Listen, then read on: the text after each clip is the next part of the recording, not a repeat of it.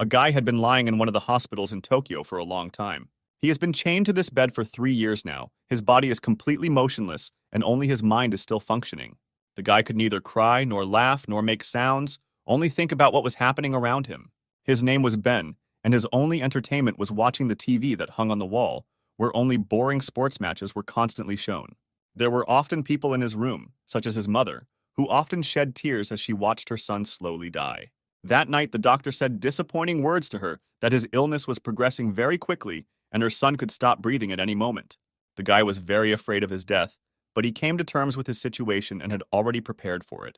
The device that showed his state of health issued a prolonged squeak, which indicated that the patient was no longer breathing. And before his eyes, he saw only darkness. At that moment, he realized that his time had come.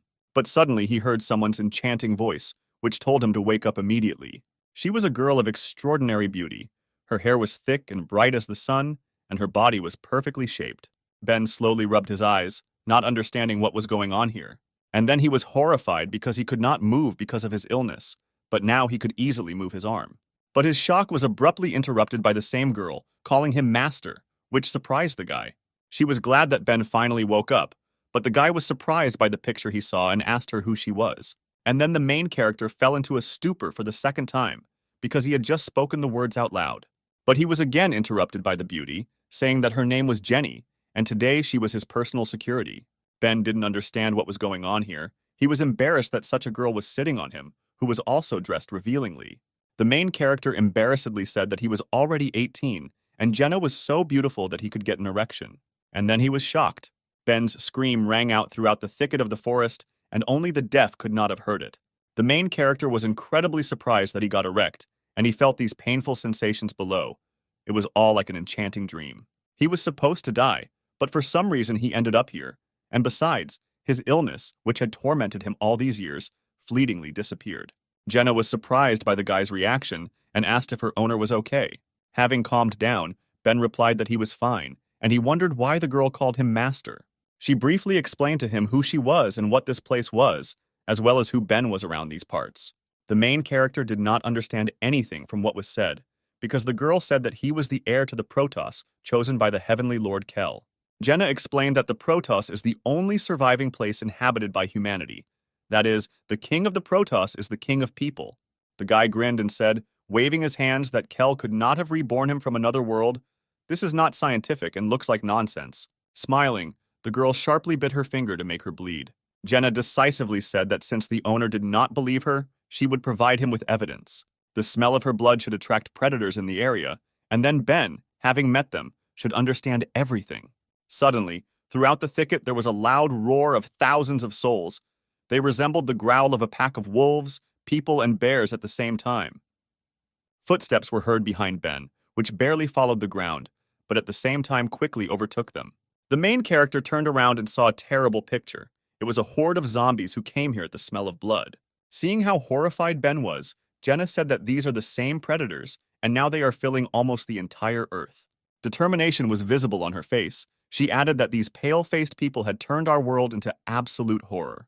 At that moment, Ben believed what he was being told and stood in front of the girl, ordering her to leave. Resolutely, the hero went forward, saying that he would deal with them, because finally he could move his muscles, and it was time for him to warm up after many years spent without moving. Jenna asked if he was afraid because there were so many of them, to which Ben replied that of course he was afraid and terrified at the sight of all these zombies. But he was even more afraid of seeing such a beauty die at their hands. The girl felt pleased by the words spoken, and a smile appeared on her face. Suddenly, she flew into the sky and said to herself that Mr. Kell had chosen a worthy heir. Ben looked again at the flock of zombies.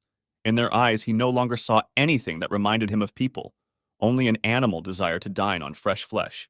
Somewhere, all his heroism suddenly disappeared, and he thought that since they were corpses, they were moving slowly, so the best solution would be to run away from them. But the corpses didn't think so. They were quite nimble because their hunger gave them strength. Suddenly, everything disappeared somewhere, and Ben heard a divine voice inside himself that told him that he had seen his courage, and that the guy should stop being afraid. Surprised, Ben asked what this place was and who was talking to him. The divine voice spoke to him again and said that this was his inner strength and they had the same soul. Meanwhile, Jenna, watching the battlefield, thought that if Kell's consciousness really still remained in this world, then it should manifest itself right now. The one and only power, the endless darkness, it must appear at this very moment. Suddenly, a purple light began to leak from the crowd of zombies, which illuminated the gloomy clearing. The zombies surrounding Ben felt that emotion that reminded them that they were human. It was pain. The purple ball that surrounded the main character began to scatter zombies in different directions, like the wind sweeping leaves from a tree. In the center of the zombie crowd, only our hero remained, surrounded by a purple glow. This was his hidden inner strength. Ben looked at his hands, through which energy flowed, and thought that this was the feeling of rebirth. From the corpses that the guy scattered, only purple particles remained, which were incredibly beautiful. In an instant, they all rushed towards him, causing the main character to freeze in horror. But there was no need to be afraid, because every particle gave energy, and the guy felt a sharp surge of strength. The hero felt a feeling of warmth in his body. All this energy is now concentrated in him. Suddenly, he heard something moving towards him. These steps were already familiar to him, because it was the same girl. She shouted that there was no need to panic, because this was exactly the master's ability, namely endless darkness. Endless darkness can not only absorb energy around, but also during battle from opponents. The hero was not very happy with what Jenna said. He thought that this world has supernatural powers. Apparently, his illness was cured precisely thanks to these forces. Suddenly, the girl suddenly fell to her knees in front of the guy and shouted that the Protos would not last a day without his owner. She confidently told the hero to return to the Protos and inherit the crown. Ben thought that becoming the king of the Protos was not the happiness he wanted. After some time, the guy saw dragons in the sky, hovering over the walls of the city. Jenna asked why the owner was not very happy that he should become the king of the Protos, but she never heard an answer. Ben had a look of exhaustion on his face, and he couldn't think about anything other than food. The hero answered the girl that the most important thing they must do now is find a place where they can eat. When they approached the majestic wall, Ben asked if this was the city she told him about. They looked at a huge wall that seemed to have no end, which protected the city from predators. The guy was surprised that there was no gate in the wall and hoped that they did not need to climb such a huge structure. Jenna reassured him by saying that it was just a Protoss security system and any resident could open the gate. She put her hand to the wall, and at the same moment the wall began to tremble, triggering its internal mechanisms. The girl said that the wall is 700 meters high and 20 meters thick, which makes it possible to deter any predators. The door opened and a mechanical voice echoed down the corridor greeting Jenna. Although everything looked abandoned from the outside, inside the Protos, the inhabitants can still lead a peaceful life. The girl explained that this is thanks to the Protoss guards who guard this city. The city itself is surrounded by a huge abyss, and you can only get into it through 12 entrances guarded by guards. All guards are elite fighters who have passed multi-level selection. According to strength, they are divided into levels from strong to weak, a total of 5 levels, S, A, B, C, D. The guy was tired of this story because he was still madly hungry. Suddenly, a rude voice called the girl, telling her that she had again violated the ban on leaving the city. It was a C-rank Protoss guard named Ethan. He was indignant that Jenna did not ask him for permission to leave. The girl timidly answered him that he had misunderstood everything, and she was just looking for Mr. Kell. The residents behind the girl began to whisper among themselves that she was still looking for the master, calling her stupid. The guard just grinned at what he heard. He said that her master died 3 years ago, and his corpse has not been found for a long time. The whole crowd laughed after the leader, causing only embarrassment to the beautiful girl. She was angry at what she heard because she was already tired of enduring these bullying. She remembered that very day, how she ran to that same battlefield in the pouring rain to help her master. But it was already too late because her Lord Kell died in battle. But then a guy called out to the guard. It was our hero, who advised Ethan to keep an eye on the gate. He boldly moved towards the crowd, wanting to protect the defenseless girl. Coming closer, Ben shamed the guard with a grin, saying that it was not nice for a crowd to offend such a nice girl. From such impudence of some stranger, Ethan jumped out of his chair in rage, and our hero at that moment calmly began to stretch his muscles.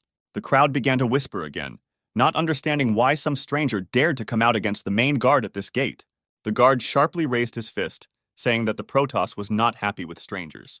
But to his surprise, he missed, even though the blow was quite strong and fast, because our hero turned out to be faster than him. Ben just grinned in the face of the offender, and his legs sparkled from the rapid braking. The hero realized that his body had become so light due to his effect of absorbing energy from his enemies. Immediately, all the guards' minions rushed into battle to teach the impudent guy a lesson. But to their surprise, they all fell to the ground and could not move. It was Jenna. She decided to help Ben using her UR rank ability. She loudly told the guys that no one would touch Ben while she was here. Ethan was amused by this because it was the force pull ability, which creates earth gravity in a radius, and it was too weak for his strength. He abruptly rose from the ground, saying that he felt nothing and headed towards the hero. At that very second, he was already above Ben and thought that this battle had already been won. But Ben was able to hold back Ethan's blow with his palm. From the power of the blow, the ground under their feet began to crack, but the main character did not even move. The guard did not understand what happened because the arrogant guy was supposed to lose after this blow. And then he began to understand what was happening because his strength began to leave his body. Ben chuckled because he understood how his absorption abilities worked. The guard was horrified and began to beg to stop, but Ben decided to teach the bully a lesson. Jenna was afraid for her owner because she did not fully understand what had happened and began to call him. The entire crowd, including the attackers who watched this fight, were shocked that some stranger was able to stop the guard of this gate. At that moment, a red aura shone around the two guys and suddenly a bang was heard. Meanwhile, somewhere in the Protos in one of the mansions, a tall man in a red velvet robe was enjoying wine on the balcony when suddenly a girl called out to him. It was an A-rank Protos guard. She asked if he felt what she felt. Count Dracula, S-rank guardian, looked at her with a tired look and said that he felt this power, the power of Kell. Ethan fell to the ground exhausted and whispered in fear that it was endless darkness, that same legendary force. The guard was exhausted and looked like a living corpse. In surprise, he asked the stranger who he was. Ben looked at the losing guard and said that he was his daddy. The hero called Jenna, who was happy about her master's victory, and asked if they could eat now because he was dying of hunger. They quickly walked through the surprised crowd, talking about how Ben's eating power was enormous, to which the girl replied that he could eat as much as he wanted. The shocked residents only whispered about who this guy was, how he defeated the guard so easily, and was using such powerful abilities. But then two girls stood in the way of our heroes, who were dressed just as beautifully as Jenna. The girl was surprised to see them, because she knew who these girls were and did not expect to see them here. The first girl was dressed in a kimono and holding a long katana in her hand. She asked if Jenna had any problems. Her name was Leia. The second girl looked more like a scientist with short green hair. Her name was Sarah. Ben was surprised that Jenna had warrior friends. The girl suddenly pressed herself close to the guy and said that there was no need to worry because her owner had already helped her. To which the guy became embarrassed and told the girl not to do that because he remembers what happened the last time she sat on him. Leia was surprised that Jenna called an unfamiliar guy master because the last time she only called her master that way. To which the girl confidently said that there could be no mistake because Kell chose this guy and he is the heir to the throne. The girls were shocked by what they heard because they, like Jenna, were also Kell's protectors, and this means that now Ben is their new master. The hero was in a stupor, because now two more girls will follow him in this world. After a long day, the newly minted team headed to Kell's residence. The girls finally fed Ben, and the bowls of noodles left one after another. Leia and Sarah were amazed at the guy's appetite. They had not seen anyone so hungry for a long time. Jenna watched Ben's meal with admiration. She still remembered how he stood up for her today. The hero put the last plate on the table and notified everyone that he was full. Ben's new defenders wondered how many years he had not eaten that he could eat so many plates of food, and Jenna asked whether the guy liked her dishes. Suddenly, Leia abruptly stood up from the table. All this time she had been thinking about the guy's abilities and wanted to talk to him about it. She didn't understand how the hero inherited the ability of endless darkness and who he was.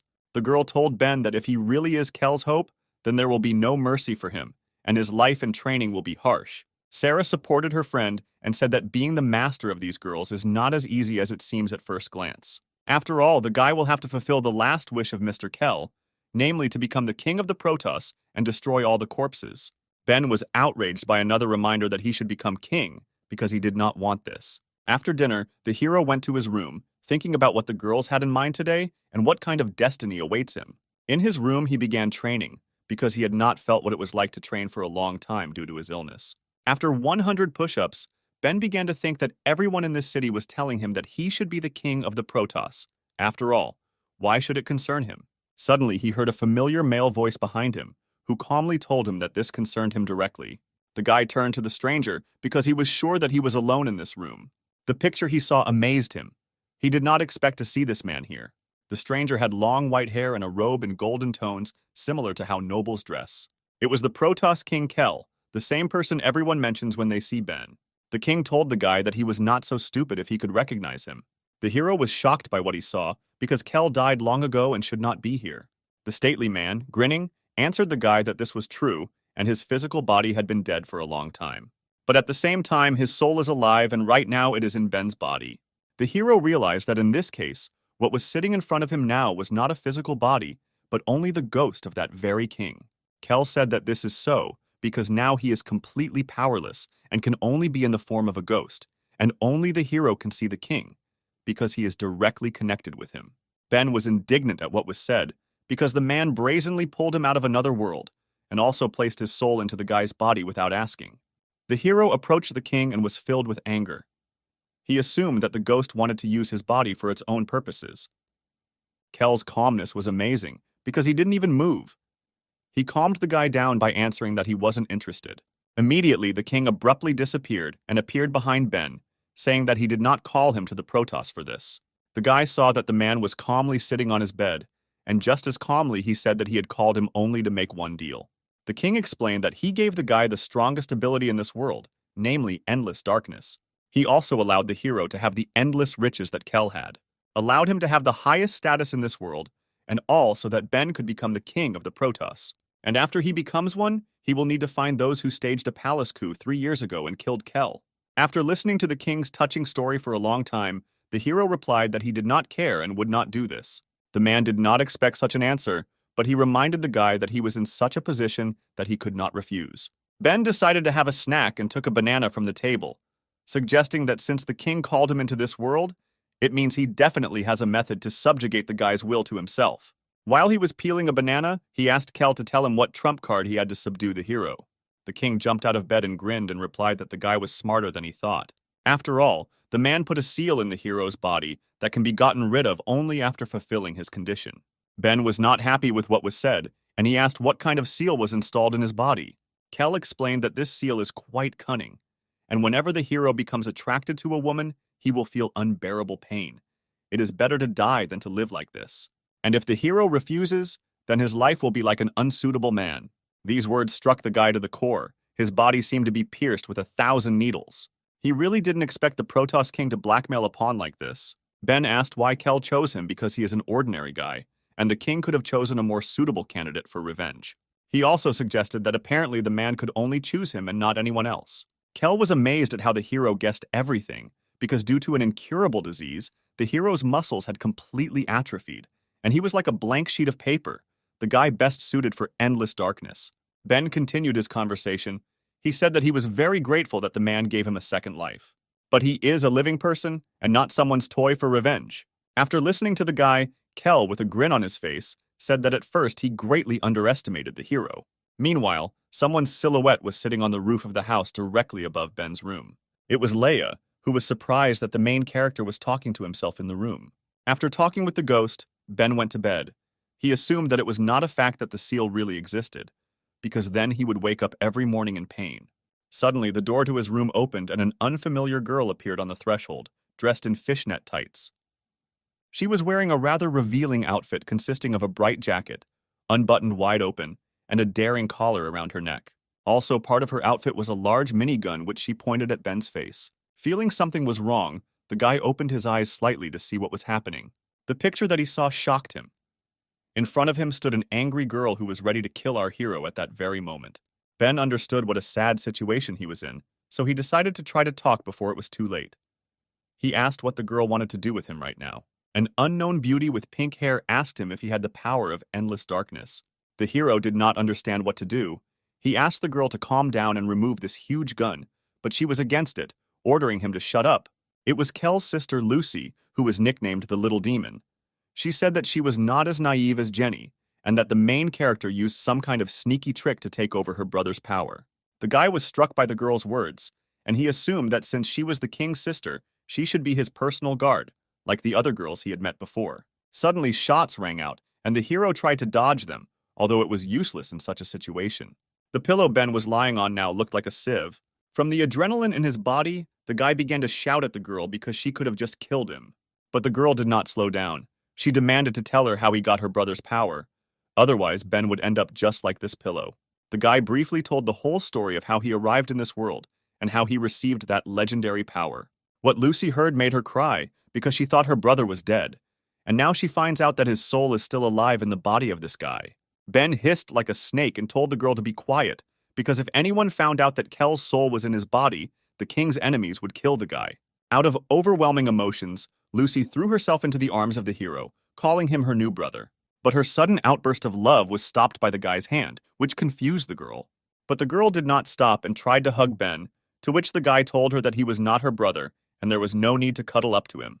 If Lucy really wants to help the hero, then tomorrow she must take him to one place. Surprised by Ben's answer, Lucy asked what this place was. The next day, the girl sat outside the establishment, which was emitting pink neon light, and told all visitors not to enter if they still wanted to live. It was clear on her face that she was very embarrassed to be here. She promised herself that if the hero dared to order such a thing again, she would turn him into a sieve.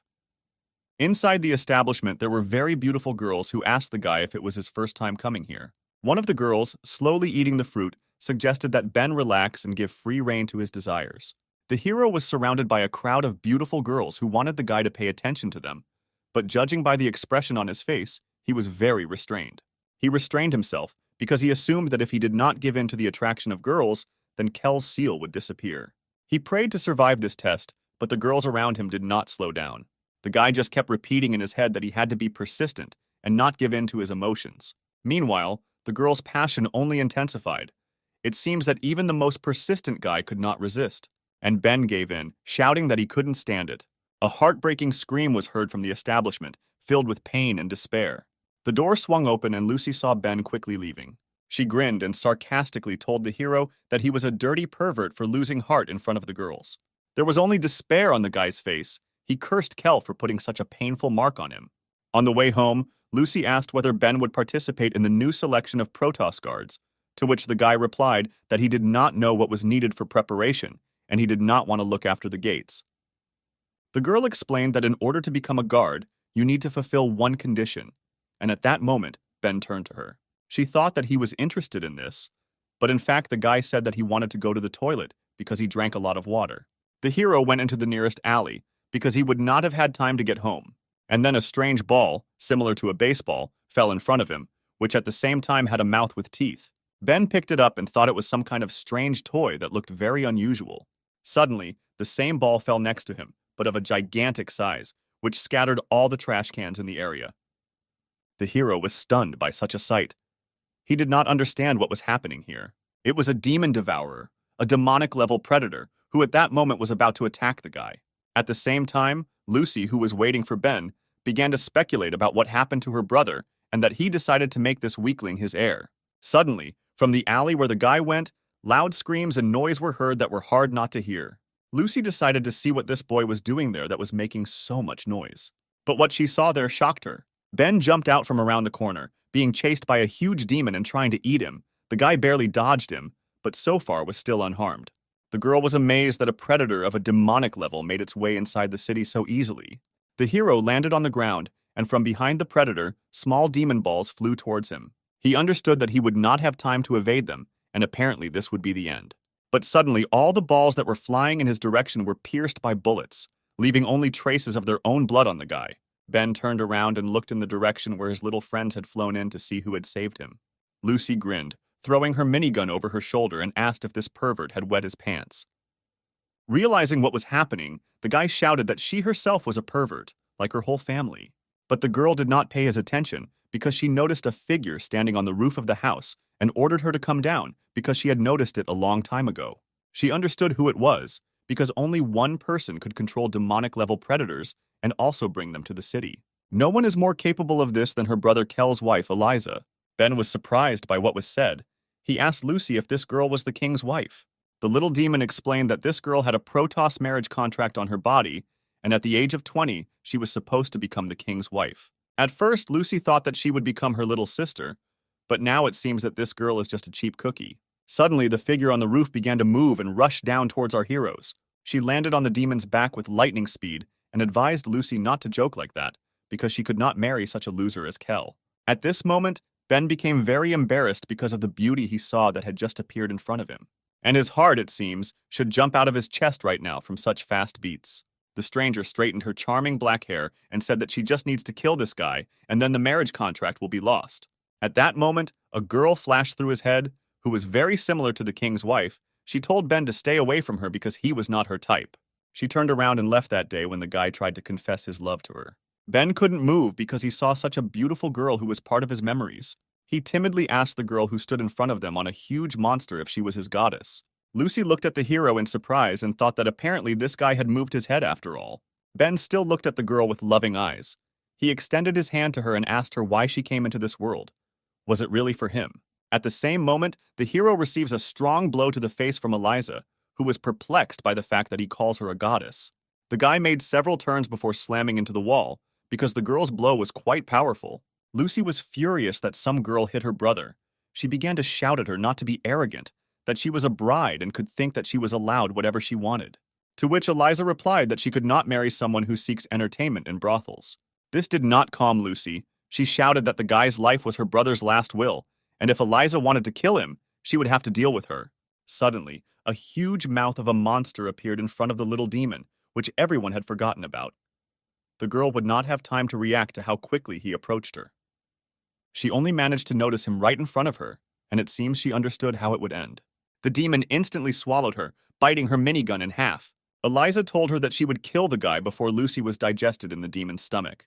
The girl was sure that after such a blow, the guy must have suffered greatly, and she hurried towards him to finish him off. Suddenly, from the smoke raised from Ben's landing, a hand reached out to the king's wife. She almost grabbed her by the hair, but the girl managed to quickly dodge by jumping back. Eliza couldn't believe that after such a blow, the guy still had the strength to answer her. A voice was heard from the thick smoke. It was Ben, who regretted that he could not catch her, although he was quite close to it.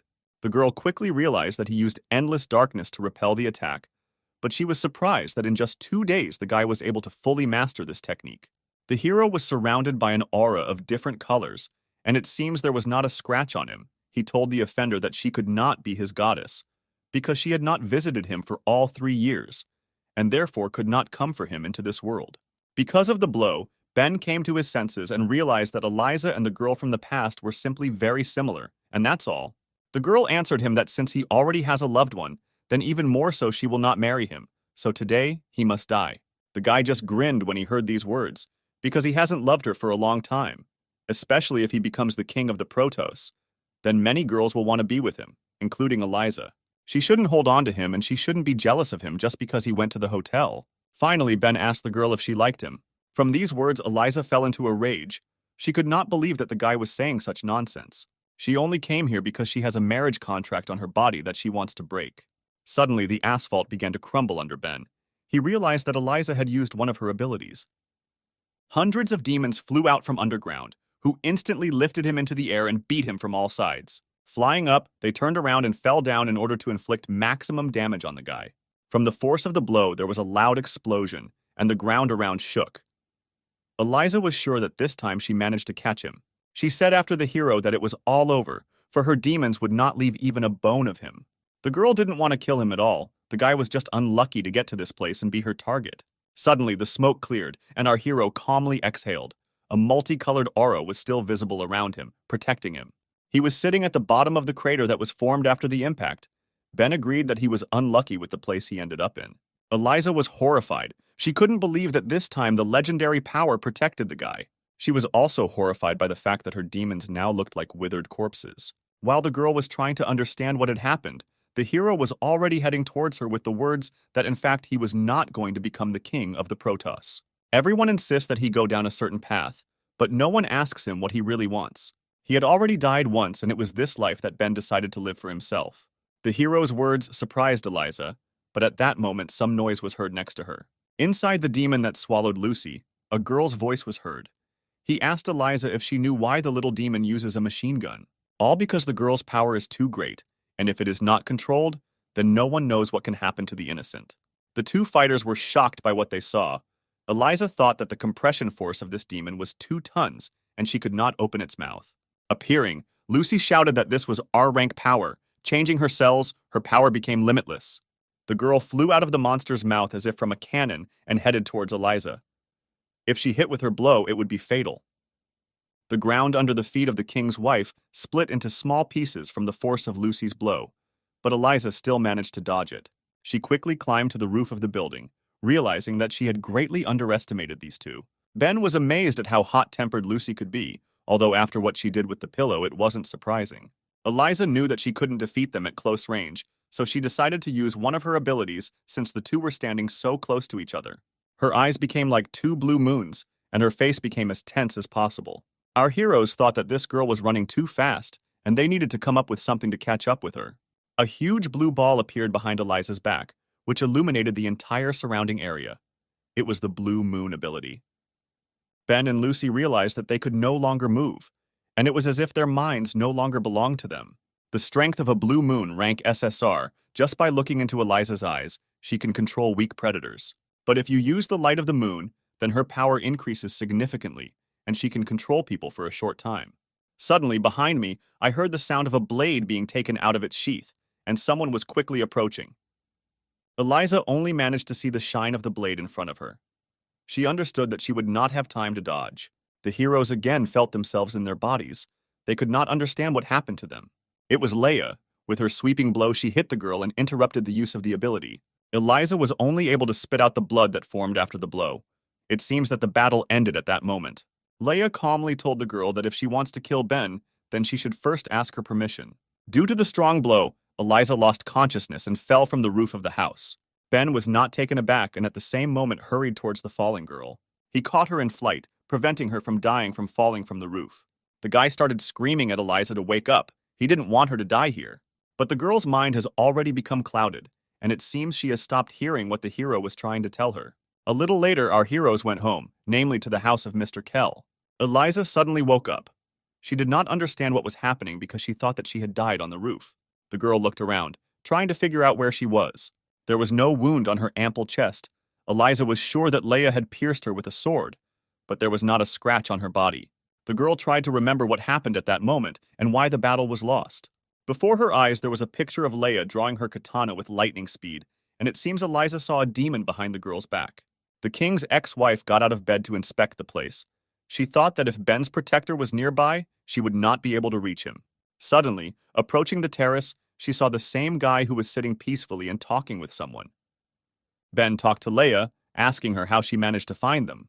The defender reminded that it was her duty to provide security for the heir, and she must always know where the guy is, because not only Eliza is hunting for his head.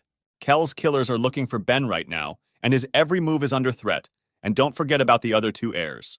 They are Count Dracula, who has great influence in the Protos, and Kell's older sister, the Archangel Mary. These two are also not happy about the appearance of the hero. Right now, Ben is coming across as a weakling, so anyone could try to kill him, and it would be stupid to let Eliza live. Ben chuckled and replied that he couldn't just watch such a beautiful girl die.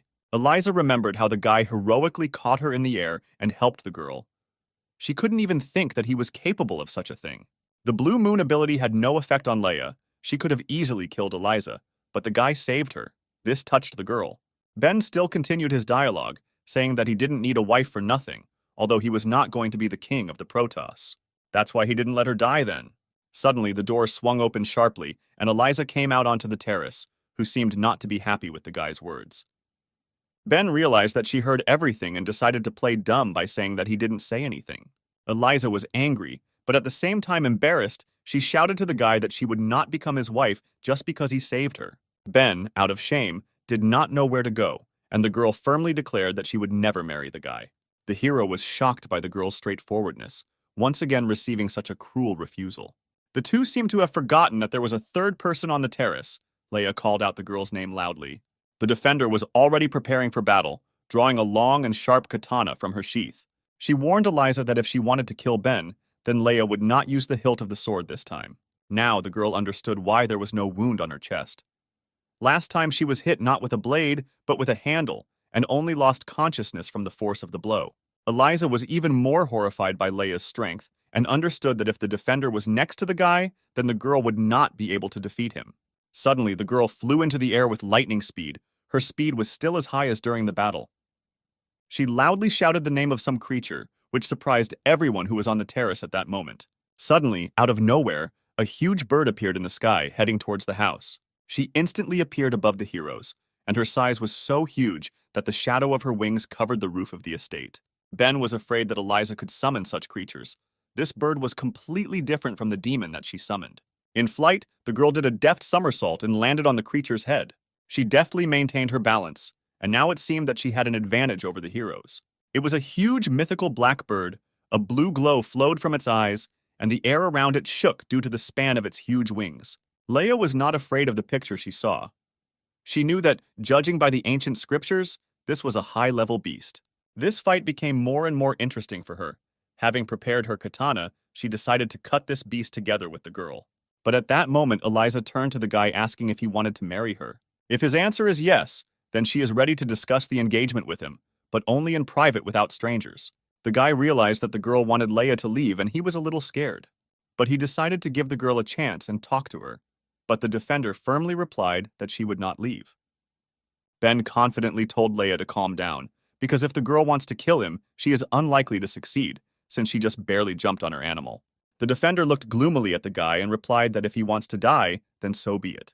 She sheathed her katana and prepared to leave, and the guy still reassured her by saying that he could stand up for himself. After some time they were left alone. It was a beautiful night, and somewhere nearby they could hear the chirping of cicadas. Ben understood that Eliza was afraid of Leia, so she asked to be left alone. He asked the girl what she really needed. Eliza abruptly interrupted him, saying that she admitted that the guy was not as bad as she thought. But this does not change anything, because the hero relies only on endless darkness, and for higher people he is just a pawn. Ben replied to the girl that her speech was very offensive, and this was not what he expected to hear. The girl continued her dialogue by saying that in a month, the Protos will hold an annual selection of guards before the delegation. And if the hero defeats her and becomes the guardian of the Protos, then she will help him ascend the throne. Ben remembered that he had already been told about this selection of guards, but he still did not understand what it was. It was a competition where heroes fight against predators and often die at their hands. The qualifying round takes place in 2 stages in order to identify outstanding newcomers who will take the place of the fallen guards. So the Protos provides itself with guards of 72 people. This allows the Protos to provide protection and preserve the human race. The guy heard what he needed, namely, that if he wins, then their marriage contract with Eliza will come into force. Eliza sighed and said that it was not enough to become a Protoss guard. One of the conditions was to ascend to the throne, and only then could she marry him. She can only marry a guard of the highest rank, a hero whom all Protoss rely on. Eliza became confused remembering Kell, saying that he was a very handsome and strong man, and could Ben be the same? The guy trembled at what he heard, and quietly said that Eliza really loved him. The girl abruptly interrupted him with screams. She did not want Ben to say these words out loud. The hero was very indignant. Not understanding how the girl fell in love with such a gray-haired deceiver, he has a face like a weakling. Eliza decided to abruptly change the topic, saying that the guy must remember that if he does not pass the first round, then the competition will end for him, and this means defeat. And defeat for Ben will mean that he will never be able to ascend the throne and marry Eliza. After the story, the girl was sure that the hero would refuse. But the guy was not going to give up. He said that he would willingly join her in these competitions. The days flew by and the hero trained, and now a month has passed since their conversation. An unknown guy slowly moved towards a crowd of people who were standing near a large building reminiscent of the Colosseum. It was a young fighter with a naked torso and red hair. On his hands hung bracelets around which a purple glow emanated. When he saw the venue for the competition, he was delighted. This place is perfect for the birth of guardians. At the entrance to the selection arena, the guy saw a huge number of applicants who were heading inside.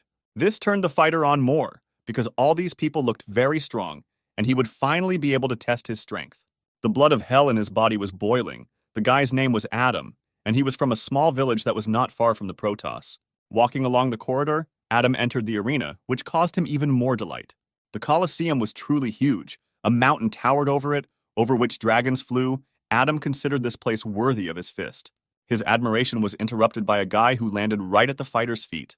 He was thrown back by a handsome guy with glasses who had ashen hair, and his suit was decorated with 2 snowflakes. The handsome stranger told the fallen fighter to take his hands off his suit, to which the guy shouted that he had unintentionally touched him. The newcomers watching this were delighted by the spectacle, because the selection had not yet begun. But something interesting was already happening. The fighter, who a couple of minutes ago was lying on the ground, flew sharply towards the offender, saying that he was stronger than him and was not afraid to fight him. Ashhair didn't like the peasant's reaction. His fingers were covered with ice, and it seemed that he already understood that the battle had been won. In the blink of an eye, the fighter who had rushed so furiously was encased in a large block of ice and could no longer move. He could still think and regretted touching the man, but it was too late. The crowd was shocked by what they saw. They wanted to know who he was and where he came from. One of those who came recognized this ability. It was an elemental level ability of SSR rank.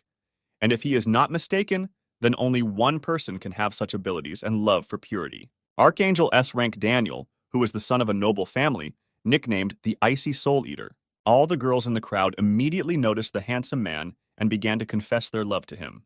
But then someone touched his shoulder again. For the second time that day, someone touched him. It was Adam, who noticed that Daniel was a very strong fighter. Everyone was shocked. Did this hillbilly really want to be encased in ice like the last guy? But one of the crowd recognized the peasant. He said that Adam had killed dozens of ghost-level predators last year, and he was a real combat madman. At that moment, the bracelet on the guy's hand began to rotate, and his hand burst into flames. He told Daniel that he also had an SSR rank elemental ability and wanted him to fight him. The ash-haired man slowly turned to the guy and calmly told him to remove his hand. Meanwhile, a girl watching this whole performance, who was slowly exhaling smoke from her pipe, decided to intervene. She shouted that apparently all the fighters were full of energy and were eager to fight, but it was too early to start the game because the selection had not yet begun. It was the school judge who guarded the place, a beautiful girl with a magnificent open bust dressed in furs. Adam realized that it was better not to start ahead of time and said that he just decided to say hello to a friend. Daniel no longer thought about the impudent man. He was only worried about whether the same guy who inherited endless darkness would be there today. The crowd lost their spirit. Seeing two SSR rank abilities of the newcomers, they understood that they could not cope with this. Night fell, and it was time to announce the start of the qualifiers. The director said it was time to start. She was looking forward to the start of the competition. Daniel quietly asked to wait a little longer. It seemed he was waiting for someone. Suddenly, a hand rose from the crowd, and someone in a sweet voice shouted to the director not to start the competition. It was Eliza. She said that there was another player who did not have time to appear in the arena. The man recognized the girl. He assumed that she also came to look at the guy with the legendary ability, and perhaps because of her marriage contract. The director understood who she was talking about, because within a month, rumors about a hero with a legendary ability had spread throughout the city. She agreed that she would wait for such a valuable player, but only 5 minutes. 5 minutes passed, and the crowd started a hubbub. They were talking about how the hero was scared of the competition, and that he definitely wouldn't come. The director agreed that the time had already run out, and it was time to start the competition. Daniel's face showed disappointment. He couldn't believe that a hero with such abilities wouldn't really come. Eliza was also upset. She did not want to believe that Ben had deceived her. Suddenly, steps were heard in the distance from the crowd, slowly heading towards the center of the arena. The girl immediately became prettier when she saw the familiar figure. After all, he kept his promise. It was Ben, surrounded by his girls as guards, and he was dressed like a true king in a black robe covered with fur. He stated with confidence that all these guys did not look very friendly. The whole crowd was furious that he had appeared in the arena. Some were furious that everyone was waiting for the guy, some were afraid of his strength, and only Adam thought that it must be hot in such furs. This was not the reaction Ben expected. He promised the crowd that he would deal with anyone who stood in his way. Eliza seemed to like how the hero had changed over this month. He looked like such a confident man.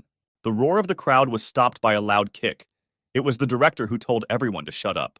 Now that everyone was assembled, she decided to declare the Guardian Selection Conference open. Swinging her pipe, she quickly hit somewhere in the air.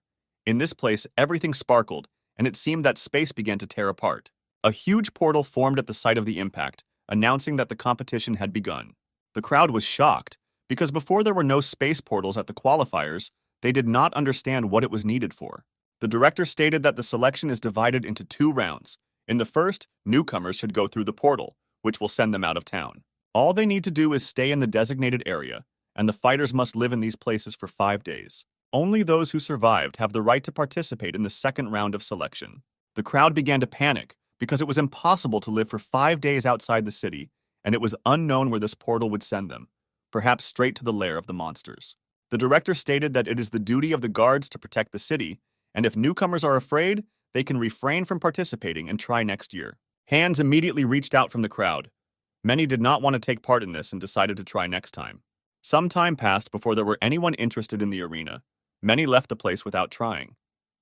Now that only the brave remained, the director asked who would decide to go first. Ben, without thinking twice, said that he would go first. Apparently, he had some kind of plan. Eliza and Daniel were surprised by what was said. The girl understood that the guy was up to something. Ben really had a plan. He decided that if he went first, he would have time to explore the area. This would give him an advantage over others, and he should not miss it. Suddenly, someone grabbed his black robe, wanting to attract attention. It was Jenna. She was worried about the guy and told him that she had a bad feeling and he shouldn't go first. Ben hastened to calm the girl down and told her that he would meet with them after the first stage. After these words, the hero quickly walked towards the mystical portal. Without hesitation, he entered the portal, which will take him to who knows where. Coming out of the portal, in his eyes there was only horror from what he saw. In front of him was a huge, three-eyed monster that resembled an octopus. And at that moment, Ben realized that he was not very lucky after all. It was a ghostly predator who flew into a rage because some person had invaded his lair. His size was so huge that it seemed he could break through a building with one tentacle. The monster directed one of these tentacles at the hero in order to punish the insolent person with one blow. Ben did not have time to dodge. The ground under him scattered from the blow in different directions, and it seemed that no one could survive from such damage. But the guy was protected by endless darkness. He easily raised his tentacle and said that he was incredibly lucky that he teleported immediately to such an enemy.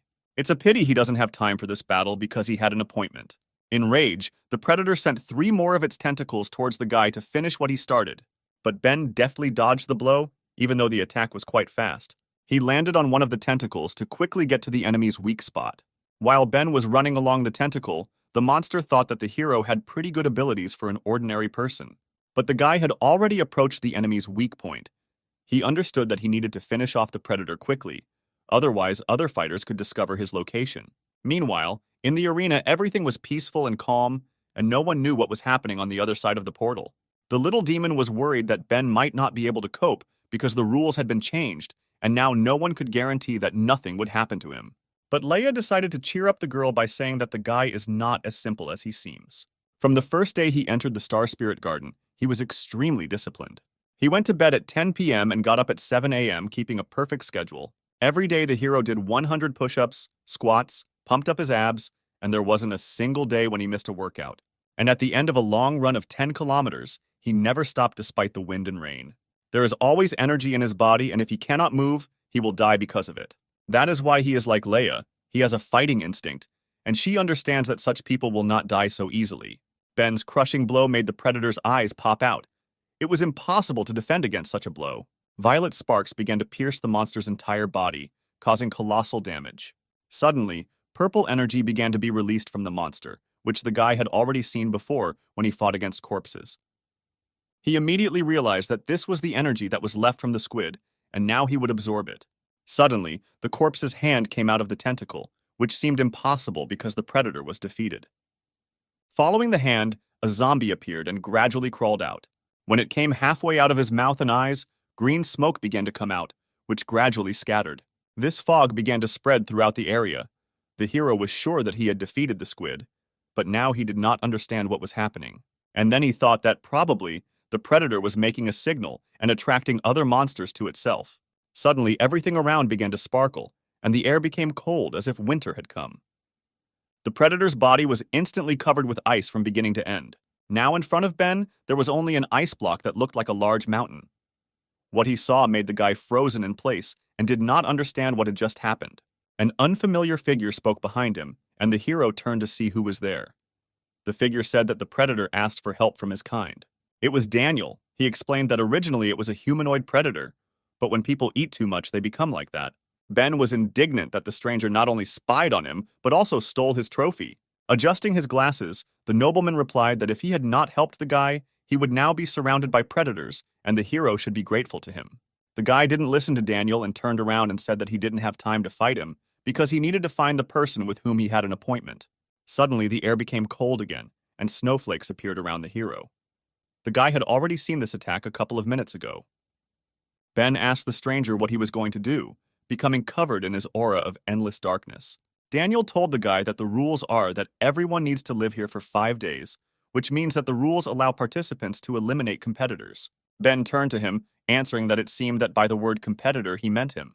Meanwhile, in the forest, one of the participants was running away from a crowd of predators. Something on his hand made a sound similar to an alert on a watch as he approached an unknown blue wall. Suddenly, there was a loud explosion that tore the guy into pieces. The competition was over for him. In the ground could be seen the cooling corpse of a zombie that had been defeated by someone. It was Jenna who dealt with the predators that attacked her. She thought about where her master had teleported because she had to find him. Suddenly, the watch on her hand began to make a piercing sound. This was a locator that is given to the player upon entry, and if it makes a sound, it means it has turned on a warning system for the player. After all, there was only one rule of the game in the competition: to survive in your own area for 5 days. If you step out of bounds, you will likely be eliminated from the competition. Jenna hurried to find the owner. She quickly moved along the branches like a cat. She also understood that she should not go beyond the boundaries of the field into which the portal sent her. Descending from the trees, she went on foot, all this being watched by a mysterious figure in a cloak. It was an unknown guest who was glad to have found her. Moving through the forest, Jenna suspected something was wrong. She had the feeling that she was being followed all this time. She suddenly began to brake in order to turn around and see who was hiding in the treetops. Stopping, the girl shouted loudly for the stranger to come out. Looking into the darkness, she asked why the ghost continued to haunt her all this time. The guy was only glad that she finally noticed him. He had been longing for a fight for a long time. An unknown figure descended from the tree with lightning speed and landed right in front of the girl. The stranger said that she deserves to be Ben's bodyguard and asked when the girl noticed him. Jenna replied that she noticed him at the very beginning and asked what this guy wanted from her. The stranger threw off his cloak in order to show his true appearance. It was an electric god, laughing, and he said that someone wants Ben to die in this forest, so Jenna must take him to the hero. But the girl was determined. She had to ensure the safety of her master at any cost. At that same second, the villain sank into the ground due to the strong gravity that pressed on him. Gravity field, one of the girl's abilities, whenever she counted the numbers, the gravitational force in the radius increased. The guy's legs were already knee-deep in the ground. In this position, he would not have been able to use his abilities against the girl. But he was only amused by the defender's ability. When he began to sink into the ground, he realized that it was a matter of gravity. Meanwhile, on the other side of the forest, another battle seemed to be brewing. Daniel told Ben that just because the guy wasn't threatening him now, he wouldn't fight him. The hero did not understand what was happening. He wanted to find out what this ash-haired man wanted. The nobleman assured the guy that there was no need to be nervous, because he came here to tell the guy one thing. Approaching Ben, he asked him to stay alive in this forest by any means possible. After that, Daniel headed forward into the thicket of the forest. The hero did not understand what he meant and asked why the stranger said that. The nobleman turned around and explained that someone simply wants the guy to die and not pass the first round.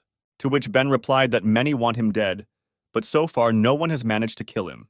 Daniel grinned, because the guy still didn't understand what the nobleman guessed as soon as he heard the rules of the competition. The purpose of the rules has changed because of Ben. We need to make it easier to kill him, and anyone who can change the selection rules is definitely a very influential person. As he left, he added that if a guy wants to be in the Garden of Star Spirits, he must definitely survive the first round. As Ben watched the stranger go, he wondered who it was and why he was helping him. But suddenly he felt a strange force that affected him. The hero had a feeling that he was not moving of his own free will, and he turned in the direction where he was being pulled. He was drawn into the thicket of the forest. Ben immediately realized that he needed to run there. The god of thunder struck the girl with lightning speed, which she did not expect because she slammed him into the ground. He swung and struck another blow at the girl, and flashes of lightning sparkled at the sight of the impact. From the power of her ability, Jenna flew through the trees, breaking each one in her path. The blow was of monstrous force. After flying for some distance, the girl crashed into the ground with a roar. She was covered in bruises and scratches, but still managed to survive the landing.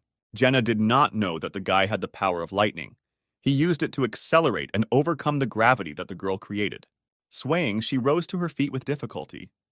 She understood that he was too dangerous, and under no circumstances should he approach her master. At that same second, the guy was near the girl. She didn't even notice how he had covered such a long distance in a second. His speed was truly amazing. From behind his back, he began to take out a knife, which was also filled with lightning, like its owner. Laughing, he said that if Jenna did not lead him to Ben, he would find him himself along with the girl's corpse on his shoulder. But the defender did not lose her confidence. She replied that the stranger would not dare to touch a hair on her master's head. At the same time, on the other side of the forest, someone was running forward at such a speed that you could only see the dust from his tracks. 3 guys noticed the runner and realized that this was the same guy everyone was talking about. They were teleported together, which means the 3 of them can cope against one warrior. But then one of the fighters was surprised that the runner did not stop, but ran at great speed straight towards them. Ben ran so fast that he didn't even notice the three newcomers and demolished them like bowling pins. He didn't stop, because he had a feeling that Jenna was in danger. The girl was completely beaten and could barely stand on her feet. She had wounds all over her body. She only told herself that she was here to help her master and should not give up. The Thunder God only scoffed that such a beautiful girl should die because of such a short-lived master. He raised his blade above the girl's head to deal her the final blow. Suddenly, he felt something tremble behind him and move towards him. A lightning-quick elbow strike hit the guy's neck. He couldn't even figure out what happened. From the force of the blow, the offender flew forward with great speed. On his way, there was a stone into which the God of Thunder crashed with such force that the entire thicket shook at that moment. Jenna turned around in surprise because she had already prepared herself for the fact that she was about to die. Her owner stood near the stone where the offender crashed, who arrived just in time. Ben stood near the stone where his opponent crashed. The force of the blow was so great that a crater formed in the place where the God of Thunder flew. The guy was hit in the neck, so he no longer showed signs of life. The hero was glad that he was on time, because if he had been late even for a minute, then Jenna would have come to an end. After some time, the heroes were sitting in a clearing. The guy apologized to the girl for the fact that because of him, she went to these competitions. Jenna reassured the guy she was sorry that she, as a guard, could not protect her master, and he himself had to protect her.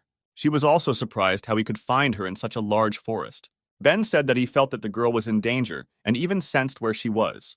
The girl was amazed that her master had such an ability. Although he did not have such an ability, it was just sensations. Meanwhile, in the place where the battle ended, strange things began to happen. The DNA in the body of the defeated warrior began to rearrange itself, and by some miracle he began to come to life. The body, dead a minute ago, began to move little by little, trying to come to its senses. A strong wind blew and Jenna began to cough. Her wounds were very deep. The guy, without thinking twice, took off his robe and gave it to the girl so that she would not freeze under the tree. He told the defender to put it on and rest well after the fight, while he would look after her. The hero added that the girl took care of and looked after the guy for the last month. Now it's his turn to take care of her. These words touched her very much, and despite the severe wounds, a sweet smile shone on her face. It got dark outside. The girl fell asleep recovering from the battle, and the guy, as promised, sat and guarded her. Not far from their small camp, strange tentacles began to stir. They stuck into the ground in order to attack our heroes unnoticed. Emerging behind Ben, they headed straight towards him in order to kill him before he understood anything. But with a quick movement of his hand, the hero grabbed the tentacles and tore them apart, stopping the enemy's attack. He had long realized that the God of Thunder was pretending to be dead, because if he died, Ben would begin to absorb his life energy. The guy explained that he would really be dead from such a blow to the neck, but he was injected with a drug that turns him into a predator, so it is not so easy to kill him. The attacker also thought that the hero had absorbed the power of the gate guard he had fought with earlier, and he had been training hard for the last month. Perhaps Ben could reach level B. Suddenly, the God of Thunder began to curl up, and an ominous aura mixed with lightning discharges began to emanate around him. A bunch of other tentacles that were on his arms suddenly burst out from his back, and his skin color changed to the gray of corpses. Ben didn't expect to see such a spectacle. He also didn't understand what was happening to this guy and who he was starting to turn into. It was the highest form of a thunder god, the strong body of a predator, and SSR rank lightning. He laughed hysterically, shouting that the hero was about to die because the predator was at the top of Class B. But Ben did not listen to the offender for long and immediately hit him in the face, ordering him to shut up. From the force of the blow, the God of Thunder flew towards the forest, but Ben moved to where the guy was flying in order to finish him off. He slammed him into the ground with all his might, holding his face with his hand. Due to the speed of the impact, the ground under the guy broke, forming another crater. This time, energy began to be released from him, which the hero was ready to absorb in order to gain the ability of a fighter. Enraged, he stood over his opponent, saying that if the Thunder God is the best in Class B, then the hero is the top of Class B. But the enemy did not listen to the guy.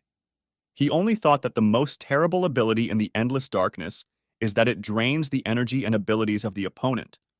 He did not understand how Ben was able to master such power in just a month. Life flashed before his eyes. He remembered a man in protective overalls who warned that the drug was experimental and whether the guy really wanted to inject it into himself. The future God of Thunder was chained to the wall.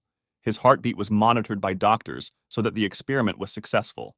Through severe pain, he grinned and told them to continue because the guy could stand it.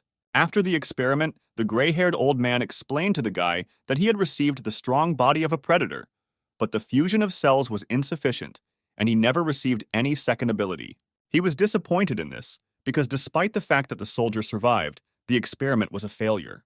The unknown man continued to say that in order to create an artificial predator body with double strength, they were still missing one thing. This is Ben's body, the Dark Infinity Crystal. Preparing for the blow and concentrating energy in his hand, the hero asked the enemy how he managed to take the form of a predator and remain sane. He also wanted to find out who the guy's boss was and what their goal was, but the warrior, resigned to defeat, refused to tell Ben the truth. He just said that according to his calculations, the hero cannot be his opponent, and he is very curious why he is so much stronger than expected. Ben only replied that he simply had an extraordinary talent. It seems that the conversation was over. But suddenly the clouds thickened and rain began to fall from the sky, signaling that a thunderstorm was about to begin. The guy was surprised by this phenomenon. He realized that today, God is on his side. Feeling a surge of strength, the predator asked Ben if he knew why lightning strikes when it rains. But the hero did not listen to him. He was preparing to strike the final blow by asking what the guy's last words would be. A crack of lightning was heard in the sky. At that moment, the god of thunder attracted the natural elements to himself and directed his strike. Suspecting that something was about to happen, Jenna headed to her owner. She shouted to her master that it was dangerous and for him to leave. There was a roar and a huge bolt of lightning struck from the sky, directed towards where Ben stood. The lightning did not hit him because something pushed him away, and he fell to the ground without being hurt. A crater formed in the place where the lightning struck. If the hero had been there, his endless darkness would not have saved him. The dust kicked up by the impact began to clear, and Ben began to come to his senses. At that moment, he realized what had happened and saw a terrible picture that plunged him into horror. He saw Jenna in the place where the lightning struck.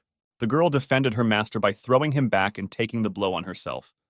Unfortunately, after that, she showed no signs of life. The god of thunder was already heading towards the hero, saying that the girl ruined his plan because she was ready to die for her master. The lightning gave him enough energy to recover. It seems that even the heavens helped him in this battle. Ben flew into a rage. An aura of endless darkness began to surround him. He could not believe that Jenna gave her life for him. The hero jumped to the offender with lightning speed, shouting that he would kill him. The god of thunder was not afraid of the guy, but only directed his electric tentacles in his direction to protect himself.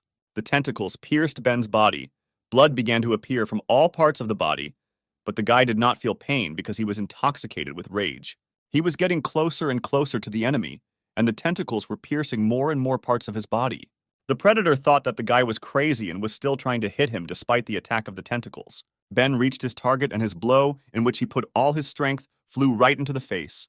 With the force of the blow, the hero slammed the predator into the ground. At that moment, everything ended for him. Due to the enormous power, Ben traveled some distance along with the enemy, leaving behind only piles of stones that shattered into smithereens. The rain continued to pour, but the elements would no longer help the god of thunder. Because such a blow could not be survived, the guy put all his strength and rage into it. The predator was hanging on the wall of the crater, and its head was firmly pressed into the ground so that it could not get out of there. Finally, Ben told him that it doesn't matter who he is or who is behind this guy. After all, he will find them one by one until he completely destroys them. Purple balls began to appear from the guy's body. This was all his energy. She headed towards Ben so that he would absorb the power and abilities of his opponent. But then he was struck by lightning, which ran through his entire body. The guy trembled. He did not expect such an effect from the energy of the thunder god. His whole body was permeated with wild pain. It felt like 1,000 needles were piercing his body from the inside. From such force, Ben could not stand it and lost consciousness, remaining lying with Jenna in the rain in a dangerous forest.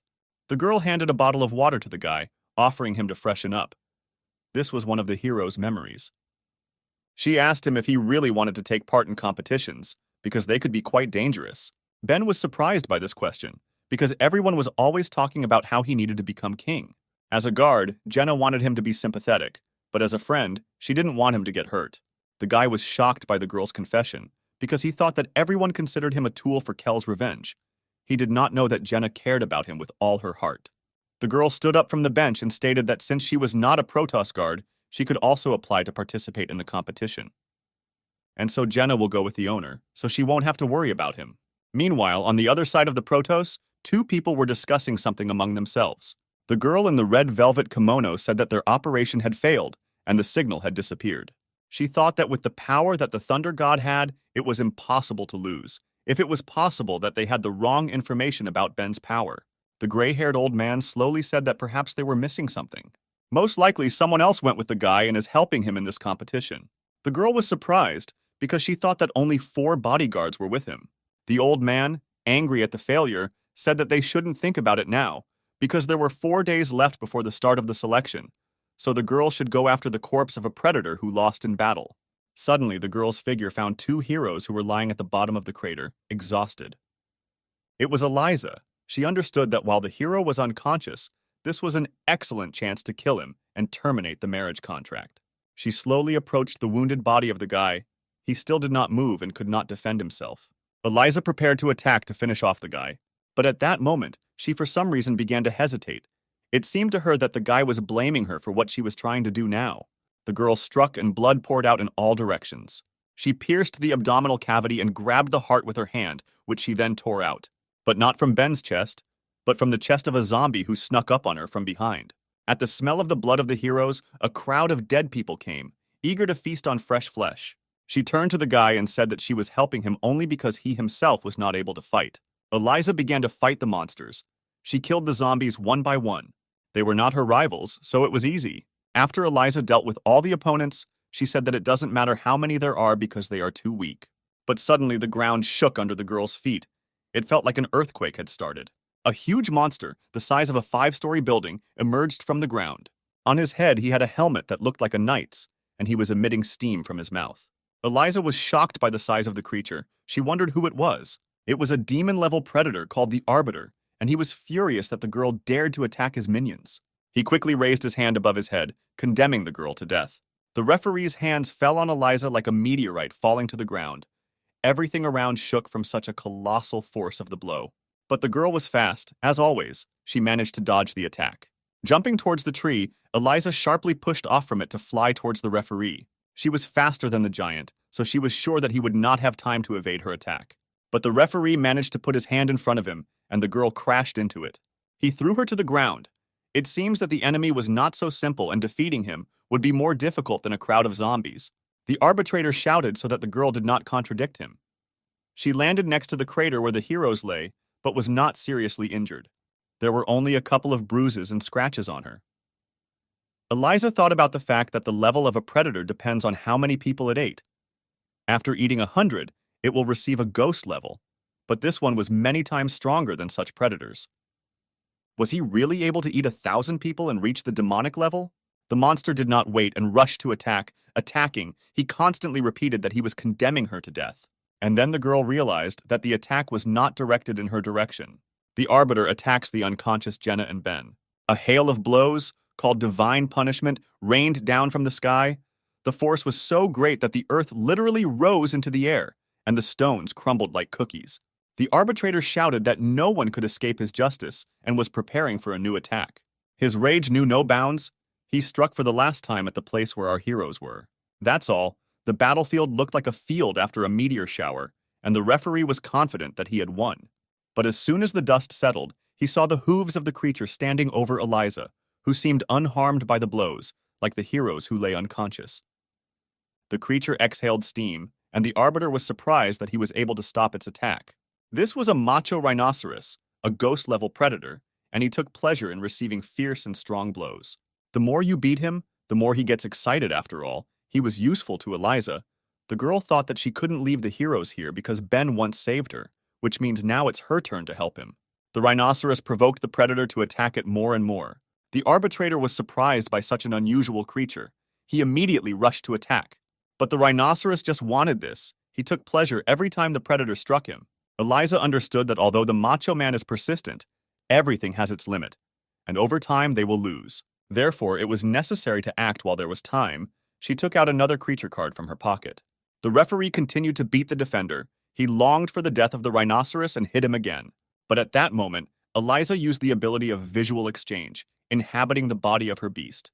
The referee froze, because his gaze was directed into the macho's eyes, and now he was under the girl's control. He understood that he was much stronger than her, and therefore it would not be possible to hold him back for more than 3 seconds. Suddenly, a voice was heard behind the predator's back, shouting that 3 seconds would be enough for them to deal with him.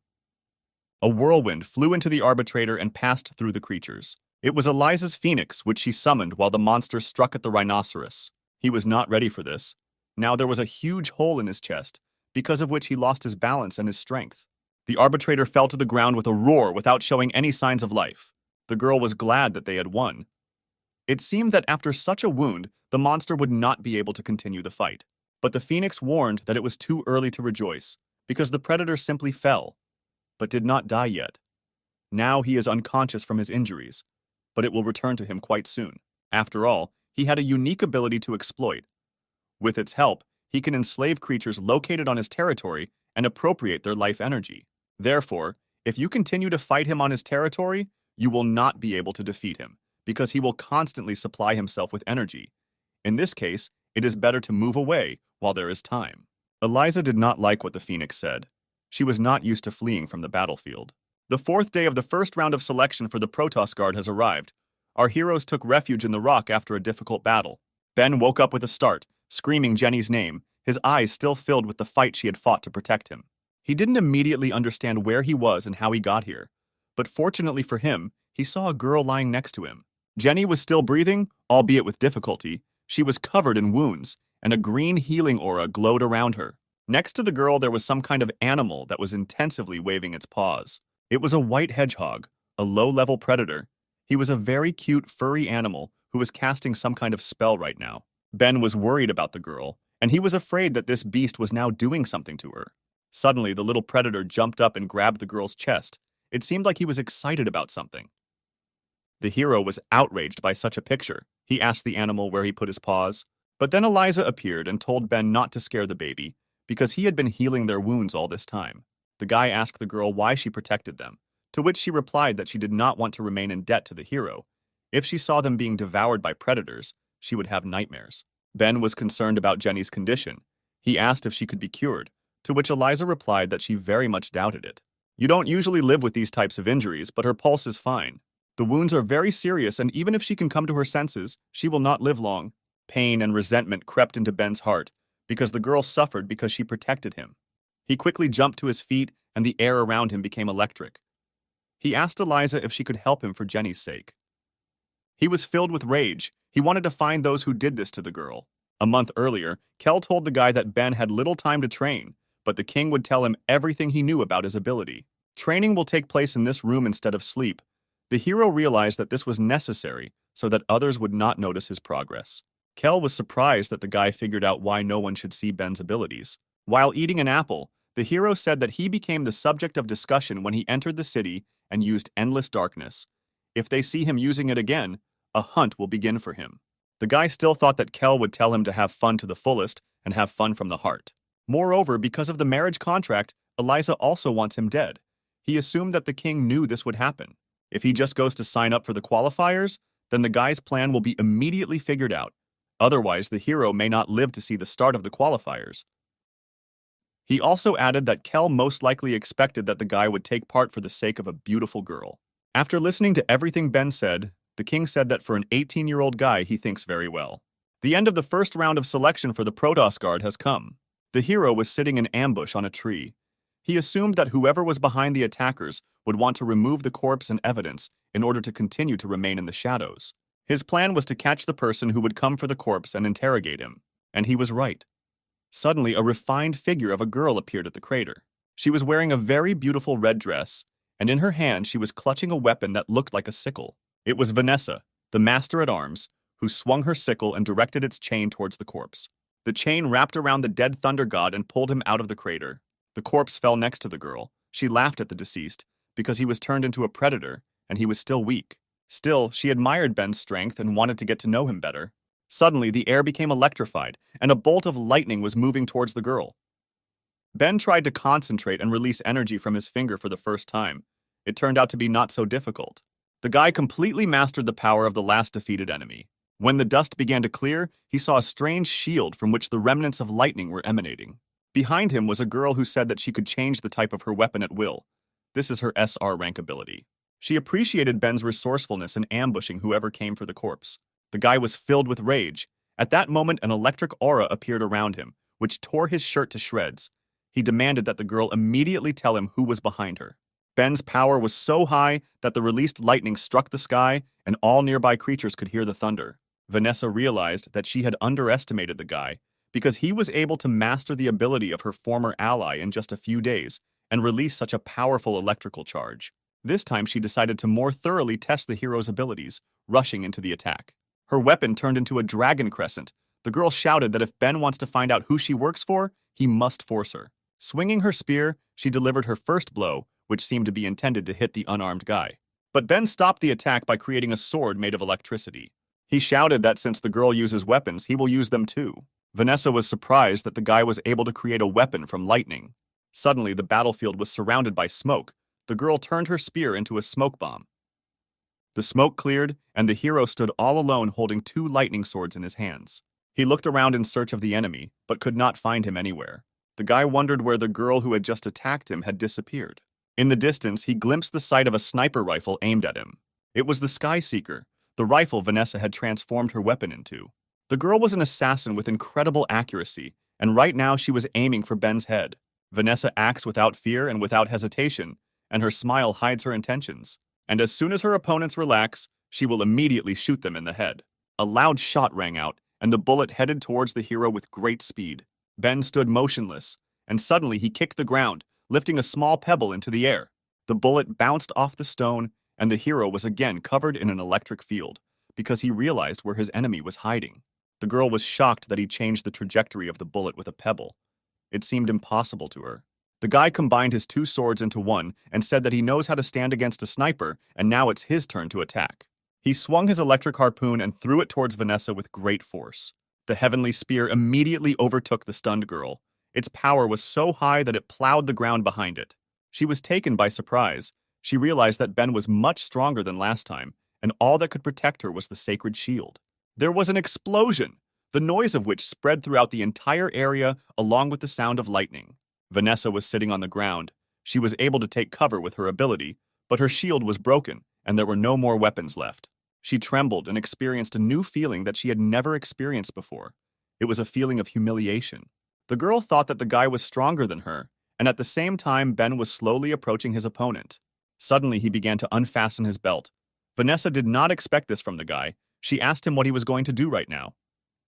With a grin on his face, the hero replied that since she did not want to tell who she was working for and death would be an easy way out for her, then he would do something else. The girl trembled. Was Ben really going to do what she thought? He took off his belt and threw it on the ground, saying that they were alone here, and the girl was too charming. If he did something wrong, she would not be offended. Vanessa, embarrassed, began to crawl away from the guy, and he continued to say that his bodyguards say that he is the best of men, and the girls of the brothel cannot get enough of it when he comes. Various vulgar thoughts flashed through the girl's head about what was about to happen. Vanessa thought that today she would not only be offended by her defeat, but would also be defamed. She was very embarrassed. The picture she presented did not make her happy. The girl screamed when Ben began to unbutton his pants. Out of despair, she agreed to tell who she was working for, as long as the hero did not approach. She works for a mysterious old man, the Dean of the Academy of Sciences, Mr. Herbert. The guy was surprised by the answer, because the Protos throne should not worry the old man. Why then does he want to kill Ben? The embarrassed girl explained that it was not the throne, but the hero's ability. It's all about the origin of the ability Endless Darkness. The abilities of the Guardians and Predators originate from a meteorite, which is stored in the Academy of Sciences. The Dean used it to turn guards into predators and create powerful warriors. But the experiment failed. They acquired the bodies of predators, but also adopted their bloodthirstiness, which means the transformation effect was unstable. Ben realized that one of these was sent to kill him.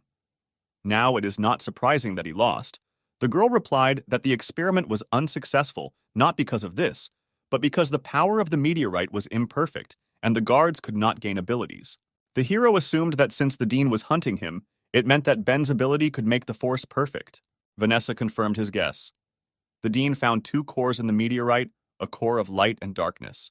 The ability of light is radiation, and the ability of darkness is absorption, and if they are combined, the meteorite will gain full power. The endless darkness that is in Ben is the core of darkness. With this core, Dean will be able to create an artificial predator with a strong ability. Ben asked why all this was needed. The girl replied that in order to strengthen the Protos Guard and resist the many predators outside the city. The guy did not expect to hear such nonsense. He could not believe that the girl believed this lie. After listening to the story, Benet stood up and buttoned up his pants. He said that he had a friend at the academy, and he had to make sure of Vanessa's words. The girl was surprised that the hero simply leaves and is not going to kill her, despite the fact that she is a witness. The hero noticed Vanessa's look and asked why she was against his leaving. Did she really expect Ben to finish what he started? Vulgar thoughts flew through her head, and she sheepishly replied that she didn't expect anything. Suddenly, a huge fist flew towards the guy, which Vanessa noticed, shouting at Ben to turn around. The guy turned around sharply and stopped the attack with one hand, as if he had been expecting it. It was the Arbiter who regained his strength after the battle with Eliza. He was surprised that the guy repelled the attack so easily, but Ben calmed him down by answering that the point was not that the Arbiter was slow, but that the hero was too strong. A purple aura concentrated around Ben, indicating that the guy had begun to use his ability to absorb the enemy's forces. The monster felt his strength leaving him. He hoped that his ability to restore energy would save him. But nothing could help him. He began to dissolve in the air, and his helmet fell from his head, showing us the true face of the predator. Vanessa was surprised that the monster couldn't even hit the guy. Now she saw how endless darkness works. And not only the predator is weakening, all the plants around began to emit violet energy and die at the same time. After using the ability, all that was left of the demonic-level predator was his helmet, and the plants in the area withered. An entire section of the forest had been depleted, and Ben had now become many times stronger, which amazed the girl. The guy turned around and began to leave, saying goodbye that he couldn't waste time here because the last day of the qualifiers was about to end. Vanessa jumped up and stopped the guy, saying that she couldn't go back to the dean after telling about him because he would kill her. Now she has nowhere to go, and she asked Ben to take her with him. The hero did not expect to hear this from his former enemy. Now he did not know what was the right thing to do.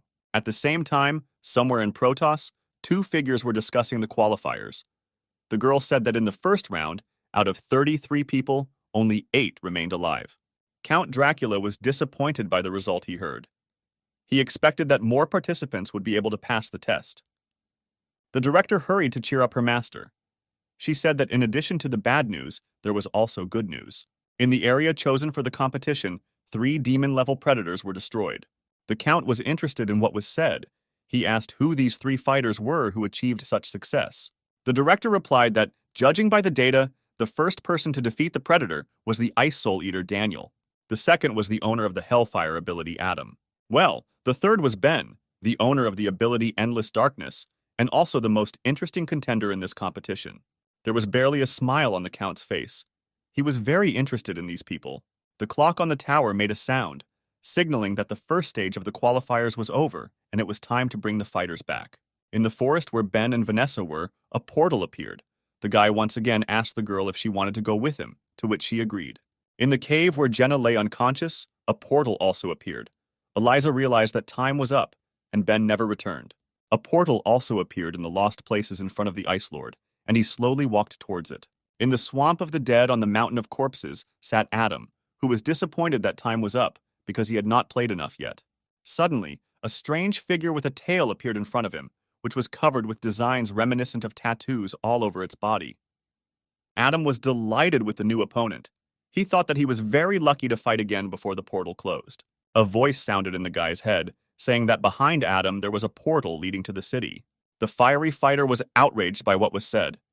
He did not understand what the predator wanted. The voice in his head intensified and asked the guy to let him go through the portal. Suddenly, Adam's entire body was covered with wounds, from which blood flowed in streams. There was an explosion, and the fighter was torn into hundreds of small pieces. Adam fell to his knees from the picture he saw. It was an illusion. He began to choke from the piercing cold and fear that gripped his entire body. The fighter stood up sharply, trying to understand who was standing in front of him. At first, he thought that it was a demonic-level predator, but then he realized that they become larger depending on the people they eat, and this one was similar in physique to a human. Is this really a spiritual-level predator? This level is obtained by those predators who have eaten 100 of their demonic-level relatives. This species is extremely rare. The hero was seized with fear. He destroyed the bracelets that were on his hands. The guy understood that under no circumstances should he be allowed into the portal. Otherwise, the consequences would be difficult to imagine.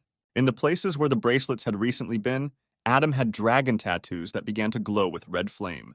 His hands caught fire and formed 2 fireballs, with which the guy rushed to attack.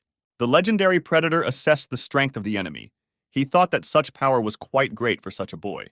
Adam joined his hands to carry out one powerful attack, and a wave of fire flew out in the direction of the predator. The stream of dragon flame was so powerful that all that was left of the trees in the path were burnt stumps, and the water instantly boiled. All that was left of the forest was a huge burning crater, and the guy was sure that he had defeated the enemy. This was his strongest ability, and no matter who he fought, this technique would turn everyone into ashes. But suddenly a fog began to thicken around Adam, looking like hundreds of ghosts. One of them began to fly into the unsuspecting guy's mouth. The fog dissipated, flying into Adam's body. His pupils turned white and he lost his mind. In place of the human pupils, the pupils of a predator appeared, which attacked the fighter. Now this body belonged to the legendary monster. 5 minutes later, all the heroes gathered in the sacred mountain arena. Adam was the last one to leave the portal. He left as if nothing had happened. A screen appeared in front of the fighters in the arena, on which was Count Dracula. He congratulated everyone on passing the first round, but asked the participants not to rejoice ahead of time. After all, the second test will be much more difficult. The remaining 8 people will take part in a knockout competition, and only 2 of the participants will become Protos guards. All fighters will be given 1 month to rest, and when the time comes, the whole city will gather to watch the fight of the candidates. Ben thought that Jenny would not have time to recover in a month, and Vanessa looked enviously at the girl who was hanging on the guy's neck. Count Dracula also added that the fighters had already been assigned to pairs and wished everyone good luck. The participants were surprised that they would not draw lots, and the organizers themselves chose who they would fight against. Everyone came to the screen to watch their opponents. Eliza saw that her opponent was Jenna. She was upset because victory over a wounded opponent would not do her honor. But in the semifinals, she will be able to fight with Ben. He seemed to have become stronger, but the girl believed that he had no chance against her. She also thought that if she suddenly lost, she would have to marry him. She turned around to look at the guy who stood there with a stupid look and picked his nose. Eliza turned away sharply, saying that the hero was watching her, but Ben did not understand why she was angry with him. Daniel also looked at the board. His opponent was Adam. Looking towards the guy, he thought that he had a strong opponent, however. The fighter's energy is now not the same as before. The predator in Adam's body turned around, sensing a strange aura that came from the far corner of the building. This scent was calling to him, and the source of this aura was far beyond the arena.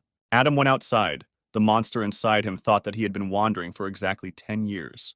He traveled to every corner of the continent, but this aura was nowhere to be found. The only place where the predator has not been is Protos, the surviving city which he could not get into due to a huge wall and defenders. The predator felt that he was really here, the source of the origin of his brothers and all abilities. A gift of light, a meteorite that fell to Earth long ago and is now in the Academy of Sciences. If the monster can obtain it, then he will finally surpass the spiritual level. He will achieve perfection and then the whole world will obey him. After several days of completing the qualifiers, a scandal was brewing at the Protos Central Hospital. The doctor fearfully stated that they had done everything possible, but Jenny's health was not improving and the doctors could do nothing more to help. In front of him stood angry heroes who asked if the doctor had done everything, because they doubted it. Suddenly, Sarah appeared behind the robbers, who saved the doctor by ordering the guys to calm down. She said that there is one person who can help Jenna.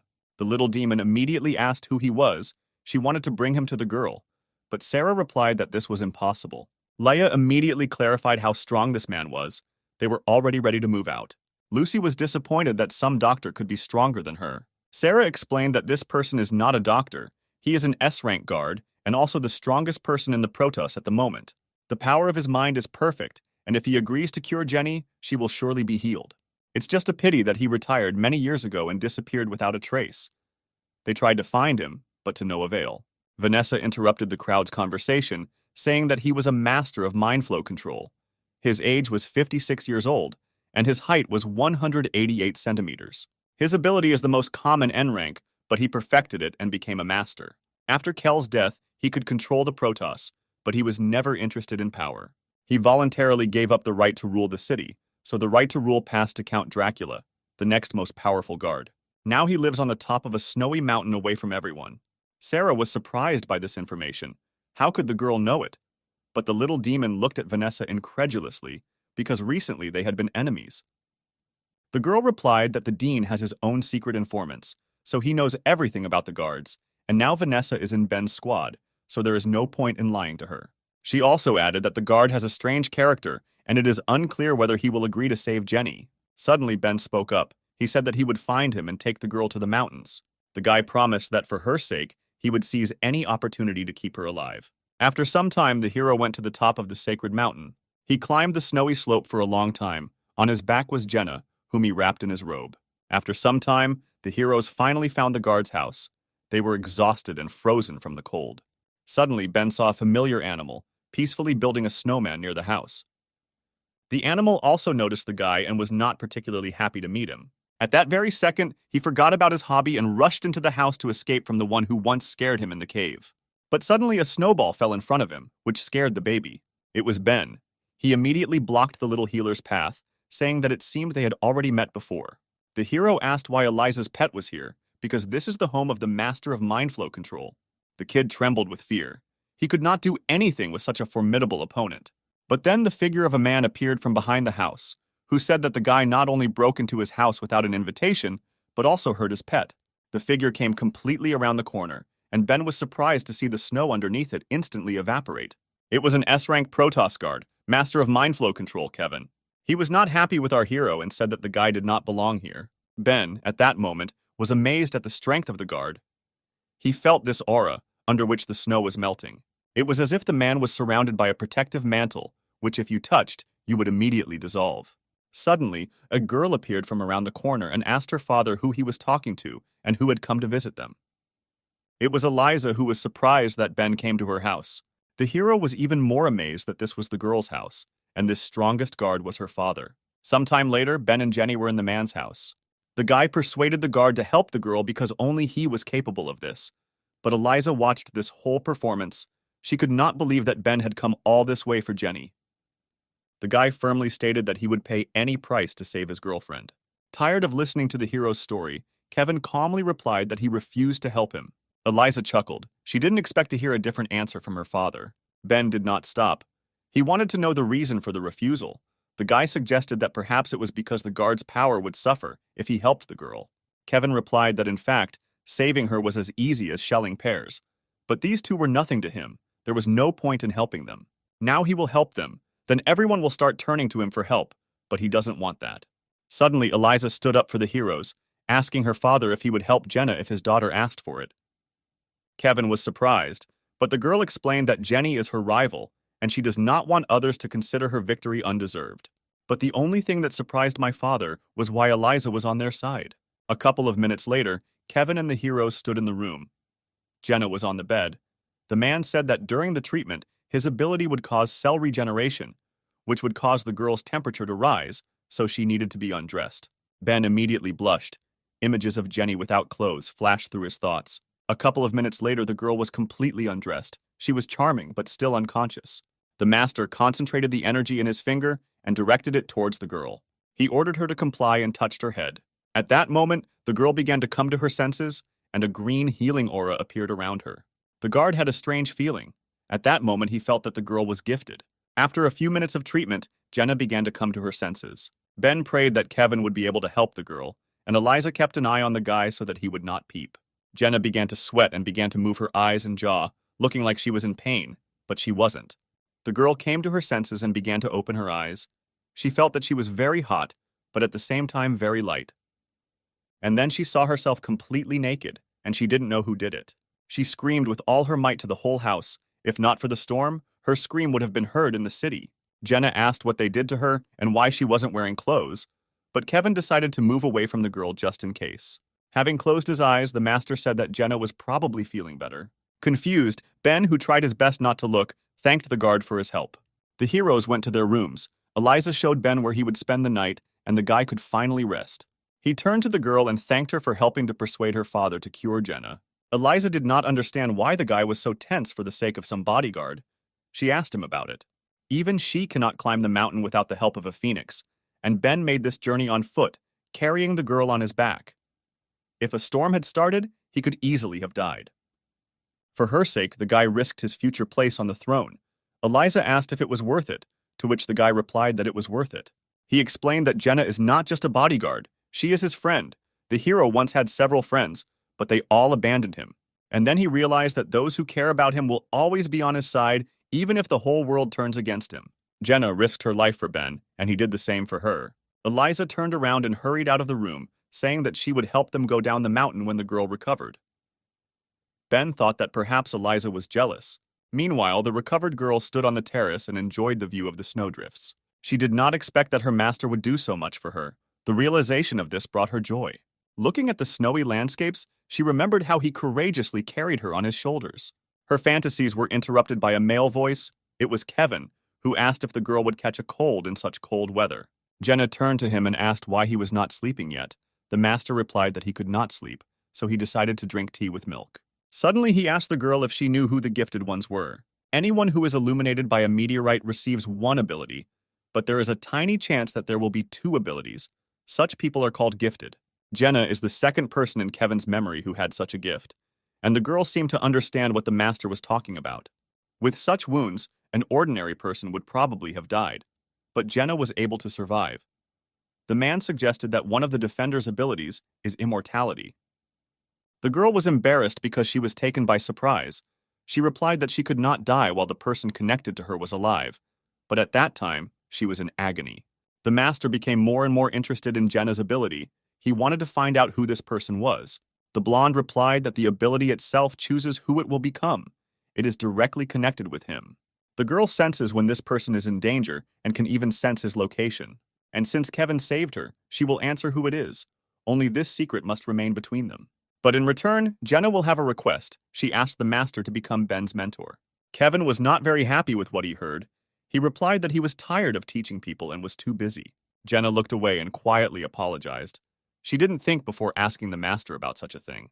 Kevin sternly said that he did not want to teach him, but taking into account the path the guy had come here, he would do him one favor. The next day, a phoenix soared in the sky and, despite a strong storm, flew somewhere quickly. Ben sat on the bird with the master. He asked where they were flying. Kevin pretended not to hear and asked if the guy received the ability from the meteorite. In Protos, there are many people with abilities that are often similar to each other. Based on their rarity, they are divided into ranks. There are only 5 of them, namely N, R, SR, SSR, UR. Ben has 2 abilities. UR rank Endless Darkness and SSR rank Thunderclap, but they are not the guy's innate abilities. Therefore, today the hero will gain his own ability. Ben realized that they were heading to the Academy of Sciences right now, just in time to find out more about the Dean. After some time, the hero and Kevin flew to the doors of the Academy of Sciences. But then they were met by security, who ordered them to stop and say for what purpose they wanted to visit this place. The master sighed and said that he had not been in society for a long time, since people no longer recognized him. One of the guards shouted that if the 2 men did not need anything, then they should get out of here. The academy was not a place for ordinary walks. Suddenly, he left the ground and flew into the air. The guard could not understand what had happened to him. Their body did not obey, and the entire squad began to levitate in the air as if there was no gravity under them. Their minds were with them, but their bodies were not. One of the guards was surprised that the man did nothing to lift them into the air. He just looked at them and didn't move. Ben was also amazed by this skill because Kevin did not use any skills, but just stood there. But the guy understood what was going on. He felt the aura that he saw when he first came to the master's house. The power of the mind seemed to fill the space alive. It is not surprising that the snow did not touch it. Suddenly, an old man appeared on the threshold who recognized this unique aura because it can only belong to one person. It was the Dean, who was surprised to see Kevin here because the man had not been interested in anything related to the city for a long time. The master replied to the old man that his friend had not yet awakened his ability, and he thought that the Dean could help with this. Kevin looked at Ben and ordered him to say hello to the Dean of the Academy of Sciences. The old man was surprised that the hero, a friend of the strongest Protos guard, wondered how he could find him if the master lived far from everyone. The blind man understood that the boy killed the god of thunder and kidnapped Vanessa. He probably knew that the Dean was pursuing him because of the core of darkness. He also noted that it would not be easy to deal with Ben if Kevin supported him. The hero came closer and said that he heard that there was a meteorite in the academy that could awaken abilities. He would like to see it. The Dean coughed and firmly stated that he could not show it, because every use of the meteorite must be agreed with Count Dracula, and the gray-haired man had no personal right to dispose of it.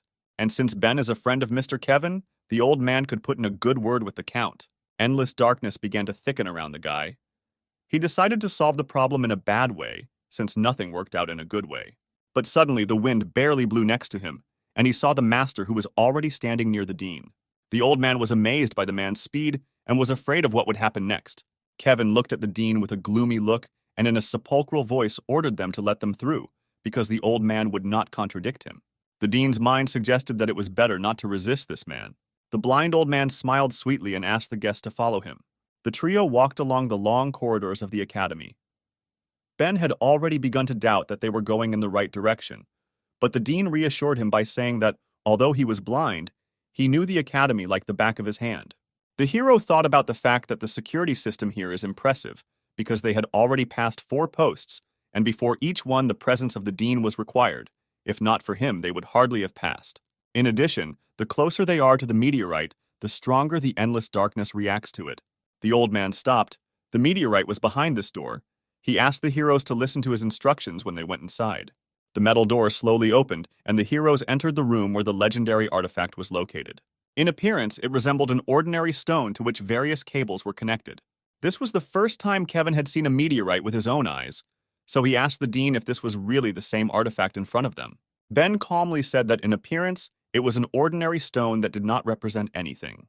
The master turned to the guy and began to scold him for not listening to him when Kevin was talking about the meteorite. While the couple was quarreling, the dean thought that before, light and darkness were whole and attracted each other, and if Ben came into close contact with the core of light, it could react. If the guy loses himself, the meteorite will merge with him, and when his strength is restored over time, the old man will be able to fulfill his dream and create an army of predators with abilities. And all this thanks to Kevin, who himself brought the core of darkness into the hands of the dean. His thoughts were interrupted by a fist that slammed right into the guy's face. The master beat the clueless Ben for flying in the clouds and not listening to his elders. After moralizing, Kevin asked the dean to activate the meteorite. After some time, the cables under the meteorite became electrified, and the stone itself, due to electricity, began to emit a bright yellow light. Kevin was wondering what ability Ben would receive, and the dean hoped that this ability would be rank N. The bright divine light blinded the hero. He more and more ceased to see the source of the light. After the meteorite was turned off, Kevin asked Ben if he felt any changes in his body. The guy replied that apart from the fact that his eyes hurt from the bright light, everything was the same as before, and he didn't feel any abilities. He turned to the old man, saying that apparently the dean did not want the hero to receive a new ability, and therefore led them to a fake meteorite. The blind man was stunned by the boy's impudence. He shouted that it was not his fault, and if Ben uses the meteorite once, this does not guarantee that he will receive new abilities. The guy still pretended to be a fool and said that he still didn't feel anything, and apparently the stone was still a fake. The old man was not as stupid as it seemed at first glance. It was not for nothing that he was the dean of the Academy of Sciences. He assumed that Ben probably had a rare ability, so he did not want to show it. The guy said that they were leaving.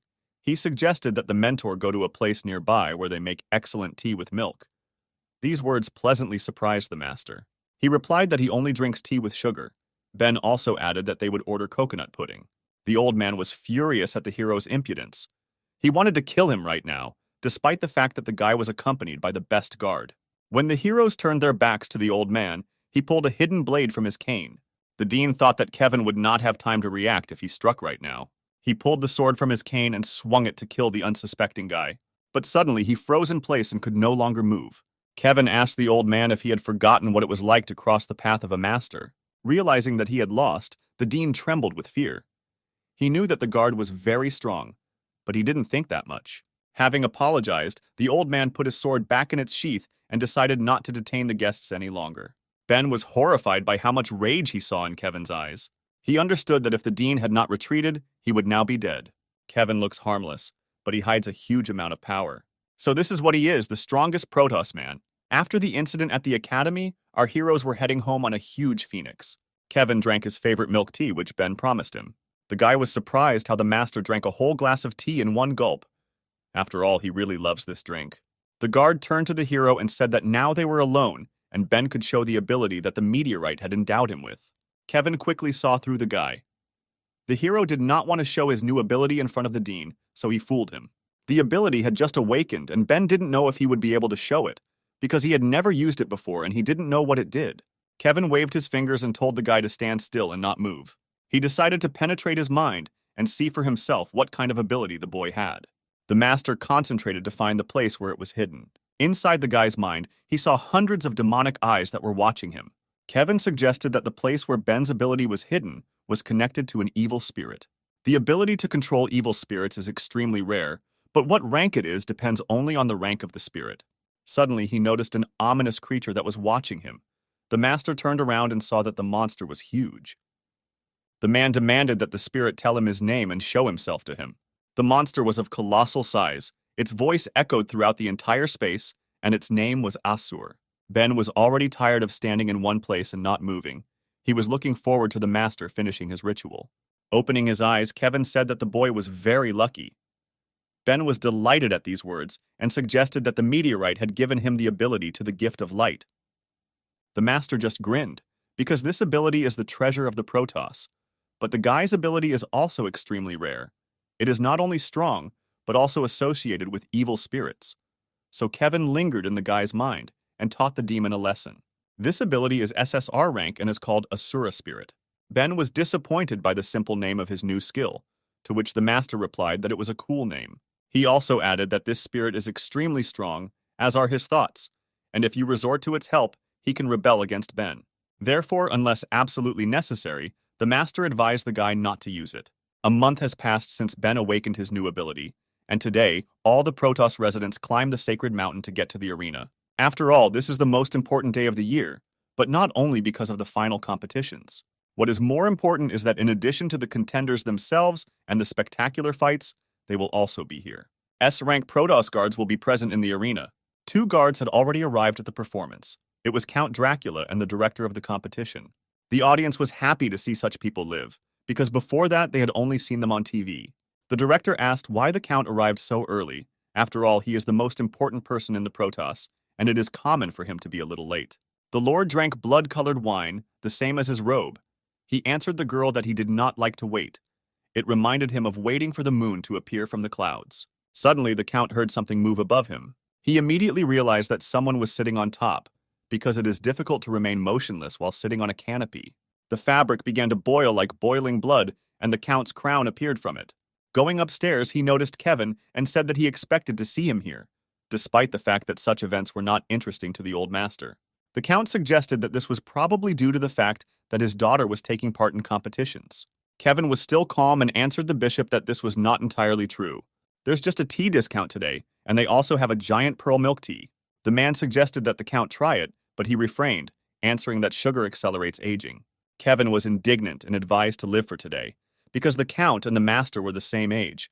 But the ruler looks younger because he takes care of his appearance. Suddenly, the men heard the clicking of heels. It seemed that someone was approaching the arena. It was a woman dressed in a red dress with a large neckline, and pearls sparkled around her neck. Coming closer, she asked what her old comrades were chatting about, and it seemed the headmistress was not happy about the lady's appearance. It was the leader of the Milky Way faction, Archangel Mary, and she was wondering if the warriors were discussing who, besides her son, would become the new protector of the Protos. Smiling evilly, Director May asked if the woman was confident in her son, because it was unknown how her presence would affect him. Mary said that she was his mother, and her presence would not harm her son, to which May sarcastically replied that she had once abandoned him with his father, and he was unlikely to be happy to see her. The Count and Kevin, watching the spectacle, simultaneously wondered why these women always quarrel. Mary was seriously angry and ordered the headmistress to keep her mouth shut. After all, May is no one to her, and she doesn't dare judge her. The girls exchanged gloomy glances that showed hatred for each other, after which May replied that she simply decided to remind her of what she had done. They raised a cry to the entire Colosseum. One said that the director had so much to do that he couldn't get a promotion to S rank. The second asked what was wrong with this, and was Mary really proud of her rank. The men just listened peacefully to these cries, and were silent. One of the spectators asked her friend why these two were arguing, to which she replied that she only knew the rumors that were circulating about Mary. They say that she abandoned her child and seriously ill husband to become the leader of some faction. Many in the city call her corrupt. Besides, she doesn't seem to have any abilities, and she got S rank with the help of Kell. The girl felt sorry for Daniel because he is so handsome, but has such a cruel mother. Suddenly, the voice of a guy was heard from behind them, who only heard the word beautiful in their conversation. It was Michael, an S rank guard, the personification of the 7 sins. He asked the girls if they were talking about him. Suddenly, the girl was hit in the head by a heart that came from the handsome man. At the same moment, she felt her heart beat faster and she became hotter. She was overcome by passion, and unnecessary thoughts began to arise in her head, which made the girl feel awkward. The girl's friend did not understand what was happening, and it seems that the spectators sitting nearby also noticed that something strange was happening. And the guy just smiled, thinking that the girl was still very lustful. Suddenly, a woman's voice behind him told him to stop bullying the girl. He turned around, seeing his old friend, and asked if she wanted to feel real pleasure. The heart that made the previous girl beat in agony crashed into the face of an unknown woman and broke without having any effect. It was Kathleen, a guard paladin of S rank, a sweet girl with purple hair. She held a sword in her hands and was dressed in knight's armor. She told the guy that his charms wouldn't work on her. Yet again he tries, but still doesn't understand it. Disappointed, the guy turned around and snapped his fingers, canceling the effect of his love spell to free the girl. He also reasoned why his spell did not work on the paladin. The charming girl menacingly asked what the guy was whispering. He awkwardly turned around and said that he simply admired the beauty of the girl. Kathleen got a little embarrassed and told Michael to shut up. The guy also noticed the girl's slight embarrassment and smiled sweetly back at her. An hour later, May asked for a minute of attention in order to make a ceremonial speech. She announced the start of the qualifying competitions. The crowd screamed enthusiastically at the same moment, and the entire Colosseum began to roar. The headmistress asked the participants to enter the arena, and 8 contenders appeared on the battlefield. The crowd rejoiced because an unforgettable sight awaited them ahead. All participants slowly entered the arena. Many were waiting for this fight, and some wanted to finish the competition as soon as possible. Ben was supported from the stands by the girls who were on his team. The guy wanted to wave at him, but then the little demon shouted that if he loses, he might not return home. This phrase confused the hero. He was not expecting such support. Ben asked Jenna where Sarah was now because she was not in the stands next to everyone. The girl replied that she could not come because she was on duty at the academy. The guy thought that most likely the dean deliberately detained her at work because he knew that the girl was his friend.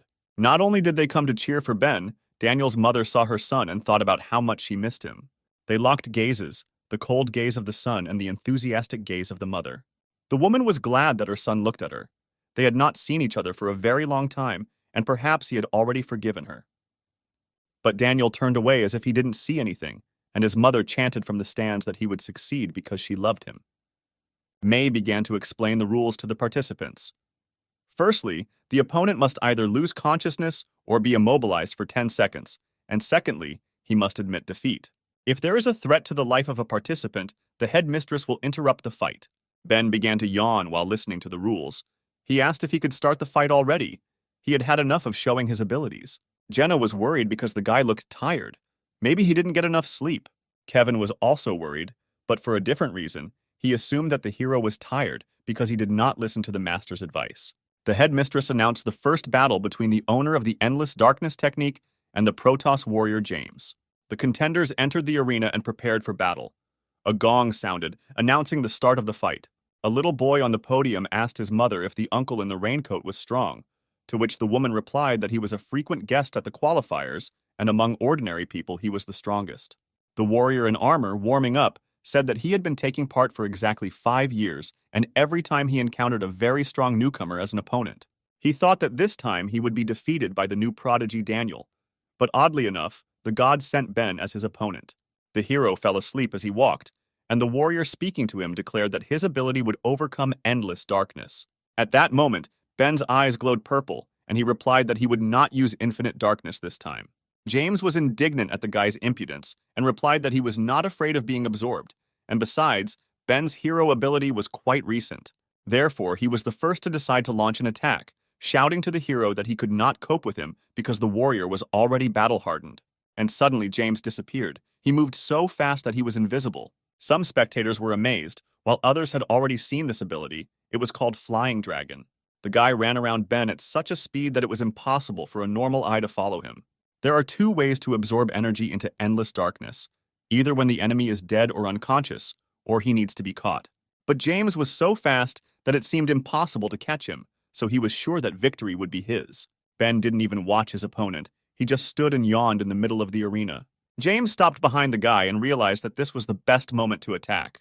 Suddenly, the hero turned around, and 1,000 eyes appeared around him, looking straight into the warrior's soul. The guy jumped away without striking. From the outside, it seemed that he simply retreated. His whole body was covered with sweat. It was an animal fear of the abyss that he saw with his own eyes. The spectators were shocked. They did not understand why the battle-hardened warrior retreated and succumbed to the newcomer. There was only fear in James's eyes. He saw something that filled him with only horror. For just a moment, he was surrounded by 1,000 eyes that pierced right through him. The guy thought that he was imagining it. The hero looked weak, and therefore the warrior did not understand why he had such fear of his strength. Ben grinned and asked why he gave up. The crowd started howling. They began to shout that the warrior should not be afraid, and most of them came here to see how he would become a guard. James knew that if he gave up, his image as a brave man would be destroyed and all his fans would turn against him. So he decided to take a chance and use his trump card. He wanted to leave it for Daniel, but first he had to win this fight. Ben was tired of waiting. He realized that he was much stronger than his opponent. All this time the guy was provoking the enemy to attack. James got angry and only replied that the hero would not even have time to blink an eye before the warrior would defeat him. He moved from his place with such speed that only jumps were visible in the arena. This ability was called supersonic bounces. The downside of this skill was that the stones began to crumble if you overdid it, but the technique was excellent. He aimed his blow towards the hero and was sure that now he would not be able to dodge. Ben turned around and stopped the enemy's attack with one blow, telling him that he was tired of waiting for the warrior to jump. Broken to dust, James only thought that this was the 6th time he had lost to a newcomer. Stunned spectators looked at the spectacle and did not understand what had happened. Ben defeated the warrior with one blow and did not even use endless darkness.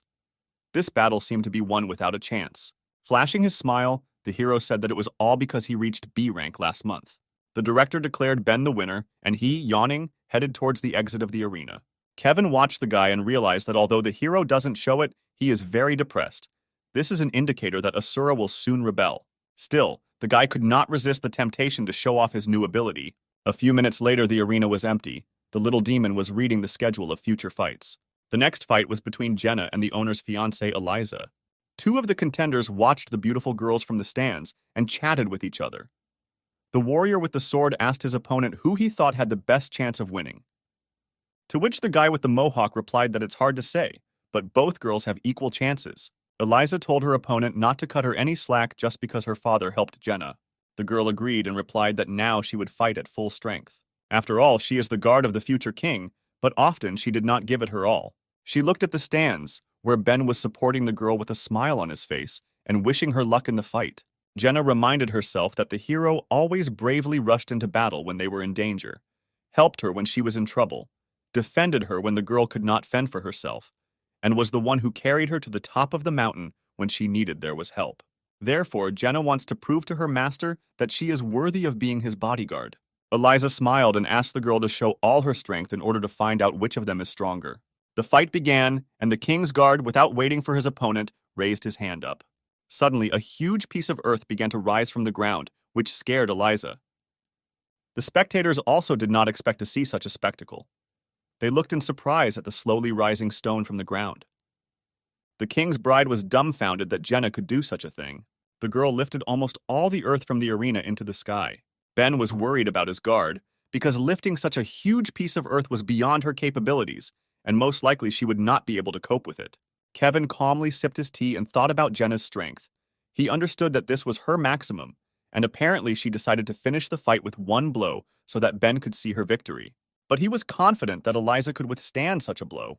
The bride also understood that the girl had put all her strength into this technique, and even though the area of land was huge, she would have time to dodge. Jenna levitated in the air while controlling the earth, and at that moment, she increased gravity 100 times. Eliza felt as if the whole building was pressing on her. This did not allow her to move anymore. She fell to the ground and understood that the girl had figured out her plan and increased gravity so that she could not move, and admitted defeat until the block fell. Suddenly, the block began to move. It was a meteorite strike, and under the force of gravity, the stone began to move towards the ground. With great speed, he flew straight at Eliza's head, who was chained to the arena and could not move. The meteor crashed to the ground with such a roar that it seemed that the entire Colosseum would now shatter into small fragments. The block broke into small pieces, and they flew towards the spectators who were trying to protect themselves from this colossal blow. No one believed that the girl survived after this. Ben looked at the sky and worried about Jenna, and Kevin at that moment worried about his daughter. The dust from the impact began to clear, and all the spectators could not believe their eyes when they saw the silhouette of the king's bride. Eliza stood up and began to caress herself. She was charming and moaning and insisted that strong and ferocious blows were her favorite and how pleasant it was for her now. Kevin realized that the girl had teamed up with the macho rhinoceros. During the union, she adopted both his strength characteristics and his manner of communication.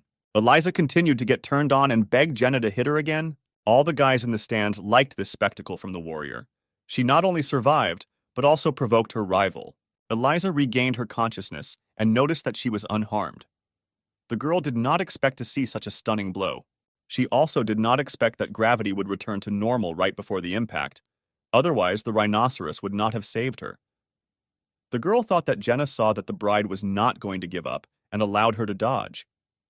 However, the King's Guard froze in the air unconscious. After such a blow, she had no more strength left, and so she could no longer hold herself in the air. The exhausted girl began to fall headfirst into the arena. At that moment, she could not help herself.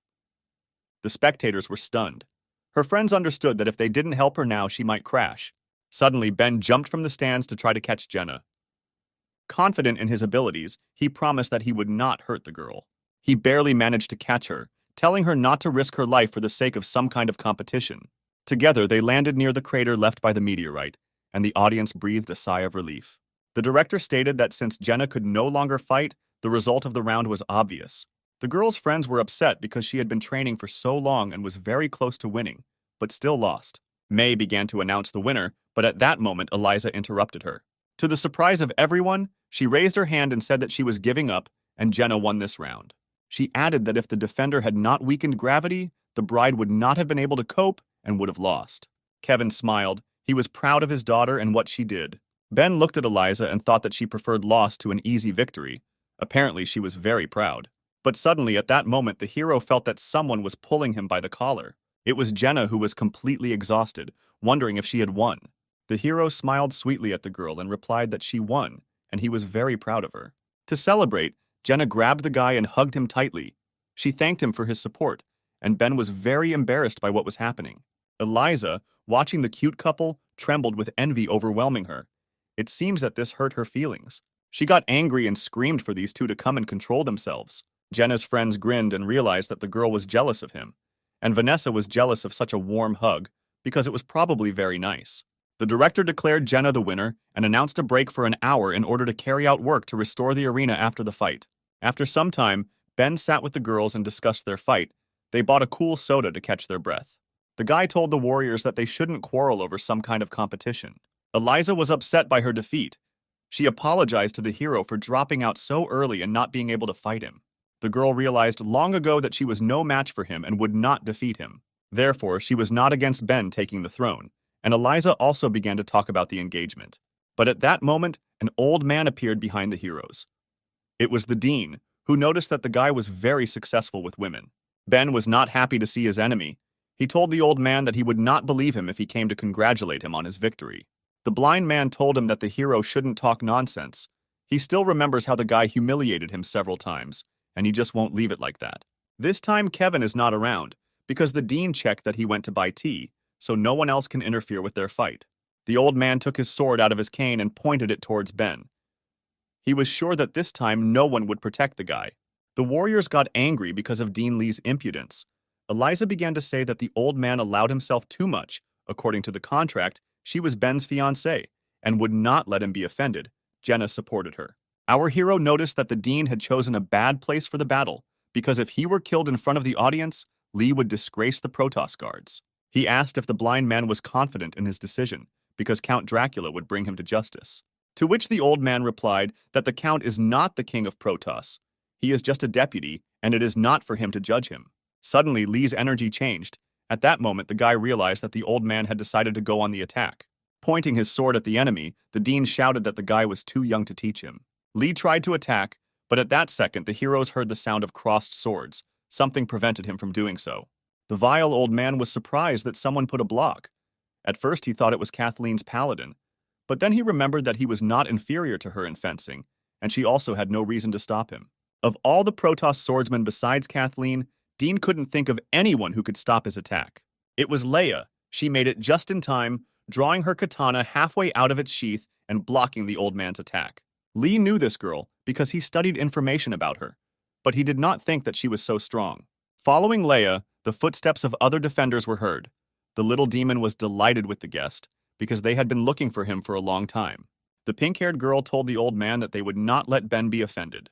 At that moment, someone called the dean. He recognized this voice, the voice of his subordinate. Vanessa turned to him saying that this time she would not be on his side, because for the sake of his selfish plans, he had destroyed many innocent lives. 3 defenders stood up as a wall in front of the guy and promised that the old man would not kill him until they died. Eliza and Jenna also did not want to stand aside and also promised to protect Ben. The hero was surprised by the resilience of the girls. At that moment, he realized that after a long time, he had real friends. Flowing into a rage, Lee shouted that all these girls would die in vain because they were no match for him and he was not afraid of anyone. Suddenly, someone's heavy hand fell on the blind man's shoulder and a trembling ran through his body. In his head, he analyzed that such a silent step and a touch that made his heart stop could belong to only one person. The dean was trembling, but was able to turn to the stranger. He knew that it could only be him. Someone who loves tea with milk and never leaves his drink for a second. Kevin, the strongest man in the Protos, who asked the old man if he really wasn't afraid of anyone. He looked at Lee with a menacing look and advised him to watch his words. Meanwhile, in a small forest outside the arena, a little boy was calling out to his brother. It was Liam, Adam's brother. He was wondering where the guy had been for a whole month because the kid couldn't find him. Adam was resting by the tree, and the little boy continued to pester him with questions. The predator inside the guy was trying to figure out how he should behave with this child in order not to give himself away. Suddenly, Liam's face changed. Something really surprised him about Adam. He asked where the seal of Hellfire was, because it disappears only when the guy is in mortal danger. Because Adam's ability is too strong, his mentor was worried about the guy's lack of control, which is why he found the best blacksmith who can seal the warrior's skills. The predator was distracted from his rest because he was already tired of listening to the child. But the boy continued to talk without stopping. Suddenly he froze and the monster's mind became clouded, losing control of his body. For a second, the eye of the real Adam appeared from behind the monster's eye. The guy screamed as loud as he could for Liam to run, because the predator in his body was dangerous. Adam immediately took hold of his eye, and it seemed that he was coming to his senses. The predator locked the guy in his own body again. Now control belonged to him. The child was scared. He realized that this was not his brother, whom he knew. Liam asked who was now in Adam's body. There was a scream, and the clearing was filled with blood. These were the last words that he uttered in his life. Meanwhile, renovation work was completed at the arena, which meant that the competition could continue. Kevin suggested that the dean watch the fights together and not disturb the youth, to which he replied that he was blind and would not see them. The master looked gloomily at the old man again and ordered him to watch the fights. Lee immediately agreed. The director announced that the fight would take place between the head of the Iroquois, Mason, and the owner of Hellfire, Adam. Mason said that he was not afraid of the guy. He heard that many wanted to see Adam fight, but the head of the Iroquois also considered himself a strong contender. After all, everyone would like to have his ability. It is one of the most amazing R-rank abilities. He promised that Adam would be shocked when he saw it. Having finished his monologue, Mason grabbed his hair and began to pull it up with all his might. Suddenly, the mohawk was completely torn from his head, but the guy didn't seem to feel any pain. In place of the old mohawk, a new one grew, and Mason added that in addition to the rapid growth of hair, the mohawks were razor sharp, and that is why he uses them as a weapon. Kevin was surprised and said that this was a pretty good ability, and asked the dean what he thought about it. The old man was not happy. Mason shouted, announcing that the fight had begun, as he would now use his deadly ability. A dry squall at that same second, hundreds of Iroquois, which looked like boomerangs, flew towards Adam. Suddenly, the arena became hotter. The predator directed a barrage of fire towards the enemy. The leader of the Iroquois was covered in burns, and his unique ability burned away along with his victory. Adam looked at his enemy and calmly answered him that he was talking too much. Mason raised his hand and declared that he was giving up, his mohawk now resembling a scraggly bush. The spectators were shocked. This year the fights were very spectacular. Almost all of them ended with one blow. The director declared the owner of Hellfire, Adam, the winner of this competition. The next battle will take place between the Soul Eater Daniel and the owner of the Windsword William. After the announcement of the next fighters, May glanced at the stands. She was surprised that Mary was nowhere to be found, and her son was about to fight. With the sweetest smile, the woman suggested that her son go out to dinner after the competition, because they had not spent time together for so long, and besides, she had already booked a table in one good establishment. Mary exhaled. She was rehearsing her speech, which she did not like. The woman knew that Daniel was entering the arena right now, and this was a good opportunity to talk to him. She was still worried that he was angry with her, but Mary did not know that the guy was standing nearby behind the wall. He silently clutched a piece of paper in his hand, which he stared at intently, and the woman was still worried because her son was about to appear. All this time, Daniel was looking at the photograph where he was depicted as a child, sitting on his father's neck, and next to him was his smiling mother. Looking into the corridor, the guy decided to come up and just say hello, because it's not very difficult. Suddenly, someone slapped Mary on the butt, and she jumped up in surprise. The woman blushed with excitement and embarrassment. She thought that her son had done it. An unfamiliar man began to lecture Mary that she only thinks about the ungrateful child, because he does not want to pay attention to her, and she does not need to spend so much time on him. It was the eldest son of the head of the Milky Way faction, Benjamin. The woman was furious at the guy's impudence and replied that he was still too young and had no right to talk to her like that. Mary turned to the impudent man and whispered like a snake that even though Benjamin's father was her boss, this did not make her a guy's toy. The boss's son was not even afraid, but only slowly puffed on his cigar. Exhaling smoke, he said that in just a couple of years, his old man would die, and the woman should be more polite to him if she did not want to lose her job. Mary understood that this was so. She turned around and told him that he was a vile scoundrel. Suddenly, the corridor began to get colder, and small snowflakes appeared in the air. The son of the head of the campaign was surprised that there was snow here, but Mary knew what was happening. Daniel appeared in the corridor, pointed his hand towards the impudent guy, and used the freezing hurricane ability. Benjamin recognized the fighter and began to threaten him to stop the attack. But before he could finish speaking, an icy stream of wind lifted him into the air and carried him towards the arena. There was an explosion, and the impudent man flew out of the entrance to the arena, landing right in the center of the Colosseum. He fell in front of the feet of Daniel's opponent, who had already waited for his opponent. William did not recognize the man at first, but then realized that he was the son of the faction that controls all energy sources in the Protos. Benjamin no longer looked so impudent. Now he looked like a pathetic coward who had been beaten a little. Daniel slowly walked towards the entrance to the arena, and at that moment Mary called him. Embarrassed, she told her son that she didn't expect him to stand up for her, which means he still loves his mother. The guy was silent for a while and replied that this was not true. Benjamin just stopped him from passing. After these words, the guy continued on his way. He entered the arena, where the audience was already waiting for him. The audience shouted his name. The handsome man was the son of an S-rank guard and the nephew of the former king. Everyone was already waiting for his fight. The girls in the stands wanted to see him most of all because they thought the guy was very handsome and many were in love with him. William thought that Daniel was popular with the ladies. He was strong and handsome, but still infuriated the swordsman, who had already figured out how to defeat his opponent. William raised his hand and told the judge that he had a complaint. The guy pointed at Benjamin and accused Daniel of beating an innocent spectator. Such behavior is a violation of the principles of the guards who protect their people. Therefore, he demanded that the judges disqualify Daniel due to a violation of the rules. The girls in the stands were furious. They considered the swordsman unscrupulous because he decided to cheat instead of fighting honestly. William grinned. It didn't matter to him what the public was shouting, because half of the costs of maintaining the internship were covered by Benjamin's campaign. And Count Dracula would not dare turn a blind eye to this for the sake of some fighter. The viceroy bowed his head and said that he did not see Daniel beating the guy. He also asked the director if she saw anything. May confirmed that nothing had happened, so it was decided to take Benjamin to the hospital and continue the competition. William was deeply disappointed. He did not believe that the Count was ready to ruin relations with his sponsor for the sake of some warrior. After hearing the words of the judges, Daniel realized that everything had been settled and began to prepare for the fight. The guy decided to act honestly. Since the swordsman uses weapons, he will also use his weapons made of ice. Having created a huge ice scythe, Daniel decided to start a fight and ran towards his opponent. William was still stunned by the judge's decision and did not have time to react to the attack. He could only ask the guy to stop. But Daniel did not listen to him. He struck his blow at the swordsman, which he called ice execution. The guy looked pretentious and ended the fight with one attack, saying that the fight was over. Ice spikes protruded from William's chest, and the guy himself was shaking from the cold he felt.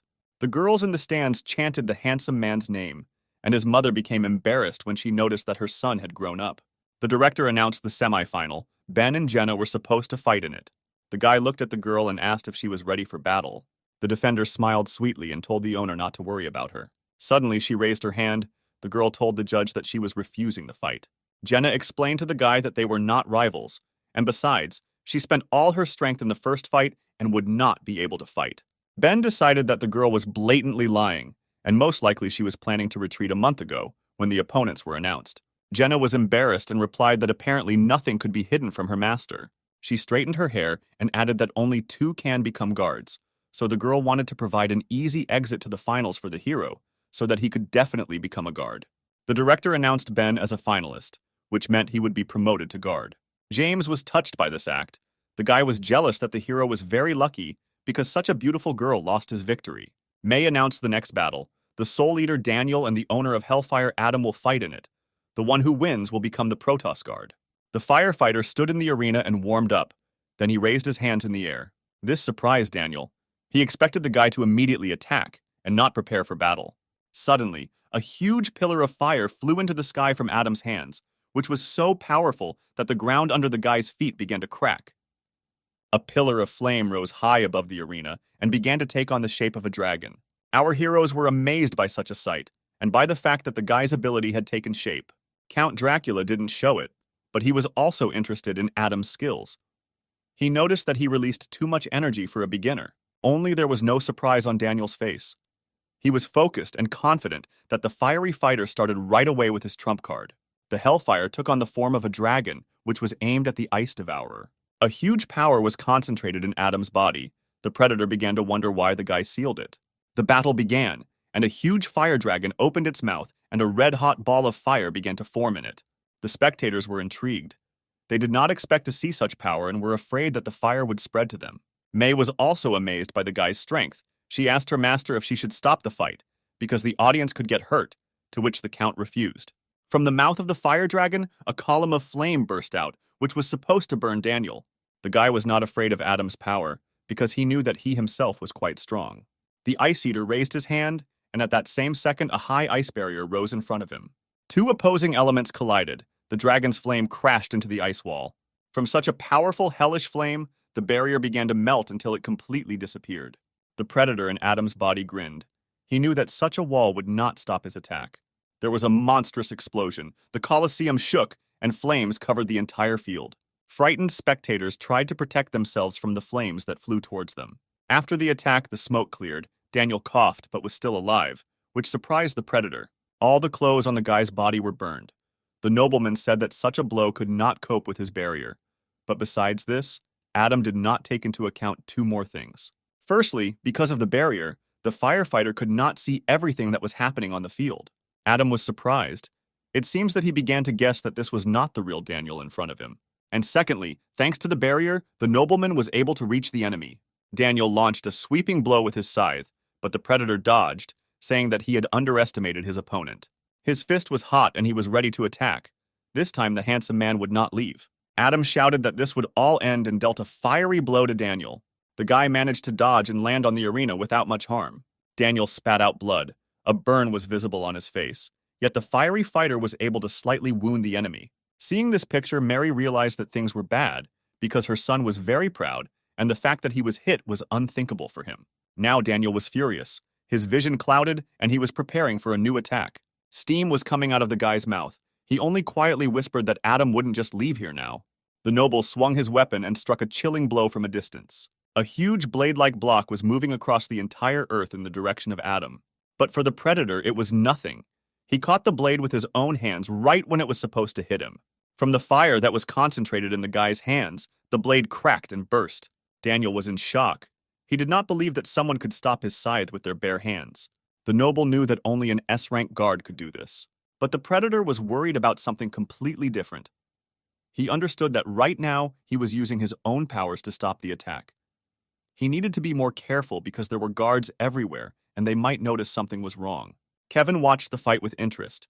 He wanted to find out more about Adam. The monster was preparing to attack, thinking that he had not entered the Protos in order to win the competition. He specifically chose Adam's body because he considered him the strongest participant. Daniel, blinded by rage, began to unwind his scythe in preparation for his ice attack. But the Predator was seriously angry because his plans did not include losing to some newcomer. The attacks of opposing elements again collided with each other, deciding which of them was stronger. Lucy at that moment was more afraid for Ben. She saw how strong both of his opponents were and was no longer sure whether the guy would win. Kathleen was also impressed by both participants in the semifinals. She believed that the two of them deserved to win. After the attack, both fighters were already exhausted. The Predator did not expect such an outcome, but thought that it would be even better. After all, he will no longer be able to squeeze anything out of Adam's body. And if he gives up, then no one will suspect anything, and the monster can calmly go about his business. After all, his relatives could not attack the Protos before because of his guards, which include the strongest S-rank guards, of which there are only 10. 6 of them are here now besides Kell, who died. 3 more are missing. And since they are not present at such an important event, something must have happened. The gift of light is now barely guarded. The Predator can only give up and hide unnoticed in order to get it. Such a chance must not be missed. Adam turned to the judges and began to raise his hand. Daniel couldn't believe his eyes. The guy said that he had no more strength left, and he was giving up. The words he heard shocked Daniel. He did not believe that after all the powerful attacks, Adam had just given up so easily. The nobleman began to shout at the guy. He asked to show his trump card, and did not believe that he could do nothing more. In response to this, the Predator only grinned, and said that since Daniel survived the last attack, victory would not shine for Adam. Something was wrong here, and the Ice Devourer realized this, because a battle-mad fighter cannot just give up. The monster inside Adam thought about the fact that people do not understand that there is no point in trying if it is obvious that there is no chance. He turned around and walked towards the exit of the arena, telling Daniel that he got off easy, so he was lucky and should be happy about it. The nobleman was not satisfied with this situation. He thought about how suspicious the guy was behaving now, because in the first round, he thought completely differently. His thoughts were interrupted by May announcing the end of the battle. Daniel won, which meant that he was now a guardian. The next battle will be the final, in which 2 new guards, Ben and Daniel, will fight. At this moment, the hero was interested in why the nobleman helped him in the first round. Perhaps it was because of his relationship with Kell. After the fight, the Predator in the body of Adam descended from the mountain. He was no longer interested in the fight because he had a different goal. At that second, he noticed that someone was following him from the arena itself. The guy turned around and asked what the unknown pursuer needed from him. In front of him stood a tall man with a bag on his shoulder. He had overgrown hair and torn clothes. The unknown firmly said that it was not Adam in front of him now, and asked who was now in his body. There was no longer any point in hiding. The Predator asked how the stranger realized that he was not Adam. Everything was quite simple. It was the guy's mentor, S-rank guard Joseph. The Predator was surprised why the man did not expose him in the arena, because there were more guards there, and he would have been in danger. But Joseph is only here alone. Apparently he came to die. Suddenly, the monster received a powerful blow to the face. He did not expect such an answer from the man. Due to the force of the blow, Adam flew away and began to fall from the cliff. Joseph, after his blow, ordered him to shut up. Falling down, the Predator was surprised that the mentor was hitting his student with all his might. Joseph jumped with great speed towards the guy, forgetting about his bag, which he was carrying on his shoulder. With a rush, he kicked his opponent in the stomach, saying that he and Adam had been through a lot. The force of the blow was so strong that the monster flew down the cliff like a bullet. He powerfully crashed into the ground, crushing all the stones that were under him. A mentor landed nearby, and it seemed like he didn't care about height. Joseph was so fast that he landed faster than his bag, which was falling from the cliff. In flight, he grabbed it, as if it was all intended. The man ordered the Predator to leave the body of his student. He took the guy by the leg and added that if the monster continued to hide in Adam's body, he would kill him. The Predator was shocked by the words spoken. He replied that Joseph had gone crazy. The man barely chuckled, saying that it was not the first time he had heard these words. Apparently, Adam often said this during training. The monster began to concentrate power in its fist, around which a green aura appeared. He directed the attack at his mentor, ordering him to let him go. Suddenly, the man disappeared, and Adam fell to the ground, the danger to the Predator having passed. All beaten up, the guy began to get up. He didn't understand who attacked him, but that didn't matter anymore. After all, he will remain forever in his prison, where the souls of the people he once devoured will gradually suck all his strength out of him. Having risen to his feet, the monster thought that it was time to hurry for the gift of light before the final of the competition came to an end. Meanwhile, the main fight began in the arena.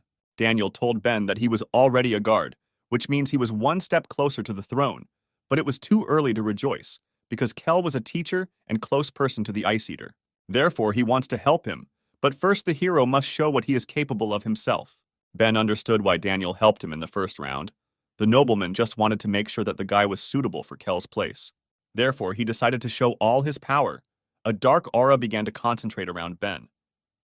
Black lightning began to appear in the air and hit the sky with a roar. Daniel was shocked by what he saw. He didn't understand how the guy managed to make the lightning black. Ben released all his fury in the form of lightning. His power was felt even in the air.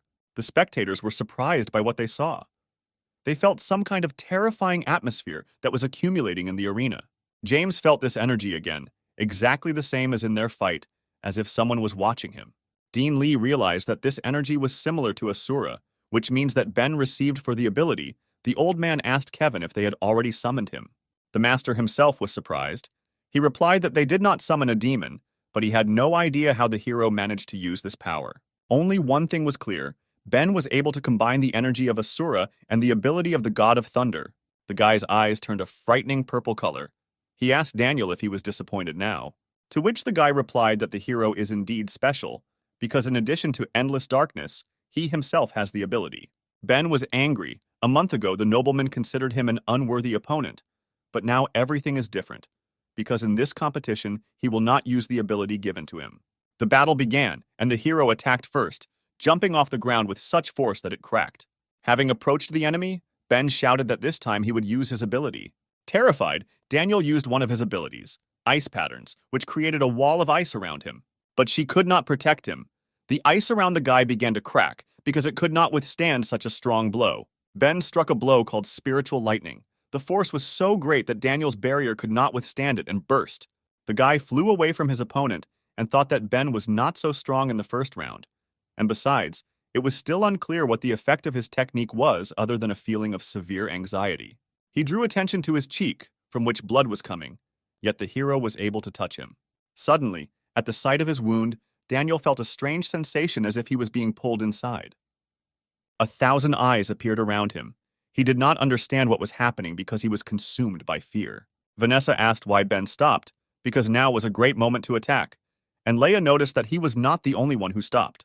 Both opponents froze on the battlefield. Suddenly, Daniel heard a voice saying that his feelings were under control, and there was no point in continuing the fight. Opposite him appeared Ben, who was of colossal size. He advised the nobleman to surrender because he could not win. May suggested that causing fear and controlling the enemy's senses is the ability of Asura, the Count confirmed her words. But she didn't understand why Ben didn't summon a demon, because spirits are usually used for summoning. The Count stood up so that he could see better and said that Asur is an unusual spirit. The hero does not have enough strength to tame him. Moreover, if he summons him, then Asur can rebel against his master. Instilling fear is a passive ability of the demon. Therefore, the risk is minimal. Combining it with lightning, he strengthened the attack. One small wound is enough to ensure victory. The Count was impressed that with minimal effort, the guy got such a result. He also realized that Ben was far from stupid, even though he seemed so. The hero was already tired of waiting. He did not understand what was the point of continuing to fight if the enemy could not budge. Daniel asked why, having taken control of his body, Ben would not take advantage and surrender for him.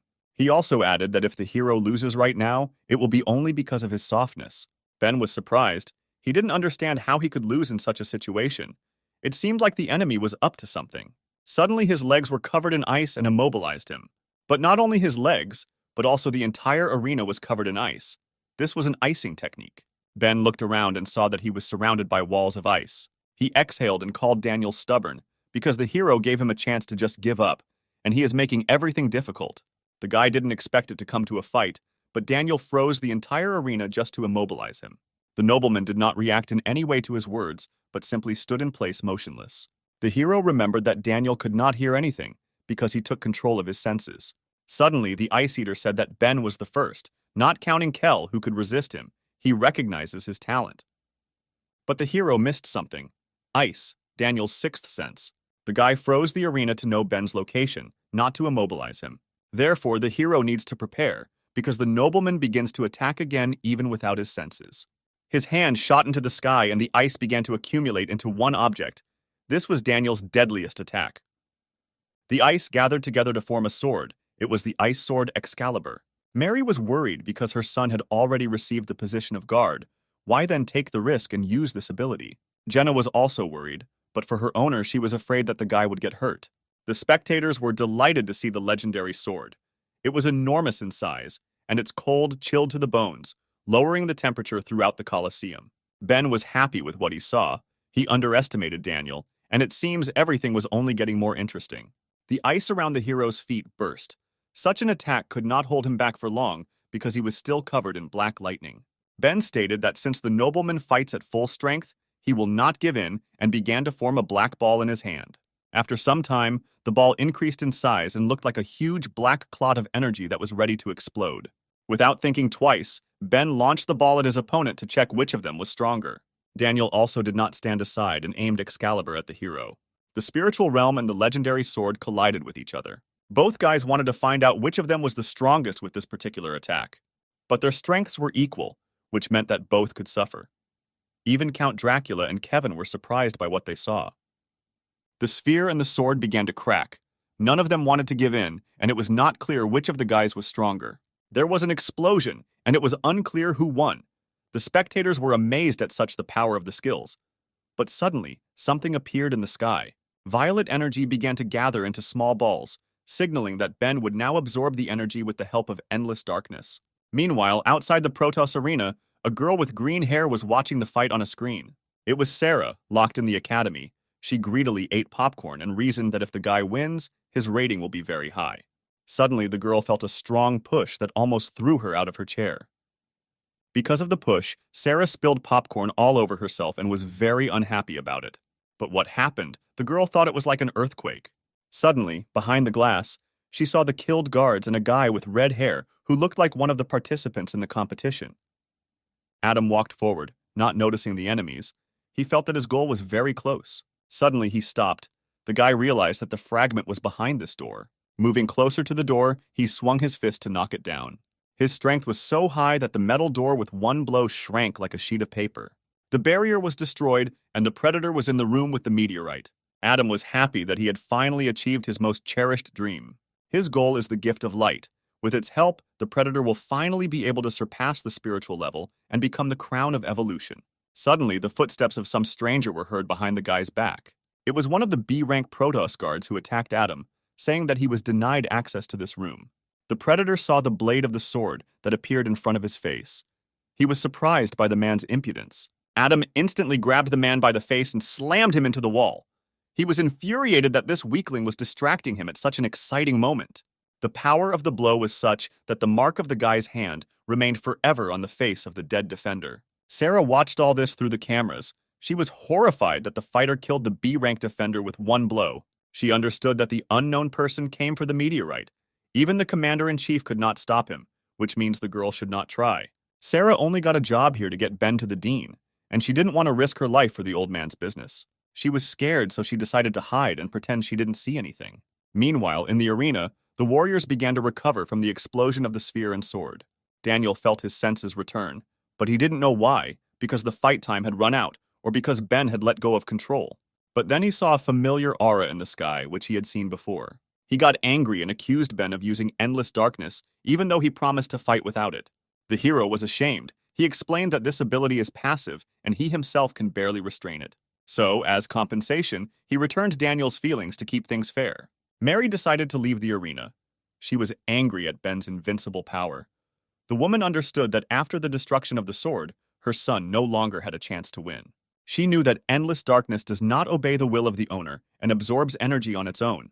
So the hero not only won the fight, but also became stronger, and Daniel weakened.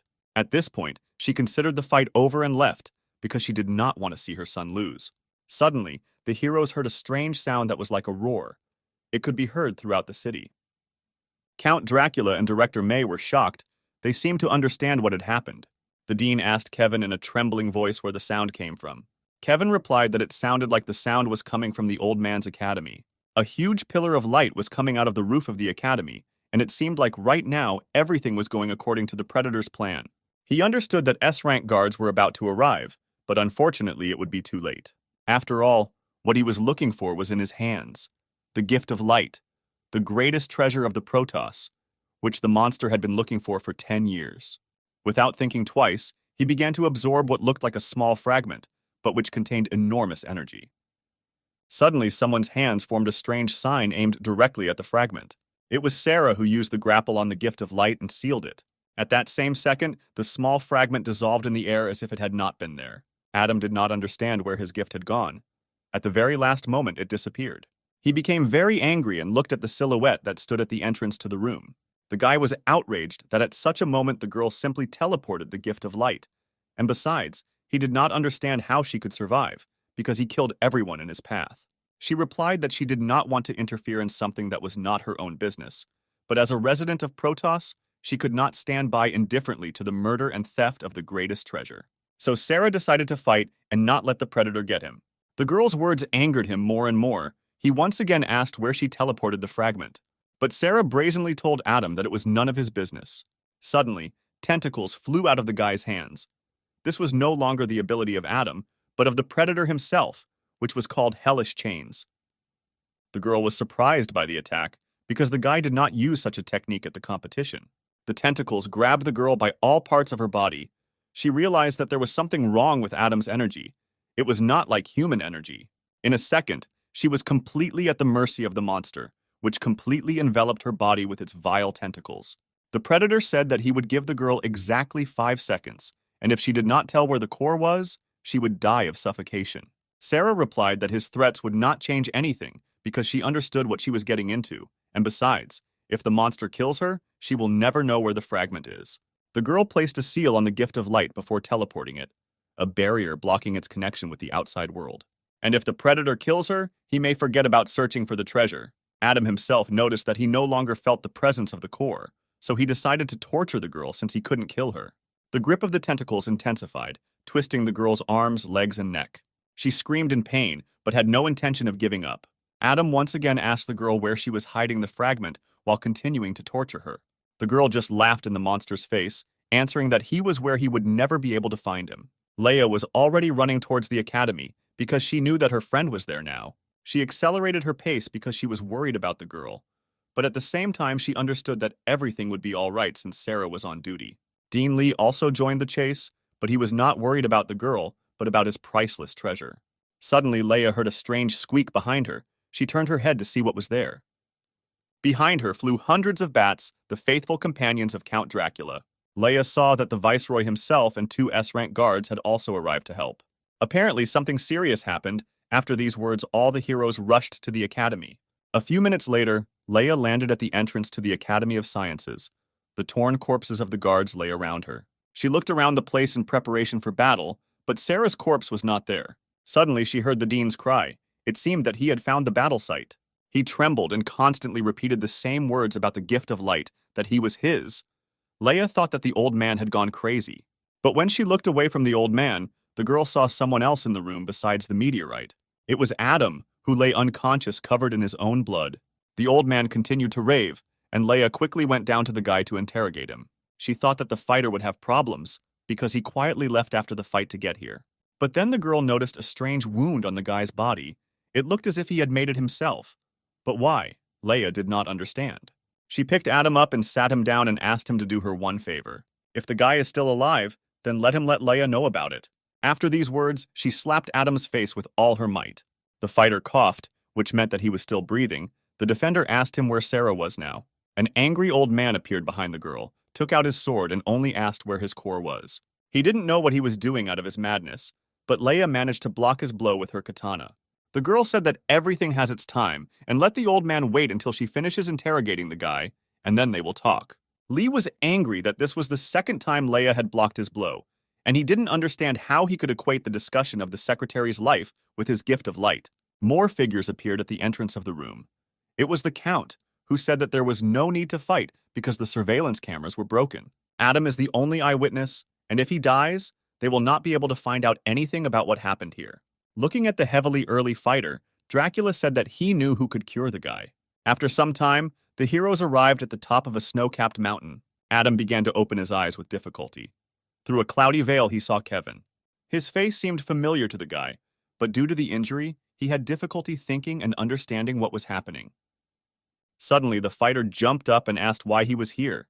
The master replied that Adam was a worthy student of his teacher. With such wounds, an ordinary person would probably have died. But the guy survived. Apparently, life-threatening fights were not new to him. Moving with difficulty, the warrior turned to get out of bed.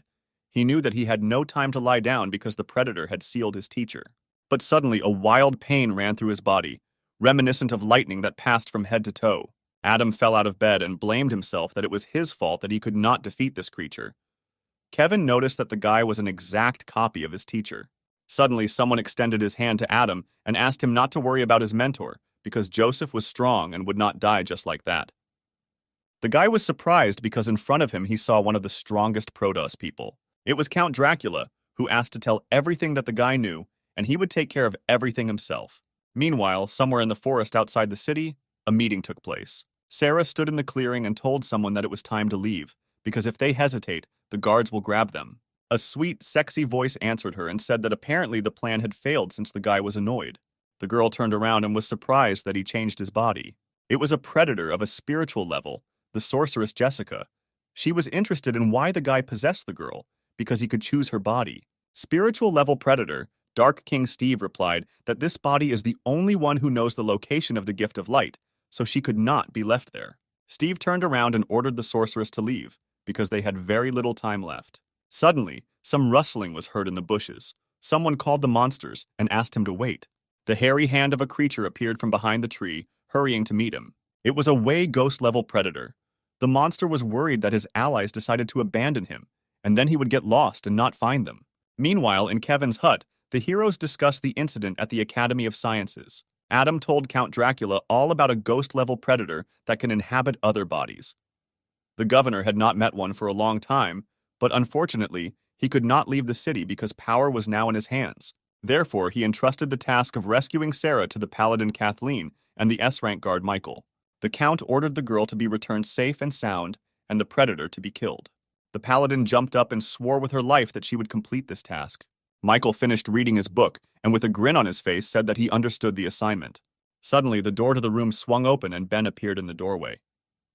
He responsibly stated that he was also joining the task. Leia supported him and also wanted to help. Sarah was the hero's bodyguard, so the guy considered saving the girl his duty. Leia straightened her hair and stated that Sarah was her friend, so she would not leave her in trouble. Kevin was not happy with Ben's statement. Eliza was the guy's fiancée, and the master was afraid that his entire family would be guards and would always have to be watched. The old man was not happy either. He told the hero that his opponent was a predator on a spiritual level, and the guy would not be able to defeat him. Ben answered the old man that all the dean's thoughts are only about the core, and apparently he is not at all interested in the girl's life. Kathleen told the guy that this task was not so difficult, and she could handle it herself. There was no need to risk her life again. Kevin stood up for Ben and said that there was no need to suppress the guy's enthusiasm once again. Besides, the hero had become a guard, and such an outing would be training for him. He turned to the count and asked if he was against it. The viceroy was embarrassed and replied that no, which means it was decided that Ben and Leia would go with the guards. Dracula was frightened by Kevin's gaze. He thought that the master was angry with him, and in order to make amends, he would need to send the man a discount coupon to the tea house. Then the viceroy turned to Ben. He proclaimed that because of the rush, they would do without the guardian initiation ceremonies. So now the count names the guy the guardian and protector of the Protos. It also assigns the hero A rank. He will be in the 7th squad. Adam thought about the fact that he did not expect Ben to be able to defeat Daniel. The hero was happy about his dedication and the fact that he could go on a mission. The city door opened and 4 guards set out on a mission. The fighters had to work as a team and save Sarah and the gift of light. During the investigation, it was revealed that the enemy was heading this way, and the team rushed in pursuit. The road was familiar to Ben.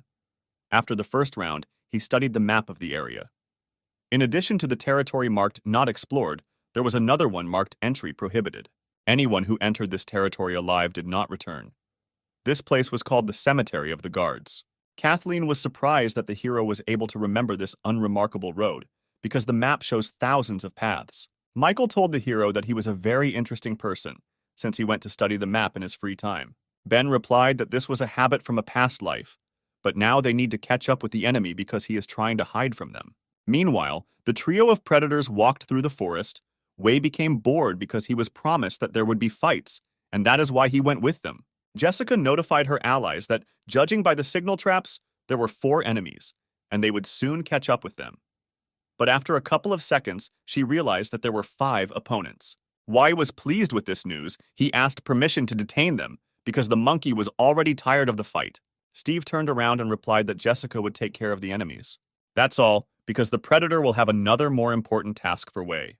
After some time, the monkey listened to his master, and he did not like the plan. Y got angry when he heard the suggestion and said that Steve was just using him. The Dark King replied that he needed to quickly find out information about the location of the Gift of Light, so the monkey would have to carry it so that he could concentrate his energy on the search. They walked forward. Steve told Wei that when they get to the guard's cemetery, they will be safe. Meanwhile, the pursuing heroes stopped because Ben noticed something. It was an ambush, and right now a huge boulder was flying towards the hero. Leia was already running to help the guy, saying that she would deal with the obstacle. The girl delivered 30 blows with her blade in a few seconds. The stone shattered into fragments and did not cause any damage to the heroes. Leia ordered the offender not to hide and come out. Someone jumped from the tree and landed right in front of the girl. It was the charming Jessica who just wanted to say hello to the guards. She raised her green eyes and declared that in order to pass, the guards must pay with their lives. The girls did not like Jessica's impudence, and they said that she would pay with her life for interfering. Ben stepped forward so that the girls would not fuss, because the predator just wants to detain them, and she probably has more traps hidden. Therefore, the hero had a new plan. He had to detain the enemy alone, and let the rest of the squad move on and catch up with the remaining enemies. Ben understood that he needed to catch up with the predators before they reached the guard's cemetery and save Sarah. Kathleen was surprised that the newcomer analyzed the situation so quickly and came up with a plan. The strategy was good. Suddenly, Leia jumped in front of the guy. She said that she would delay the enemy and let the rest of the squad look for a way to move on. The girl added that if this is all to detain them, then it is better that heroes stronger than her continue on their way. Leia also noticed that the predator was 1 against 4, but was completely calm. Apparently, she was very dangerous. The girl waved her sword over the demoness's head, preparing to strike. She did not want Ben to risk his life in this battle. Leia launched a series of consecutive strikes with her katana, attempting to distract Jessica. The predator was not the least bit afraid. She calmly sent her hair to attack the girl. The two heroines collided with each other. No one wanted to give in, but it was unclear whether Leia would be able to hold off such a strong opponent for a long time. The rest of the squad did not stand and watch the battle for long. They decided to pass by the succubus while they had the opportunity.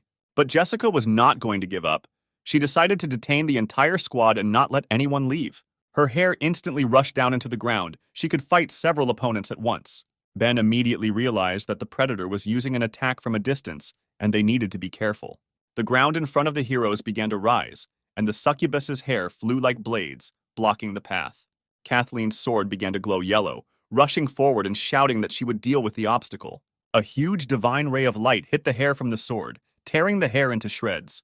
Jessica did not expect such strength. She could not believe that the girl was able to cope with her bonds. At that moment, the heroes jumped over the demon and found themselves behind her. Ben landed and realized that they had managed to break through. The squad headed forward, leaving Jessica and Leia behind to fight. The hero promised that he would under no circumstances die and would return Sarah and Leia home. The succubus was upset that the heroes tore her hair, but she was more infuriated that the 3 of them were able to escape. She pointed at Leia and shouted that if she lost Steve's love because of this, it would be the Protector's fault. Suddenly, the ground shook, and green footsteps could barely be seen on the surface. Someone very quickly rushed past the girls, leaving them behind. The speed was so high that Leia didn't even understand who it could be. She assumed it was Dean Lee, and was surprised that the old man had been following them all this time. Jessica forgot that there was a 5th pursuer. She was afraid that if the plan failed due to her fault, then Steve would no longer have fun with her. Leia was serious and threw her katana sheath to the ground. Holding her sword tightly in her hands, she said that although Jessica is a spiritual-level predator, her thoughts are still just as mundane. The girl became sad. She replied that she couldn't understand, because all this time while Steve was in the Protos, he was thinking only about the gift of light. He wasn't with her for a whole month, and it really upset her. Jessica began to cry with all her might. Leia could not know how bad she felt without him. Due to the loud crying, waves of sound emanated from the succubus, which scared away all the birds in the area. Leia was not at all moved, but only noticed that Jessica was screaming like a cat at night. But suddenly she felt that something strange was happening to her body. It was not just a scream, the sound waves affected the brain, and now the girl could not control her body. Jessica was surprised. She didn't even realize that she was capable of this. The sound waves of her scream can affect a person, causing him to lose his fighting ability. Taking advantage of the moment, the succubus went on the attack. She pointed her hair at Leia, telling her to feel how love stabs her heart. Hundreds of hairs flew towards the girl, which at the base looked like sharpened swords. Leia couldn't believe that she would die here on her knees. There was a scream and the clearing was filled with blood. Meanwhile, the hero and team were close to catching up with the enemy. The silhouette of Wei appeared in front of them, who knew that Jessica could not be relied upon. She had missed the three. He was sitting on a tree stump. In his hands was a huge club. The monkey was sure that he could deal with everyone with one blow. Michael grinned and said that his favorite animal was the monkey, so he would fight with it.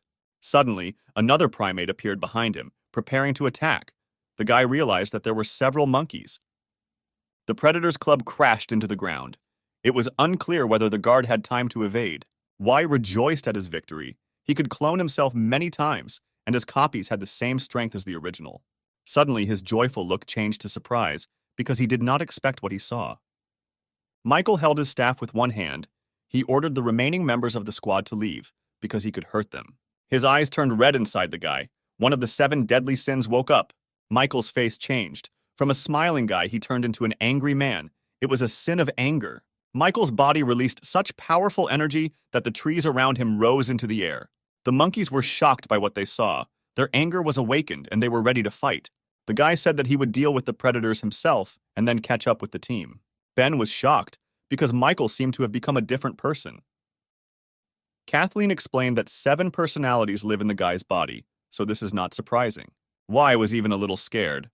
The guard had extraordinary strength despite the fact that he was human. The second monkey told Michael that his breath stank and that he should not open it. At the same moment, the guy began to float in the air as if gravity was not affecting him. Michael stopped in front of the monkey's face, who told him that he didn't scare her at all. In response, the guard slapped the predator in the face, saying that Wei was talking too much.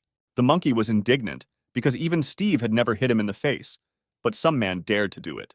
But Michael continued to strike, saying that the predator would not do anything to him, even if he struck 1,000 more blows. Wei received blows from all sides that he could not dodge. Suddenly, a second monkey appeared behind the guy's back, which reminded the guard that he had not one opponent, but several. He tried to hit the guy with his club, but to his surprise, it didn't work. Michael disappeared, and it seemed that he simply disappeared into thin air. But in fact, the predators simply could not keep up with the guy's speed. The guard stood on the very club with which they tried to hit him. It seemed that the opponents were not equal in strength. Wei was surprised that the guard had such great speed, but the guy replied that in addition to him, the Protos had at least 6 more equally strong people. He jumped and kicked the enemy, noticing that the 6 guards would even be faster than him. From the force of the blow, Wei landed on the ground and let go of his weapon. The strongest sin told the vanquished that he, like a domestic animal, would become docile with one blow. Meanwhile, the sun began to rise over the forest. The night was ending and a new day began. The original Wei ran as fast as he could to the guard's cemetery. He asked Steve if he had found the gift of light, because their pursuers were very strong. He felt the pain of his clones and added that if the guards caught up with them, he could not cope with them alone. The monkey wanted the master to quickly finish his ritual and find out where the core was, after which they could finish off Sarah. Steve didn't listen to him. Right now, he was focused on finding his artifact.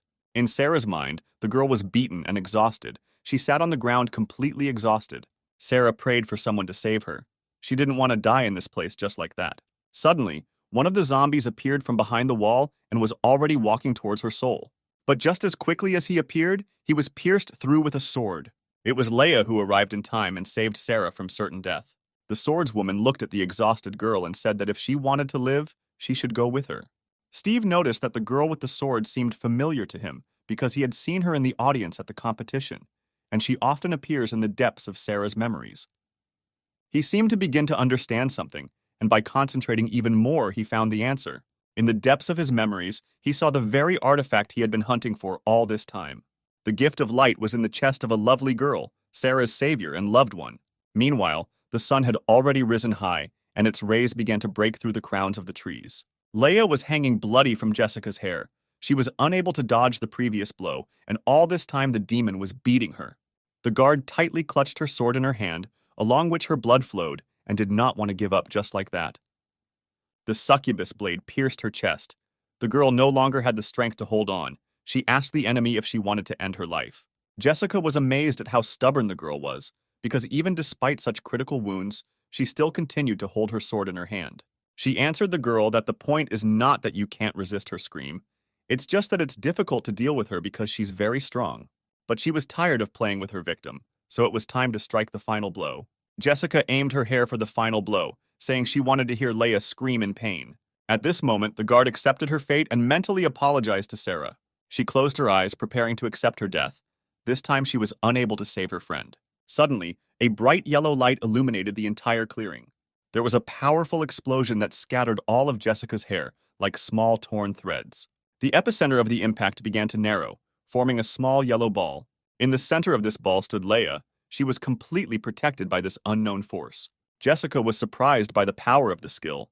She was sure that the enemy was without strength. The succubus did not understand where the girl had such a strong ability. The predator looked at Leia, who was surrounded by divine light. It instantly healed all her wounds, from which blood came out. All the power was concentrated in the guard's chest. It came from a small yellow fragment. Hidden inside Leia was the gift of light, which now gave her new abilities and strength to defeat her rival. Jessica couldn't believe her eyes. She was frozen in surprise at the picture she saw. The succubus realized that all this time the gift of light was in Leia. The predator trembled as if she was afraid of what fate awaited her. Leia noticed this and asked the succubus not to be afraid, because her blade was fast. Apparently, the heavens favored her today. But it seems that Jessica was not afraid. She was filled with joy, and she was trembling with delight, not fear. After all, the path to the happiness of her entire life is now right in front of her. If she can get the gift of light, she will receive Steve's love, so it was in the girl's imagination. At the same moment, Leia's blade began to glow with divine colors. Her power increased significantly, and now she had a much greater chance of victory. She told the demon that she would not allow this to happen, preparing to attack. With a quick blow of her sword, she attacked Jessica, who, in her excitement, forgot about the fight. There was an explosion. The force of the sword's impact was so high that all the trees behind the succubus were destroyed at the moment of impact. The fight was over with one blow, and the loser, Jessica, fell to the hard ground. She couldn't believe that she had lost, because the gift of light was so close. What a pity. Now the girl won't earn Steve's favor. Leia looked at this picture of unrequited love, and at the last moment she even sympathized with her rival. As she died, Jessica said that she still longed for Steve and wanted to get back to him. A few years earlier in someone's abandoned house, Jessica held her t-shirt, which barely covered her chest. She was in tears. At that time, she was 18 years old. The unknown man put on his pants and told the girl not to cry and to keep everything that happened a secret. He adjusted his glasses and added that if anyone found out about this, he would turn Jessica's life into a living nightmare. The girl began to scream hysterically that there was not a drop of humanity in the guy. In response to this, the man hit her in the face with such force that she began to bleed. There was rage on his face. The guy said that Jessica needed to understand something. If he had not sheltered her, then she and her mother would have become food for predators by morning. The man spent a lot of money to support Jessica, and she should remember his kindness. Therefore, the girl must pay off her debt with her body. It was raining outside. Loud rumbles of thunder were visible from the sky. At this time, it is good to stay at home and not go out anywhere. But in this weather, Jessica stood on the roof of a multi-story building. All her feelings and emotions disappeared, and even the cold rain was not a hindrance for her. She wanted to end her torment. In her head, the voice of an exhausted girl told her to take a step into the abyss. Just one step and it will all be over. She will no longer have to endure bullying. The beauty stood up on her tiptoes and had no doubt about her choice. She spread her arms to the sides and began to say goodbye to this unhappy world. Jessica thought that if there was an afterlife, then she hoped that at least she would be treated well there. Suddenly, just before the jump, someone spoke behind the girl. An unknown person said that death is not a solution. It was Steve who said that only power can change something. The girl was scared when she saw the predator, but she had nothing to lose. Steve asked the girl to come up and become his subordinate. If she decides to be with him, then the Dark King will grant her a power that is unknown to ordinary mortals. At that moment, he bit the young girl's innocent neck, giving her some of his powers. Sometime later, in the same house where the girl felt only pain and suffering, a man sat on the floor and trembled with fear. Jessica looked at him with contempt and said that didn't the guy want the girl to pay him back? Now is a great chance to repay the debt. The man was scared as a kitten and begged not to take his words seriously. He grabbed Jessica's leg and insisted that he knew that he was wrong. He begged her not to kill him because the guy could find other younger people for the girl to eat. But unfortunately for him, the newly made predator did not like human flesh. For the first time, she used her hair in the form of blades, pointing them at the offender. There was a piercing scream filled with pain, and the man's blood splashed onto the wall. He died without immediately even feeling the pain that Jessica felt all this time. She didn't feel sorry for him, but only that for the sake of someone like him, the girl gave up her human essence. As Jessica staggered towards the exit, she wondered if it was worth it. Having finished the fight, Leia turned around and decided to catch up with her friends. But suddenly, the hair of the defeated rival began to envelop her legs, trying to stop her. Leia turned around and was surprised that Jessica did not die after such a powerful blow, but simply sat there and thought. The succubus turned to the swordsman. She said that she felt bad, as if all her memories had been erased. Therefore, the girl asked Leia to help her. The guard did not expect to hear such words from a former enemy. It was unclear whether it was true or the demon lied to take revenge. Meanwhile, in another part of the forest, two predators continued their path to shelter. Y wondered what kind of power the gift of light had since Steve was persistently trying to get it. Exhaling, the predator replied that the monkey would not understand him until he himself reached the limit of his strength. Steve went through a lot to reach the peak of his spiritual level, and now he feels so lonely from the realization that there is nothing left to strive for. It seemed to him that there was no one stronger than him in the world. But he was wrong. Once he managed to lose to one opponent, a young guy from the human race. Y was shocked by the story. He did not believe that his master could lose to someone. Steve replied that it was true, this man was a real genius in battles. And then a few days later he founded Protos, which was Kell. If it weren't for the endless darkness that the guy possessed, the predator would never have lost to him. When Kell died, Steve found his remains, but there was no endless darkness with him. This became a big problem for the predator, and therefore, if he can obtain the gift of light, he will change beyond recognition. With its help, Steve will be able to resist the power of endless darkness, go beyond his limits, and finally overcome the spiritual level. Y listened to this story and began to understand a little of his master's desire. If Steve can get the gift of light, he will become the strongest in the whole world. After some time, the team of predators came to the border of the guards' cemetery. It was right in front of them, yet they managed to make it before the guards appeared. Y said that they need to leave a note for Jessica so that she knows where to look for them. Steve jumped off his comrade's shoulder and replied that there was no need to do this, because Jessica will not come. When Steve asked her to detain the guards, he understood that the girl would not be able to resist them.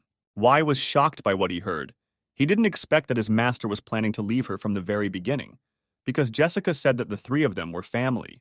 Steve only coldly replied that if in exchange for her he received the gift of light, then her sacrifice was not in vain.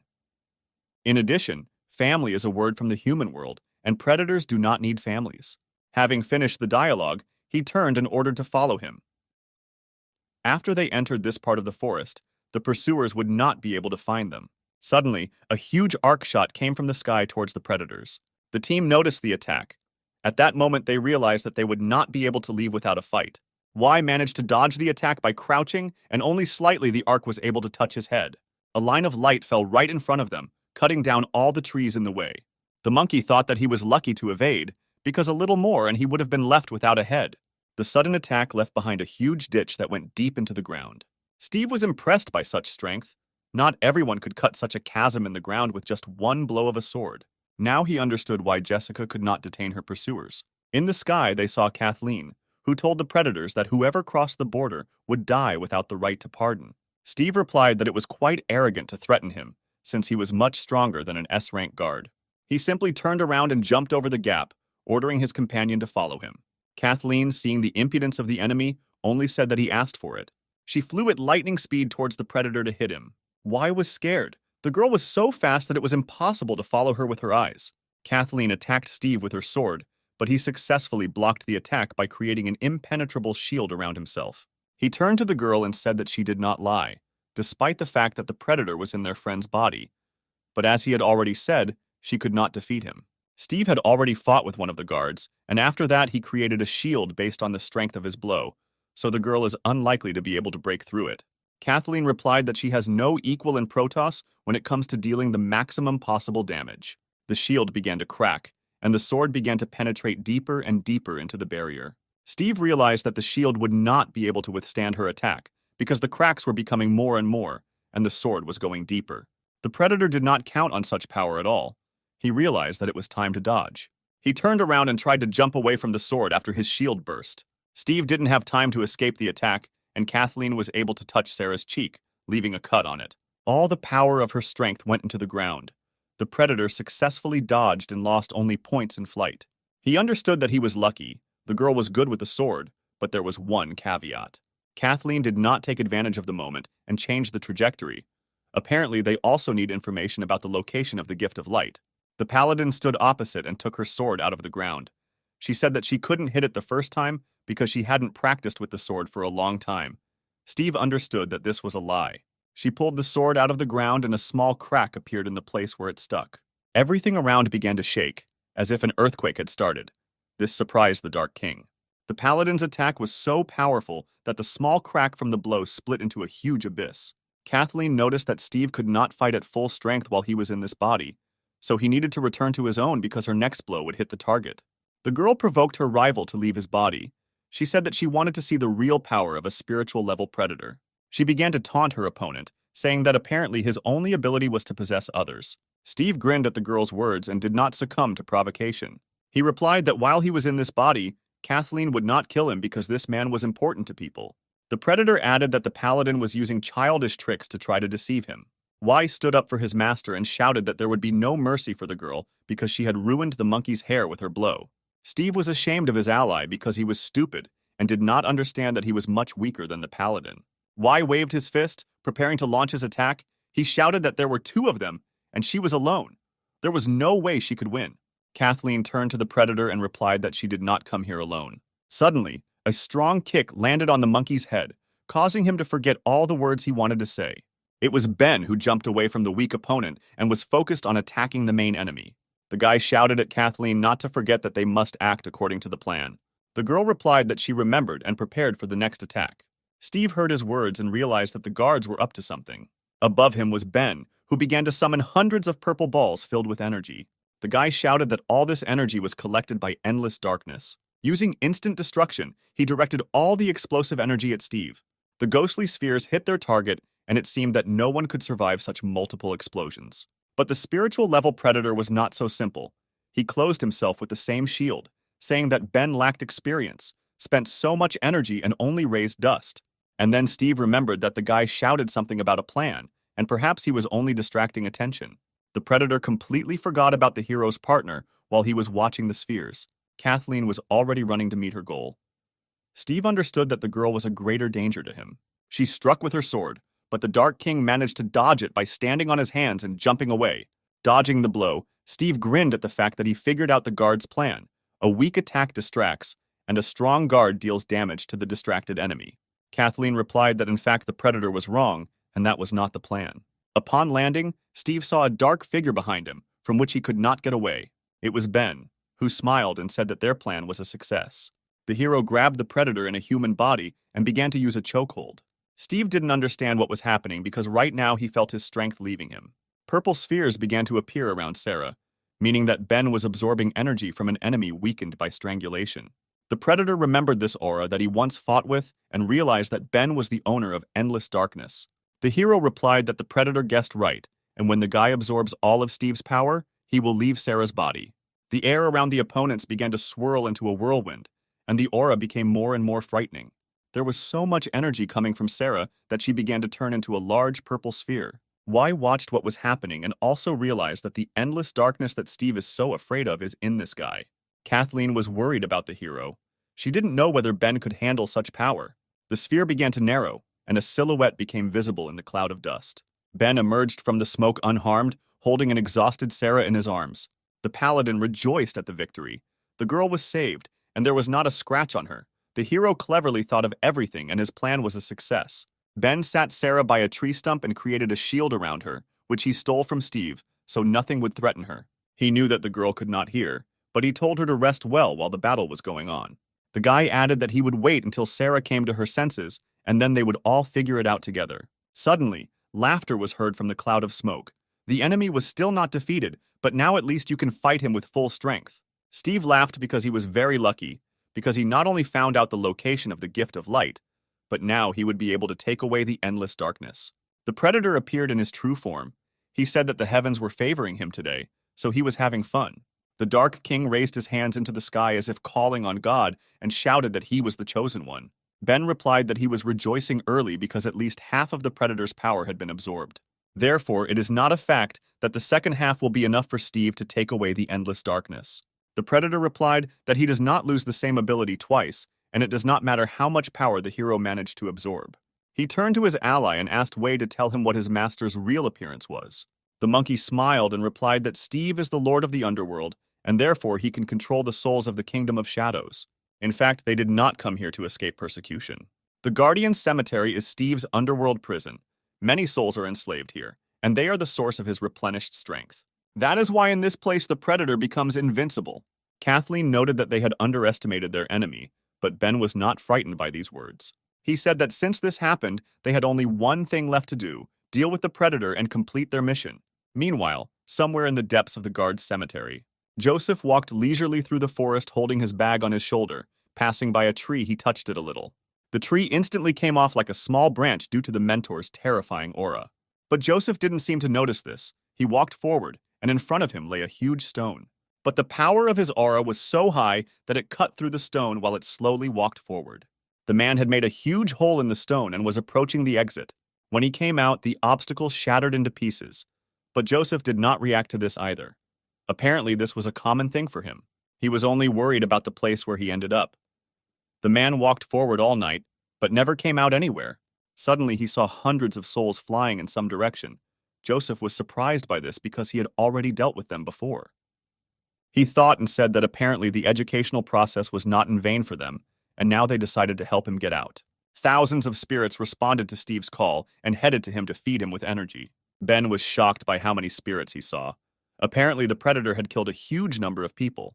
Kathleen understood that they could not allow the Dark King to devour them, because then they would not win. But it was too late. Steve began to absorb all his souls in order to continue living with them. The number of people he killed was so great that he began to increase in size from absorption. The heroes could not stand and just watch, so they decided to launch an attack on their enemy. Y stood in their way.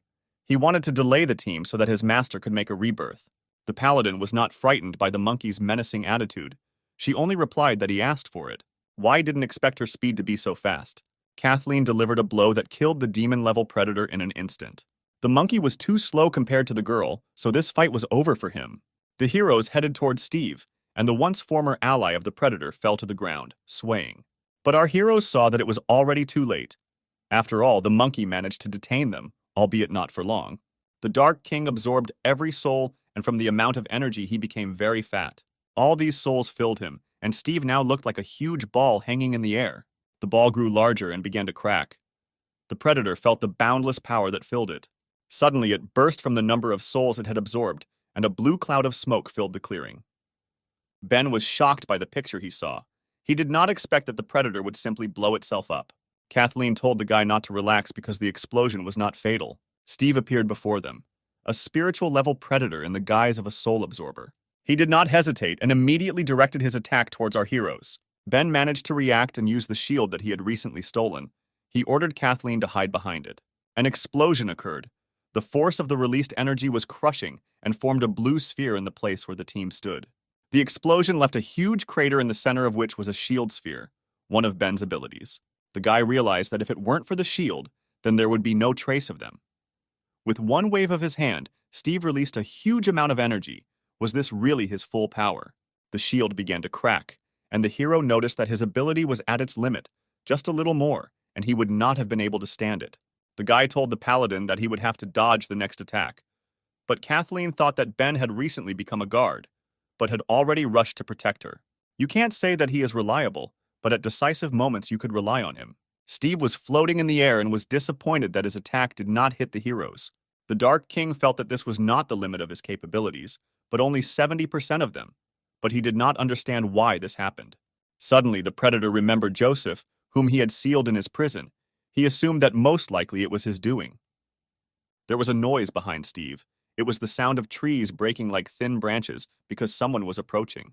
Joseph came out of the thicket of the forest and declared that he was tired of walking in the dark and finally got out. Steve was surprised that the guard was able to survive. He asked the man if he was the same ignoramus who attacked him recently. There were no emotions on Joseph's face, as always. He simply asked the Predator who he was. Steve grinned and said that apparently the guard forgot him too quickly, to which Joseph replied that he did not understand what he was talking about because they had never met. The Dark King realized that the man was rather stupid and asked directly what he had done with his spirit slaves. The guard replied that if he was asking about those spirits in the forest, then he taught them a lesson and prayed for their peace. Steve was angry. He did not expect that by locking the guard in prison, he would lose so many souls that he had been collecting for years. Out of rage, he jumped into the air in order to attack the one who ruined all his plans. The speed of the Dark King was great, and Joseph did not have time to dodge his attack. Steve struck his opponent in the face with his hand, causing him to fly to the side. The man fell to the ground, but he never let go of his mysterious bag. Apparently, there was something valuable to him there. Steve said that even though he now has 70% of his strength, this will be more than enough for the guards. Joseph rose to his feet as if nothing had happened. This was not the first time he had been hit by an enemy. The man told the predator that he had a rather weak blow, and if he took his time, he would show him what strength is. But alas, maybe another time they will fight, because now Joseph was in a hurry to the Protos to reveal the identity of the one who harmed his student. A team of heroes immediately arrived and said that for this, there is no need to go to the Protos because the one the man needs is here. Ben pointed his finger at Steve and said that he not only used Adam's body, but also inflicted a fatal wound on him. Fortunately, Kevin managed to save the guy. Joseph pondered the words spoken to him and decided what to do next. He turned to Steve and asked if they had met outside the arena. The predator replied that it was so, although the man did not immediately understand who he was. The Dark King grinned, noting that it was not surprising that Joseph did not understand anything, because his head was empty. After these words, a bag instantly flew at Steve, which Joseph had not let go of his hands all this time. The predator stopped him with his hand, and immediately his nose was struck by the disgusting smell that came from the bag. He asked the man what was lying there. Joseph delivered a powerful blow to Steve's stomach and replied that the bag contained his change of underwear. Then he hit the predator again, but this time with his foot in the face. The force of the blow sent the Dark King flying into the air. While flying, he thought about how a person could have such a crushing force of blows. Joseph began to become covered in a crimson fog. He stood and concentrated in order to awaken his strength. The Guardian screamed as he released his energy. This was the path of a despot, a fighting spirit stance. The strength was so high that his rage could be seen in the pulsating muscles. He shouted that only he could beat his student. After these words, he headed towards Steve, deciding to finish the battle without allowing the enemy to land. His aura, which was flying around, began to turn into the form of a dragon and flew straight towards the predator at great speed. Steve realized that the power of such a blow should not be underestimated since she took the form of a dragon. He put his hand in front of him and shouted that he would hold all this power. Ben was shocked by the strength of the S-rank guard. The guy thought for a second that Joseph was a monster if he had such impressive abilities. After the attack, the dust began to clear and traces of torn flesh appeared on the monster's body. Steve said that this idiot was able to break through his living armor. It will be difficult to restore it because it is armor made of human souls that can block up to 3 fatal blows. The predator became seriously angry and began to gather his energy, shouting that the guard was greatly infuriating him. The man grinned and answered the enemy that it was mutual. Meanwhile, calm reigned at the top of the sacred mountain, and morning began. The alarm clock rang for the umpteenth time. Eliza's voice was recorded on it, shouting that it was time for her father to wake up. The man, with one blow of his hand, destroyed the annoying device that was preventing him from sleeping. Kevin was lying in his bed, half asleep, wearing funny spotted pajamas and not understanding what kind of idiot came up with alarm clocks. The master rose with difficulty, and his face showed disappointment that morning had come, because he still wanted to sleep. Still, it was time to get up, and Kevin went to do his morning ritual, and he started by brushing his teeth. After briefly rinsing his mouth, the man perked up a little. His next morning activity was drinking a glass of his favorite tea with milk. Sitting on the toilet and drinking tea, he shouted to his daughter that he was very hungry and asked if she had already prepared breakfast. He called Eliza all this time, but no one answered him. Having finished his business, the man went out and thought about where his daughter had disappeared. Kevin walked into the kitchen and saw that breakfast was ready, and there was a note on the table. It was a note from Eliza, which said that his father should have breakfast alone. Adam would be with her, so he didn't have to worry. The master took one bun that he had for breakfast and thought that his daughter was very obstinate and cleverly pulled off everything. Meanwhile, Eliza's phoenix raced across the sky towards the forest where the guards had gone. Ben's entire crew and Adam were on board the blue ship, rushing to his aid. Everyone thought about their own. Jenna was worried that the owner and Leia went to save Sarah, risking their lives, so she could not stay away. Eliza did not expect herself to take this step. She was worried that the guy had died, in which case the girl did not know what to do next. Lucy was angry that Ben went on a mission with Leia and didn't invite her. It wasn't fair. Vanessa thought that Dean Lee probably followed them, so the hero should be careful. Adam was embarrassed at the sight of beauties. He envied Ben because he was successful with the girls. After some time, the newly formed support team arrived at the first battle site. Adam was amazed that all the trees were cut down. He asked his allies if Leia's power could do this. Jenna replied that it was most likely not her, because it was not in the guard style.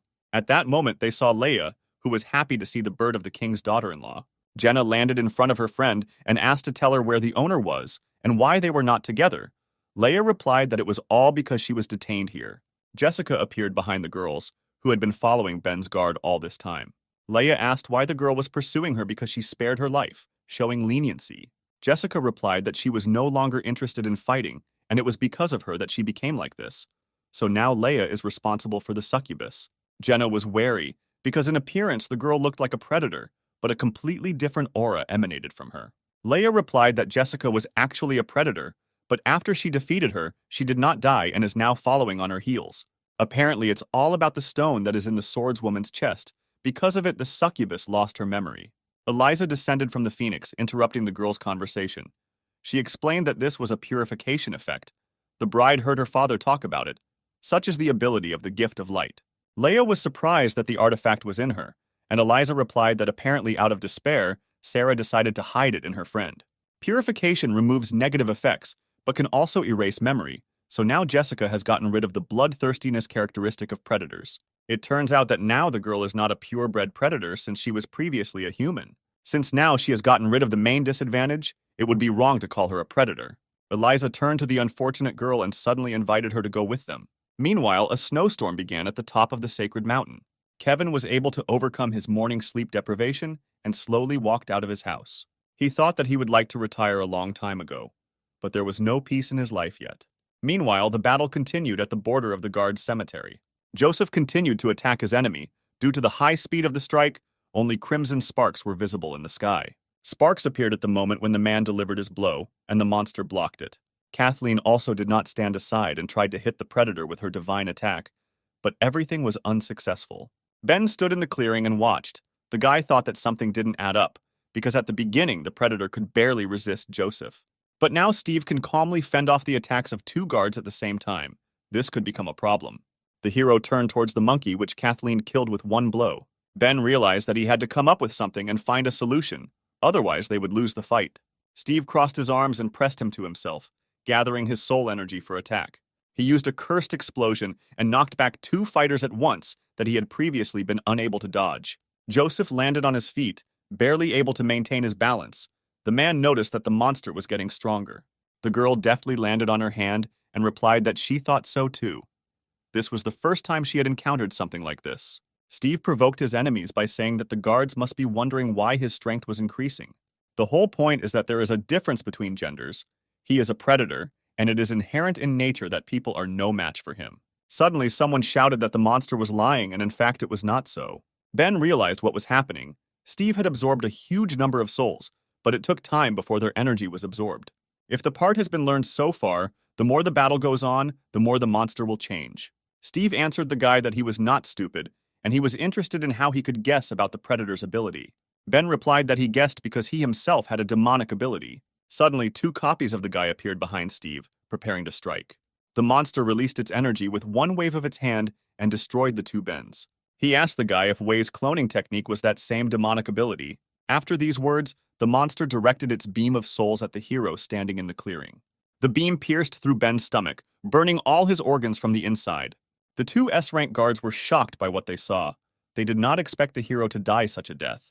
Steve pulled the guy towards him and said that he had to absorb Wei's soul, and since the hero was in such a hurry to die, he could help him with this.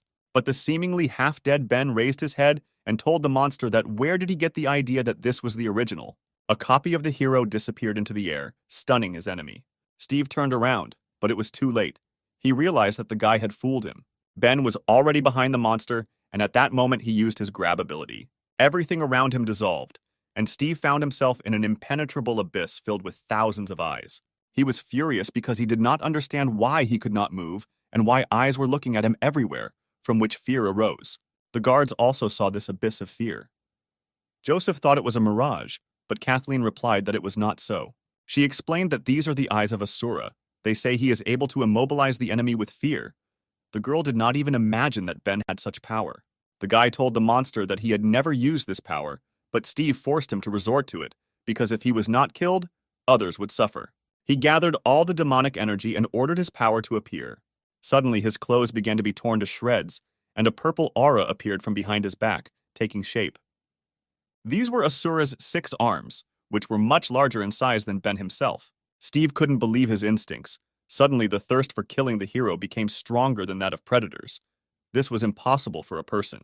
An imperceptible fatigue appeared in Ben's eyes, and he ordered the predator to get out of the dungeon. At that moment, one of Asura's hands struck the monster's face, which could not move. Ben slammed his opponent into the ground, pushing him out of the abyss of fear. Steve felt hellish pain, but at the same time he realized that he was no longer under control and could move. The blow was so strong that it removed another layer of spiritual armor. Now the monster could only die once. He was furious that a pathetic man could do this to him. Steve shouted that he would kill Ben. But in response to this, he received a fist blow that finished off the enemy.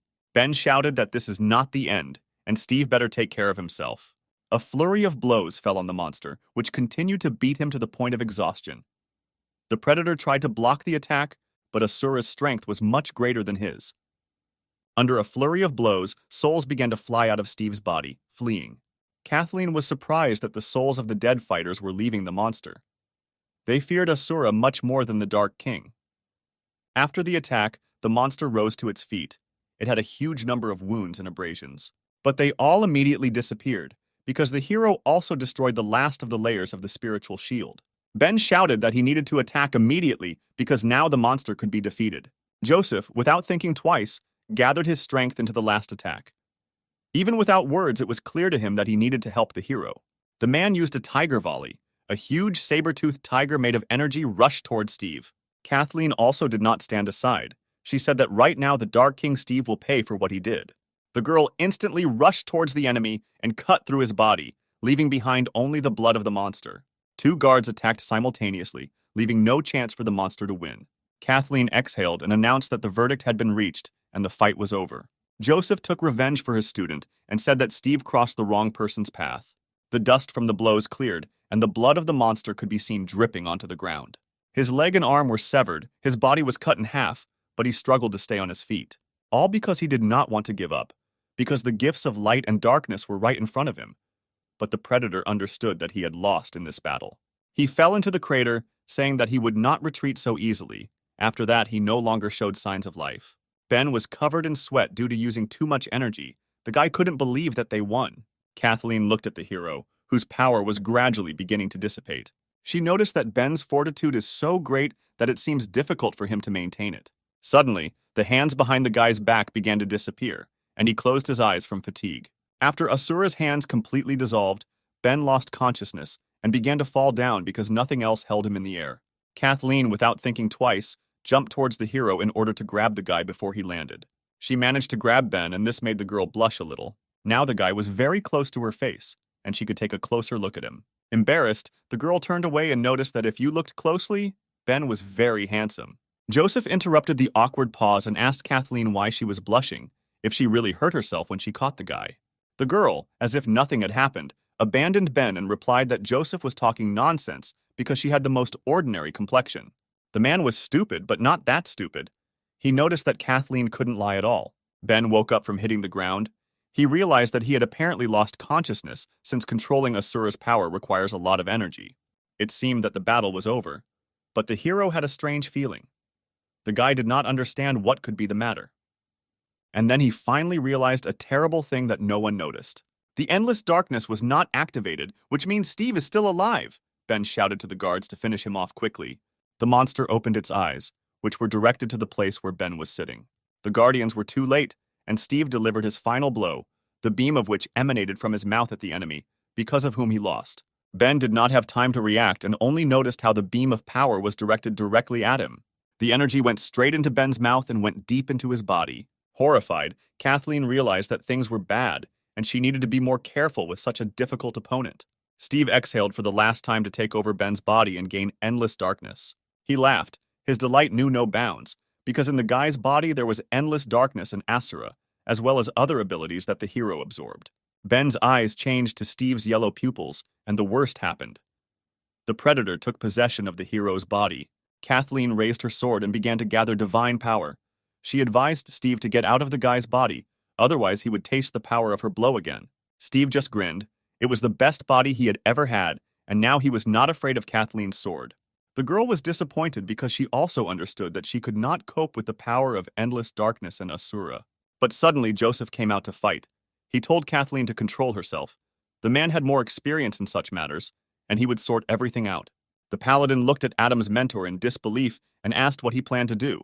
Joseph rushed to the attack and was already preparing his fist, answering that he planned to simply smash his enemy.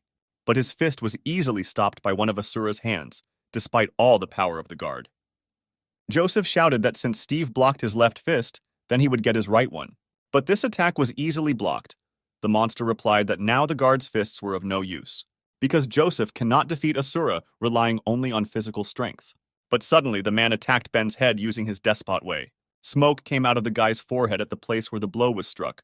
Asura's hands began to disappear, and he himself fell to the ground. Joseph said that he most likely would not defeat Steve with his fists now, but the monster did not take into account that the mentor's head is much stronger than his hands. Ben lay unconscious, and now the heroes had no idea what to do next. Kathleen was shocked by Joseph's methods. She did not expect that the mentor would simply hit the guy.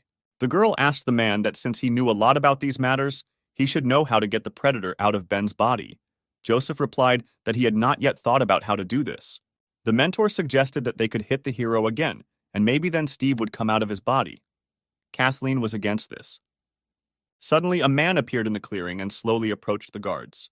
The guy advised Joseph not to do that because there was no point in it. Michael returned to his comrades, who explained that Steve was in a hopeless situation, so it was unlikely that he would give up his tiny hope because of some blows. Joseph asked the guy what he was proposing, to which Michael replied that there was only one way out in this situation. To destroy Steve once and for all, they need to rely on the strength of Ben himself. The hero and the predator were inside Ben's mind. Steve was surprised that he, the great Dark King, was defeated by a bunch of guards. However, if the monster can defeat the guy in this place, he will have his body forever. Ben grinned. He was not at all afraid of his opponent and replied that Steve only knew how to talk. The guy struck the predator in the face. There were no abilities here, just the usual solution to a dispute with fists. Attacking his enemy, the hero shouted that he would fight off his body and drive Steve out. Having received the blow, the monster fell on his hands, but was immediately able to push off to counterattack. He swung his leg attacking the guy and shouted that the hero still had milk on his lips. Ben should have been a couple thousand years older before showing off to a predator. The guards stood in the clearing and looked at the guy's motionless body. Kathleen said that Ben had already shown his trump cards and proved that he was quite extraordinary. Without him, the team would not have completed this task so easily.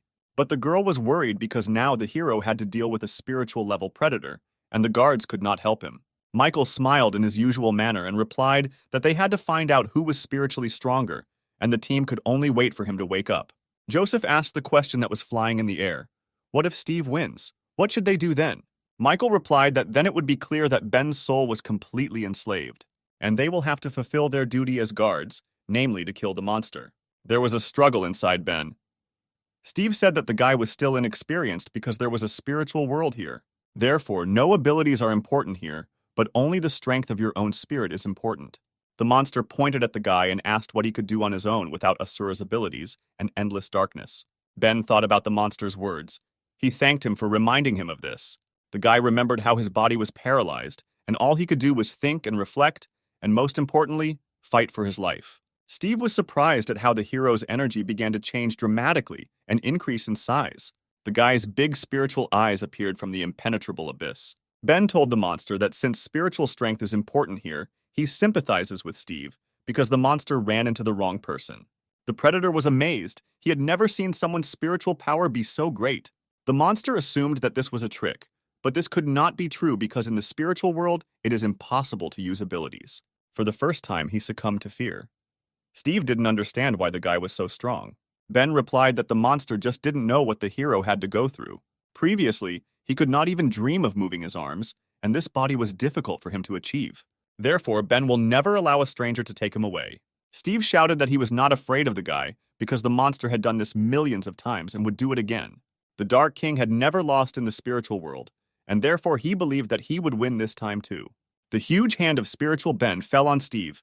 The monster tried to hold back its onslaught. The predator held on with all his might and said that his good name would not be ruined by any person. But Ben was serious. He told the Dark King not to be arrogant. Suddenly, Steve felt a strong pressure on his body that he was having a hard time holding back. His spirit began to collapse, and the monster realized that he could not cope with such power. Ben in the real world rose into the air, and a purple aura began to appear around him. Joseph was surprised that the guy was floating in the air, but Michael seemed to know what was going on. The guard explained that the hero's levitation is a confrontation between a guy and a predator, and now the battle is in full swing, which means that the team will soon find out who will wake up. Suddenly, another person appeared in the clearing, moving at high speed towards Ben. It was Dean Lee, who pointed his sword at the guy and replied that he doesn't care who wakes up because Steve killed his subordinates and Ben is always getting in the way. The old man considered that now he had an excellent chance to finish them both off with one blow. The guards were surprised by Lee's appearance in this place. They did not understand what he was going to do. The dean struck his blow and blood was shed. At that moment, at the other end of the forest, Jenna felt her pulse quicken. The girl became worried and suggested that something was probably happening to her owner. Scarlet blood from the old man's blow flowed onto the dead ground. But it was not Ben's blood, but Kathleen's, who caught the dean's sword with her own hand. The girl saved the guy and said that after they left the Protos, she had the feeling that someone was following them. The paladin did not expect that the old man would decide to appear right now. Her face was stern, and she asked Lee why he needed to kill the guy. The old man thought that Kathleen risked herself to save the hero. Apparently, not only Kevin is able to fight back the dean, Lee had the feeling that Ben, for some enchanted time, everyone was helping him. He shouted that the guards call themselves S-rank, but still believe that the boy is capable of defeating Steve. Instead of letting the predator get endless darkness, it would be better to finish him off while there is an opportunity. The old man continued to insist that the team kill the guy and complete their task, and Kathleen's hand clenched the sword more and more from these words. The dean's blade could not stand it and broke from the paladin's strong grip. Her hand was bleeding very much, but she was furious after hearing the old man's words. The girl replied that Lee was wrong and Ben would not lose. After the guy wakes up, the dean shouldn't lay a finger on him, otherwise he'll have problems. Meanwhile, the battle in the spirit world was coming to an end, and the clothes on Ben's body began to dissolve into thin air. The guy thanked the girl for her words, and Kathleen heard this and blushed. The girl realized that it was Ben's voice and began to turn to look at him. Still, he was able to defeat Steve, but then she saw a charming picture in front of her. Standing in front of her was Ben, who had a completely naked torso. He looked like a strong man from fairy tales. The guy turned and asked what condition the girl's hand was in. At that moment, in her eyes, he was the most handsome young man. Kathleen became very embarrassed and replied that it hurt a little, but in her head, she did not understand what was happening and why she involuntarily said what she thought. Ben bandaged the girl's hand with the remnants of his clothes, showing concern. The hero said that it was a small bandage, but it would do for the first time. The girl replied that he shouldn't worry so much because she was a paladin and could take care of herself. Joseph and Michael watched the cute couple. Hero told Kathleen that if she didn't like it, then let her take it off. She refused. Michael was amazed that his ability did not affect the paladin, but Ben did it. It was the first time the man had seen a girl so embarrassed. Joseph said that he was already preparing to bury the hero, but it's cool that he managed to win, because his mentor didn't believe in it. The dean thought that the guy had no chance of winning, and it was just luck.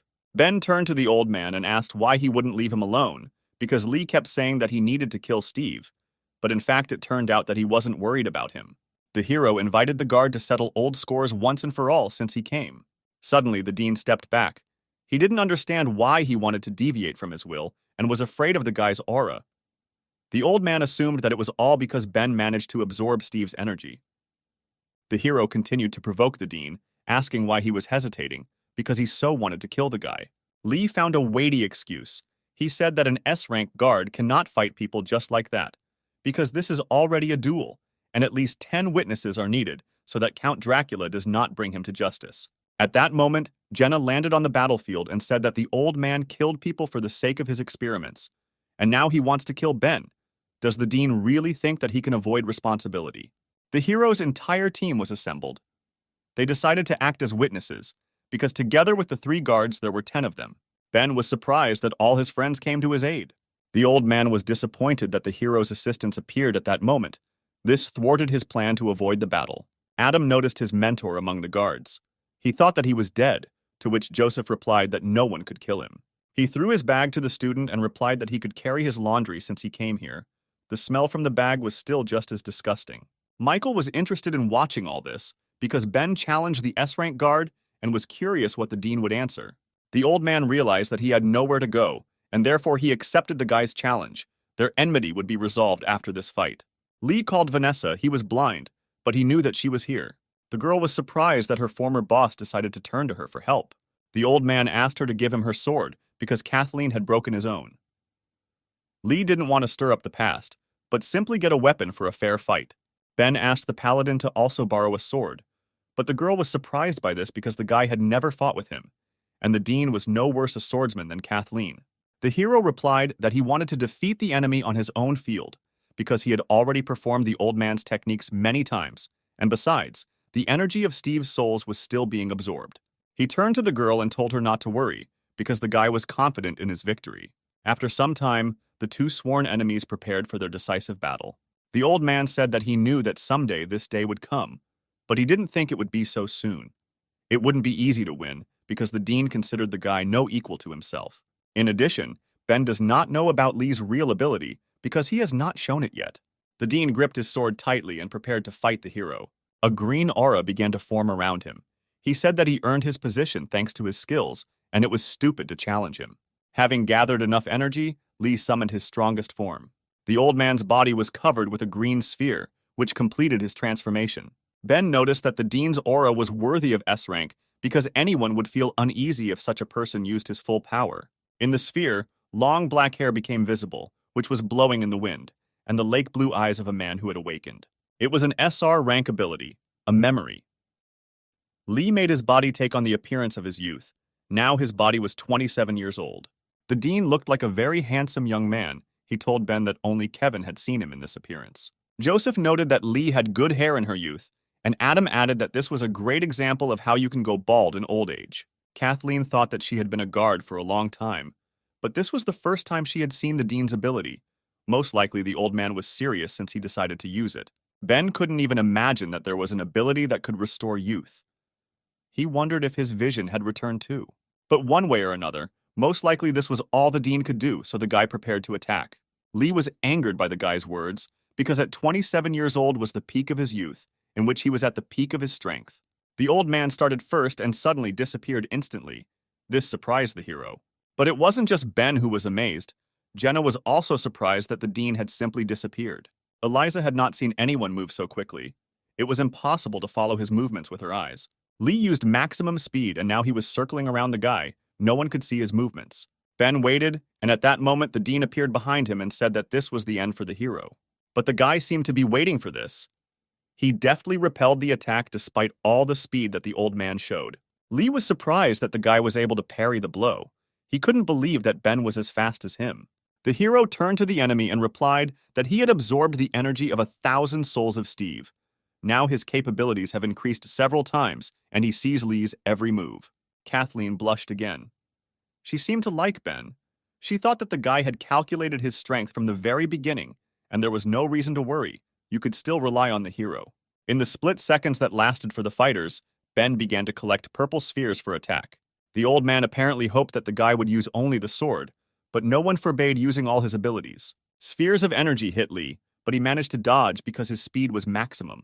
He jumped away from the guy and realized that he had set energy traps to catch his opponent. The old man understood that if his vision was not completely restored, he would lose this battle. The Dean hit the ground, which cracked and small stones rose into the air. Swinging his sword, Lee said that Ben was too cruel for a young man. After that, he struck with his sword the stones that had previously risen into the air. Seeing the attack, Ben began to collect air around him, concentrating the energy in his mouth. He then released a strong sound wave that flew towards the stones, saying that kindness was inappropriate in fights. The hero's sound wave completely crushed the Lie stones, turning them into dust. Jenna was amazed by the guy's abilities. She was even a little embarrassed, seeing the hero's strength.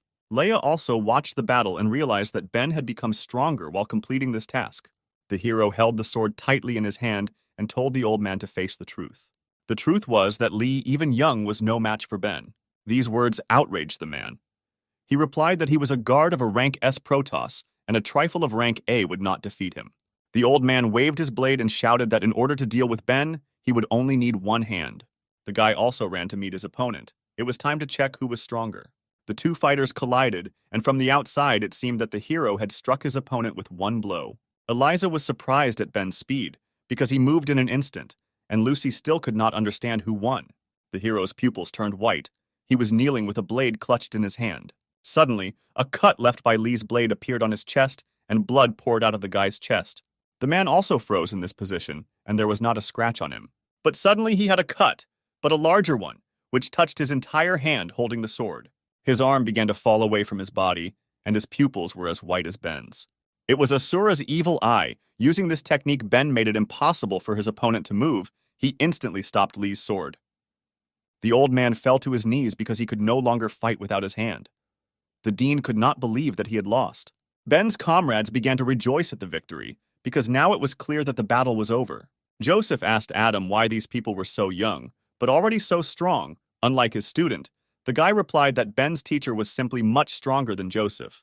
Kathleen ran up to the hero, seeing a huge cut that ran across his entire chest. The girl became embarrassed and said that she was a paladin, so she could heal the guy. But Ben shouted at the guard not to come because this was not the end. Rising heavily, the guy said that he saw with his own eyes how the dean turned his subordinates into predators, secretly trying to create an artificial one, and did not even disdain himself. The hero's assumption turned out to be correct. Agony was a regent for turning into a predator. Ben turned to his opponent, telling him not to pretend to be dead, because the guy had recently seen such a trick. The old man laughed. He recognized the strength of the hero because he did not expect to lose here. The blind man added that for the sake of his goal, to unite people and predators, Lee must kill Ben.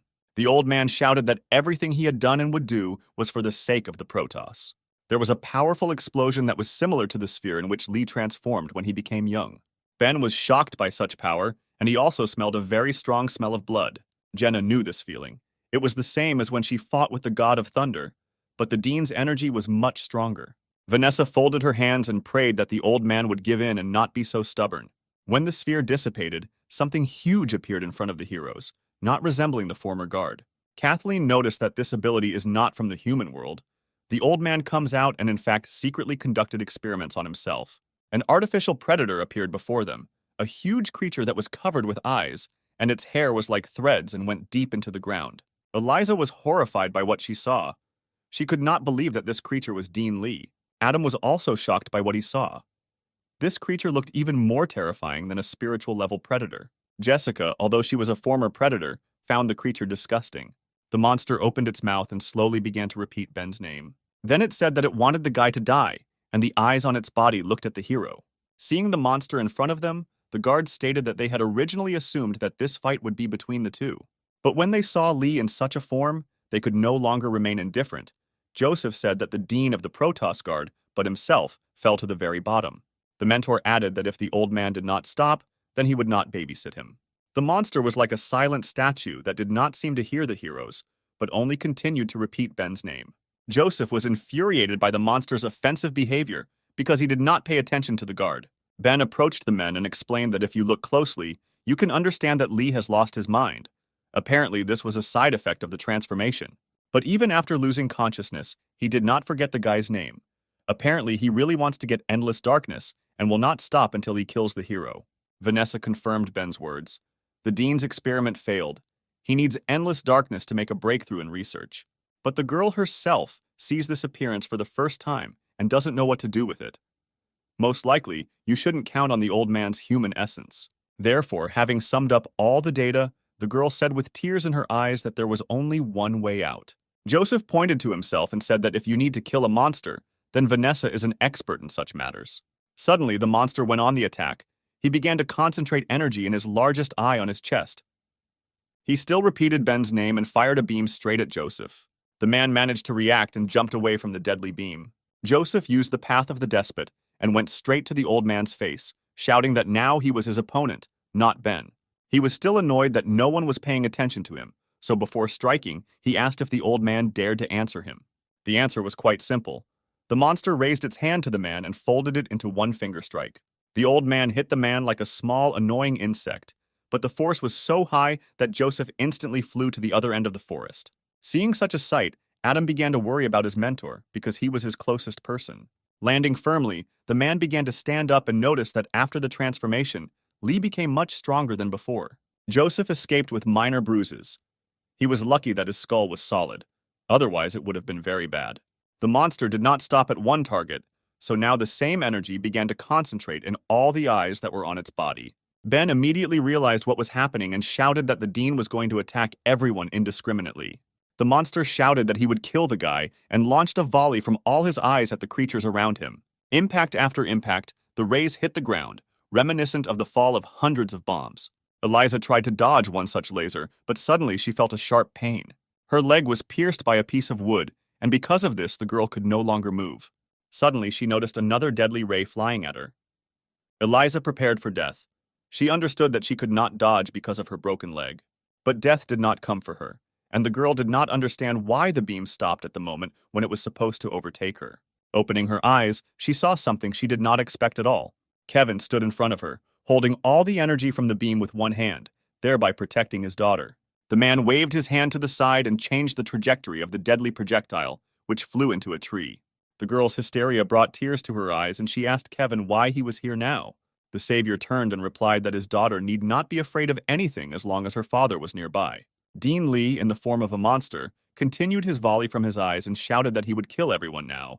The shells flew at all team members, and everyone dodged as best they could, but each time it became more and more difficult.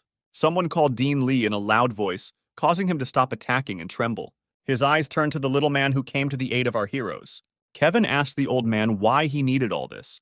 Did the Dean really want to be sighted and with a chic hairstyle down to the ground? Because when one thing disappears, another always appears. The mentor's face was stern, and he added that it was very difficult for him to see his old friend through this appearance. Lee slowly turned his head and continued to tremble, as if he was afraid of Kevin's words. Kathleen also noticed this fear. Lee was so scared as if he was about to lose consciousness. The girl wondered what was so scary about this Kevin. Ben suggested that it was a simple instinct of self-preservation and that this reaction was unconscious. Kevin continued to lecture. He said that he was already a pensioner and did not expect that it was Lee who would disturb his peace. The man grabbed the tree with one hand and the trunk began to crack from the strength of his grip. At that same second, the tree completely tore into pieces, leaving behind only a stump. Kevin held a whole tree with one hand and said that the old man had injured his daughter, and this was unforgivable. Therefore, he asked not to judge him because the Dean asked for it himself. Michael had heard that Kevin was the strongest of all the guards, and for the first time saw him in action. The guy considered it a great success.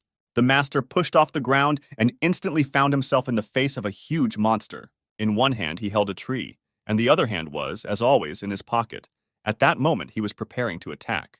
Kevin said that Lee gets this blow for injuring Eliza and hitting the monster's head with a tree.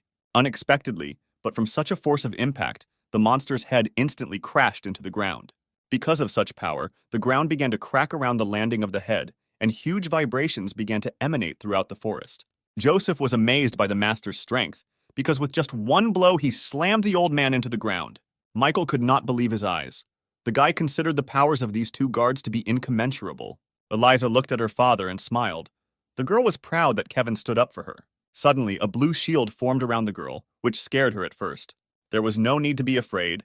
It was Ben's protective barrier. The guy decided to protect the entire team. He also asked Kathleen to heal Eliza's wounds. The paladin looked at the large cut on Ben's body, because of which the guy could hardly stand on his feet, and thought that he needed help more than the others. Suddenly, the monster rose from its knees after the blow and began to concentrate energy in its eyes. It furiously wanted to kill everyone who was here. At the same moment, the tree that Kevin was holding flew into his main and largest eye on his chest. The man was floating in the air after the throw. He asked his friend if the old man had regained his sanity. But apparently this was not the case. Kevin looked sternly at the monster and said that now he will help Lee learn from his mistakes. The master went on the attack. His blows and movements were so fast that outwardly it seemed as if a huge whirlwind was spinning around the monster. Michael was an S-rank guard and had high speed himself, but even he couldn't keep up with Kevin's attacks. Within a couple of seconds, the monster felt terrible pain and screamed, each eye on its body bleeding from the blows. Leia was amazed. The master was able to destroy every eye of the monster at the same time. It was truly amazing. Ben had not seen Kevin's strength before. He was amazed that the man managed it in an instant, which is why he was nicknamed the strongest guard. The master carefully landed on the ground and said that he and the Dean were colleagues, so the man did not want to kill him. The monster was on his knees bleeding, and Kevin turned around and told the old man not to do that again. But the exhausted monster did not want to give up. He said that everyone who was here would die. A green ball of energy began to form above his head, increasing in size. when the power has reached its maximum. Lee shot all that energy at Kevin. The sphere was approaching Kevin, who was peacefully walking forward, and it seemed that a couple more seconds and the strongest guard would die. Eliza shouted to her father to dodge the attack. The girl seriously panicked. Suddenly, at the very last moment, the master turned around and spat his straw, which he had been holding in his mouth all this time, towards the ball. The massive attack stopped and looked like a ball that had been stuck with a needle and was about to burst. The guards were shocked that Kevin was able to stop the Dean's dying blow with just one straw. Ben noticed more. He saw that Kevin not only stopped the attack, the master also struck back. The energy-filled straw cut the enemy charge and headed towards the monster. At that moment, the creature that once was the Dean realized that there was no way for him to evade. The straw pierced Lee's head. The blow was so powerful that only the lower part of the huge skull remained. Kevin exhaled with disappointment and said that if the old man had not taken the wrong path, he would have made a good guard. But alas, the master had to stop an old friend who craved forbidden power. Kevin thought that if he had not done this, the Dean would have become like those 5 guards. Having finished thinking about the battle, the master saw in front of him a team that he could protect. Stunned Joseph, Michael, and Adam stood in front of him. The master asked what these 3 were doing here. The heroes saw the guard's strength, and after that did not want to contradict him, so Joseph timidly replied that they were not doing anything. Kevin calmly turned around and replied that since there were no more problems here, he needed to leave because he had another important matter. Eliza was indignant that her father would just leave the girl here. She asked what kind of important matter was waiting for the master. Kevin turned around and replied that Ethan had milk tea at half price today, so he didn't want to make a difficult choice between his favorite drink and his daughter. Flying to get his tea, he shouted for Ben to take care of Eliza. The guy was frightened by the strength of the great guard, so he agreed with fear in his eyes. After some time, Kathleen began to treat Eliza's leg, at which point the bride noticed something strange in the sky. Energy began to be released from the body of the dead Dean, so much of it that it seemed as if purple snow was falling. Kathleen said that Lee lived a long life, and this energy contains all his knowledge. If Ben absorbs it, he will certainly become much stronger. One of the spheres landed on the hero's hand, but he blew it away, not wanting to accept this gift. Kathleen jumped up and was surprised that the guy just took it and scattered it. The girl asked why he did it. Ben replied that he had already absorbed the power of tens of thousands of Steve's souls, and it was still difficult for him to assimilate them. His body could not withstand more energy. Besides, all this power is Kevin's trophy, and the guy felt that he had no right to take it. A little more than a month has passed since our hero's first task.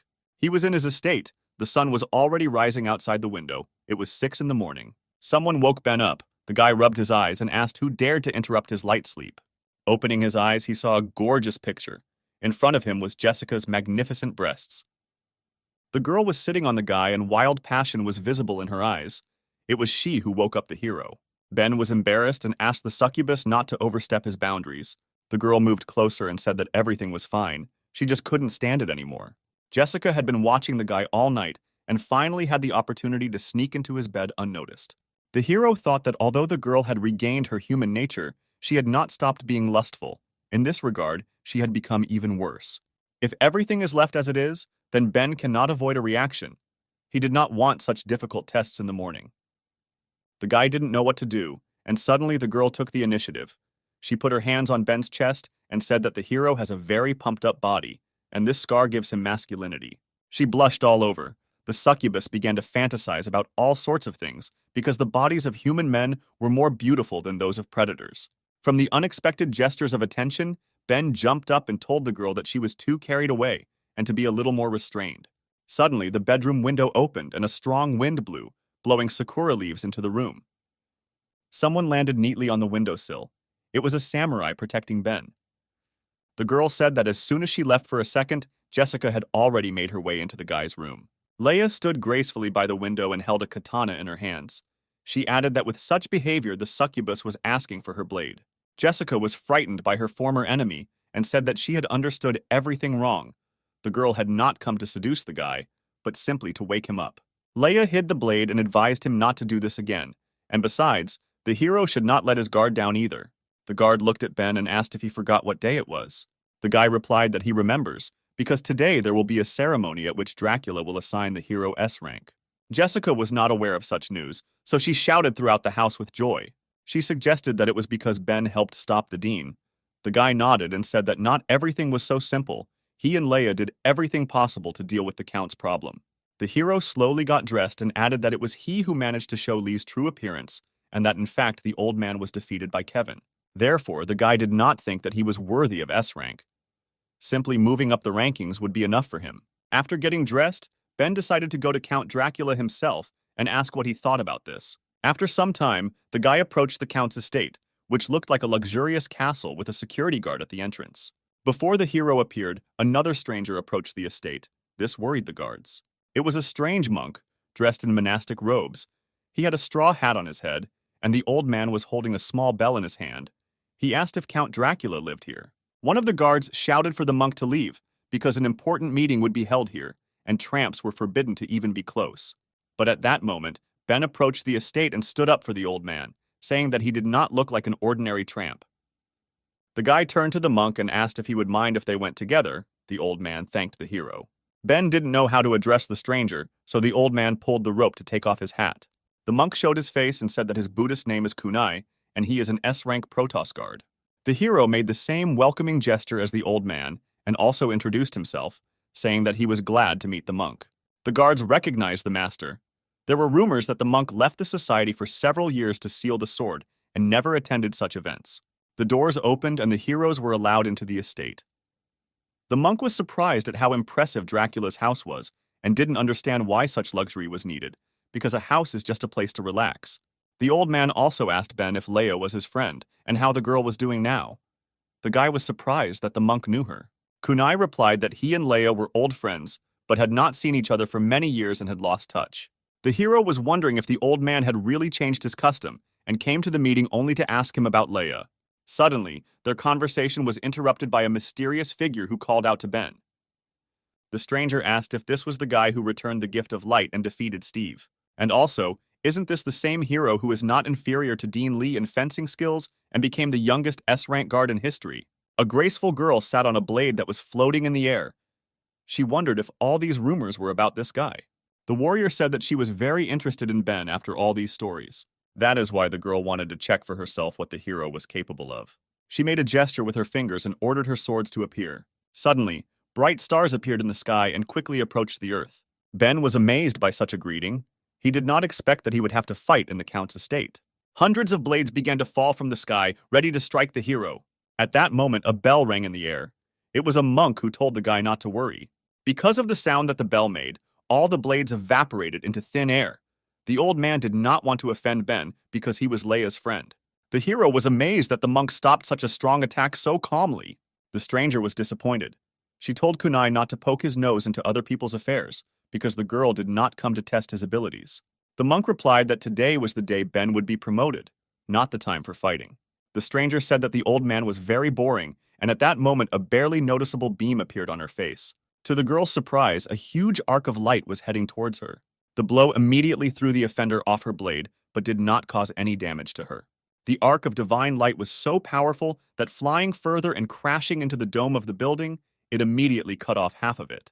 At the entrance to the estate stood Kathleen, who loudly called the stranger by name. Paladin was serious and said that she did not allow Ben to be attacked. The guy was surprised that Kathleen came here, and the old man thought that the guy had a lot of options. The stranger, whose name was Lilian, gracefully stood on her sword, from which she had recently fallen. She was outraged by Kathleen's appearance and replied that she was just playing with the guy and it didn't concern her. Lilian rushed to attack the paladin, saying that she reacted too strangely. Did she really like the hero? Kathleen became embarrassed and replied that this was nonsense, and Lilian had misunderstood everything and also attacked her rival. At that moment, a flash appeared. It seemed as if two girls were clashing swords. The monk noticed that Ben is very young, but has already mastered this ability. It is not surprising that the Count values the guy very much. Lilian was clenched into a purple fist and screamed to be let go because she wanted to teach her rival a lesson. Kathleen was also blocked. She replied that the girl's words did not affect her at all, and that Lilian would have no mercy for attacking Ben. This flash was the call of the hands of Asura. The guy was holding two warriors who were arguing among themselves which of them was better. Ben realized that the girls were old enemies, and he was wondering why this happened. The monk explained that the fact is that Protos is not their home. These two were from two warring countries. The guy turned to the old man and was surprised that there were other countries. He believed that Protos was the only place where people lived. The monk began his story.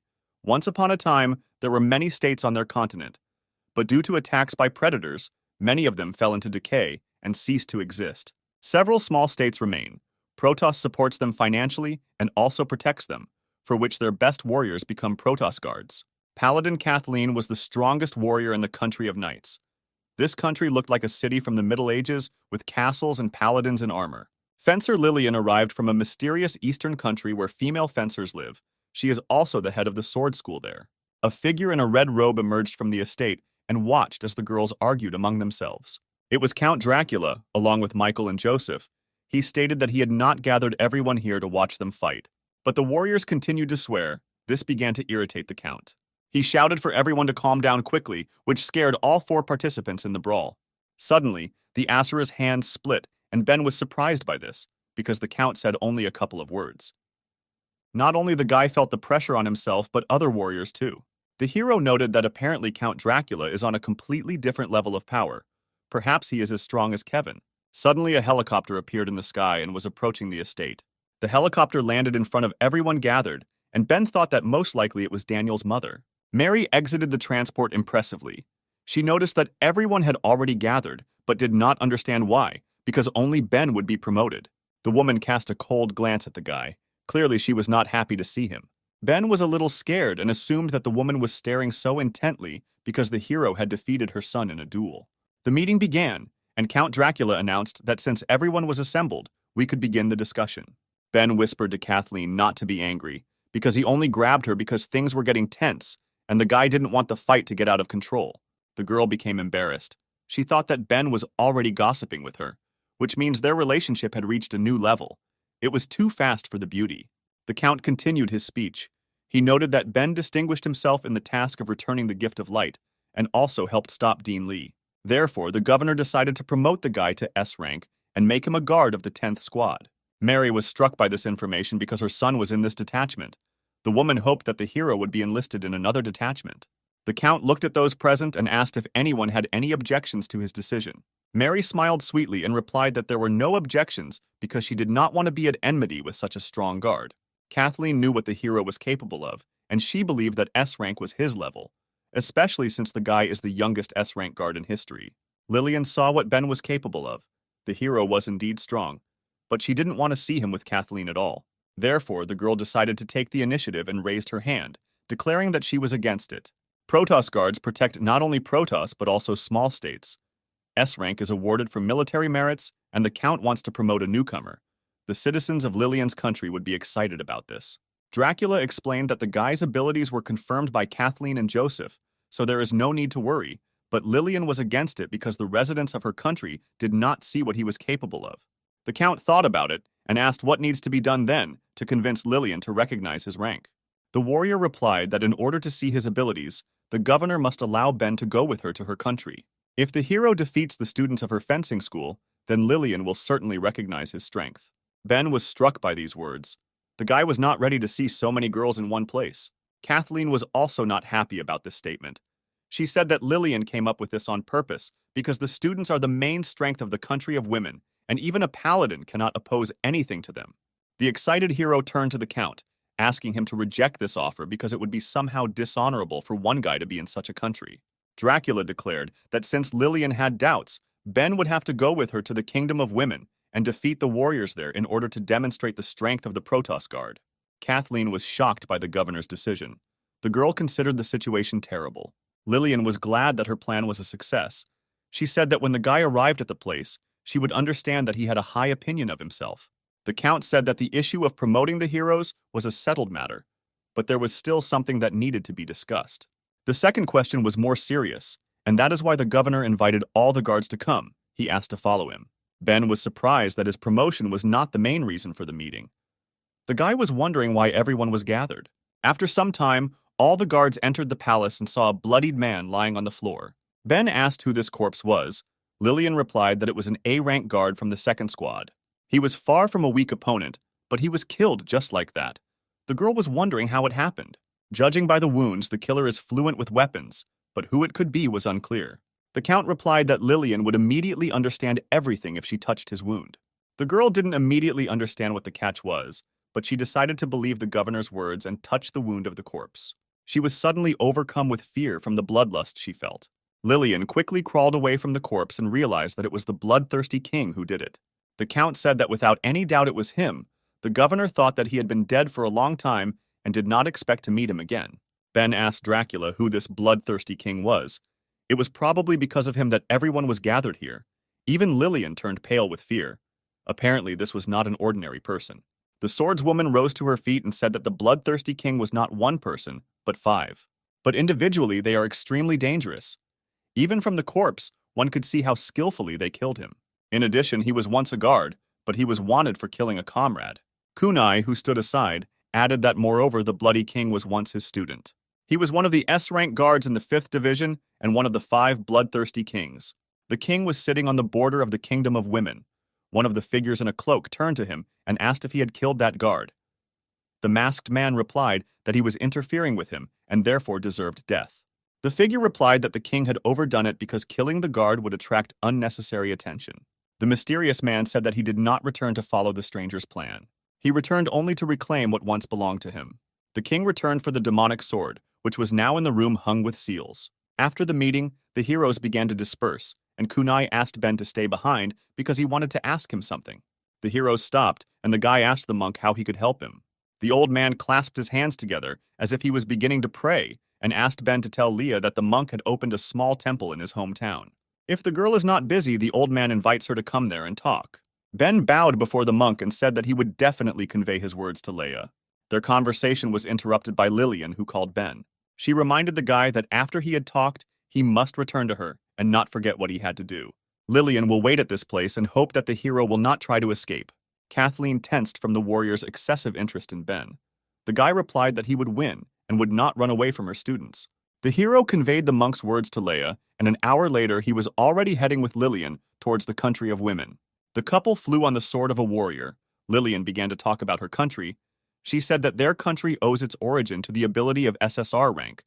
This ability is very unique and can be taught to others. But for some reason, only women belong to these others, so after a long time, only they remained in their country. The girl also added that, of course, she had met men in the Protos, but this was the first time she was returning with one of them, so she asked Ben to be more gentle with her. But the guy sat and didn't seem to hear what Lilian was saying and didn't pay attention to her words. The girl was amazed that the hero did not react at all, because she was the first beauty of her country, and the guy could not help but pay attention to her. Ben was thinking about the monk at that moment.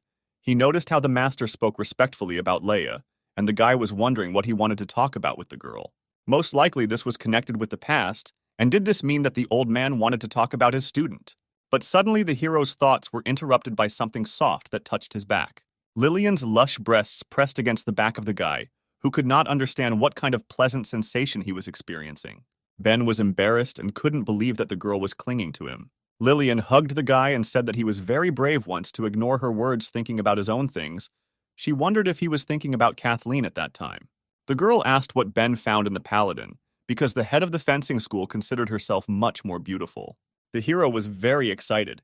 He couldn't believe that Lilian was flirting with him, which means most likely her students are the same. Ben tried to free himself from the hug, but the girl continued to ask who was more beautiful than Kathleen or her. Because of this commotion, Lilian lost control of where she was flying and the couple headed straight into the river. The girl lost control and the couple fell into the water with a crash. Ben emerged from the water and was glad that he learned to swim in elementary school. But then he saw a picture that made him forget about the fall and the cold water. In front of him were mountains and houses of different sizes. The hero realized that he had found himself in the country of women. The girls on the shore began to whisper. They did not understand who it was, a predator or a person. One of them suggested that it was a girl, but for some reason she did not have breasts. Ben saw a very pleasant landscape. In front of him was a crowd of beautiful girls with long legs and magnificent breasts. So this is what the country of women looks like. The guy was glad of his arrival. Suddenly a sword flew out of the water, followed by a bright figure. Ben watched the show as Lilian did a graceful somersault and landed on her weapon. The girls on the shore instantly recognized their leader, who had returned from a long journey. 2 students bowed to greet Lilian. These were her closest subordinates. The head of the fencing school said that so many honors were not needed. Ben noticed that Lilian was behaving completely differently. There was no trace of the previous flirtatious behavior. Perhaps this was due to the presence of the students. The woman pointed to the hero and told her subordinates to bring the guy who fell into the water to her. Tonight, he would be interrogated. The girls standing on the shore unquestioningly obeyed the mistress's order. They turned towards the hero, assuming that he was the guy who fell into the water. Suddenly, they were stunned that the man in the water was a guy. They had never seen a man before. All the students were shocked that the head brought a guy to their country. The girls began to look at Ben like he was an animal in a zoo. One of them was surprised that the guys were people without breasts. Some girls liked the hero. They didn't understand why. When they saw him, a pleasant shiver ran through their bodies. It turns out guys are very wonderful creatures. The girl with blue hair said that men are rare in their area. It's a pity that they have to grab him. But before that, they need to take him to the city square so that everyone can see. The women's excitement was interrupted by the head, who ordered her subordinates not to be fooled by Ben's beauty. Although they flew here on the same sword, once in a foreign country, the guy began to pester Lilian. The hero was outraged by what was said. He shouted that everything was the other way around and the girl was lying. But the crowd believed their mentor more. The girls wanted to grab the guy and make him a eunuch, because all men are debauchees. Ben was outraged at how easy it was to deceive these people. Soon night came and our hero was already being led to the mistress. Ben was tightly tied, and he had a blindfold over his eyes, because of which the guy did not know where they were going. So the hero decided to ask the women about it. The girl in pink said that the head forbade talking to him. Her friend confirmed that all men are dangerous and they are not yet strong enough to contact them.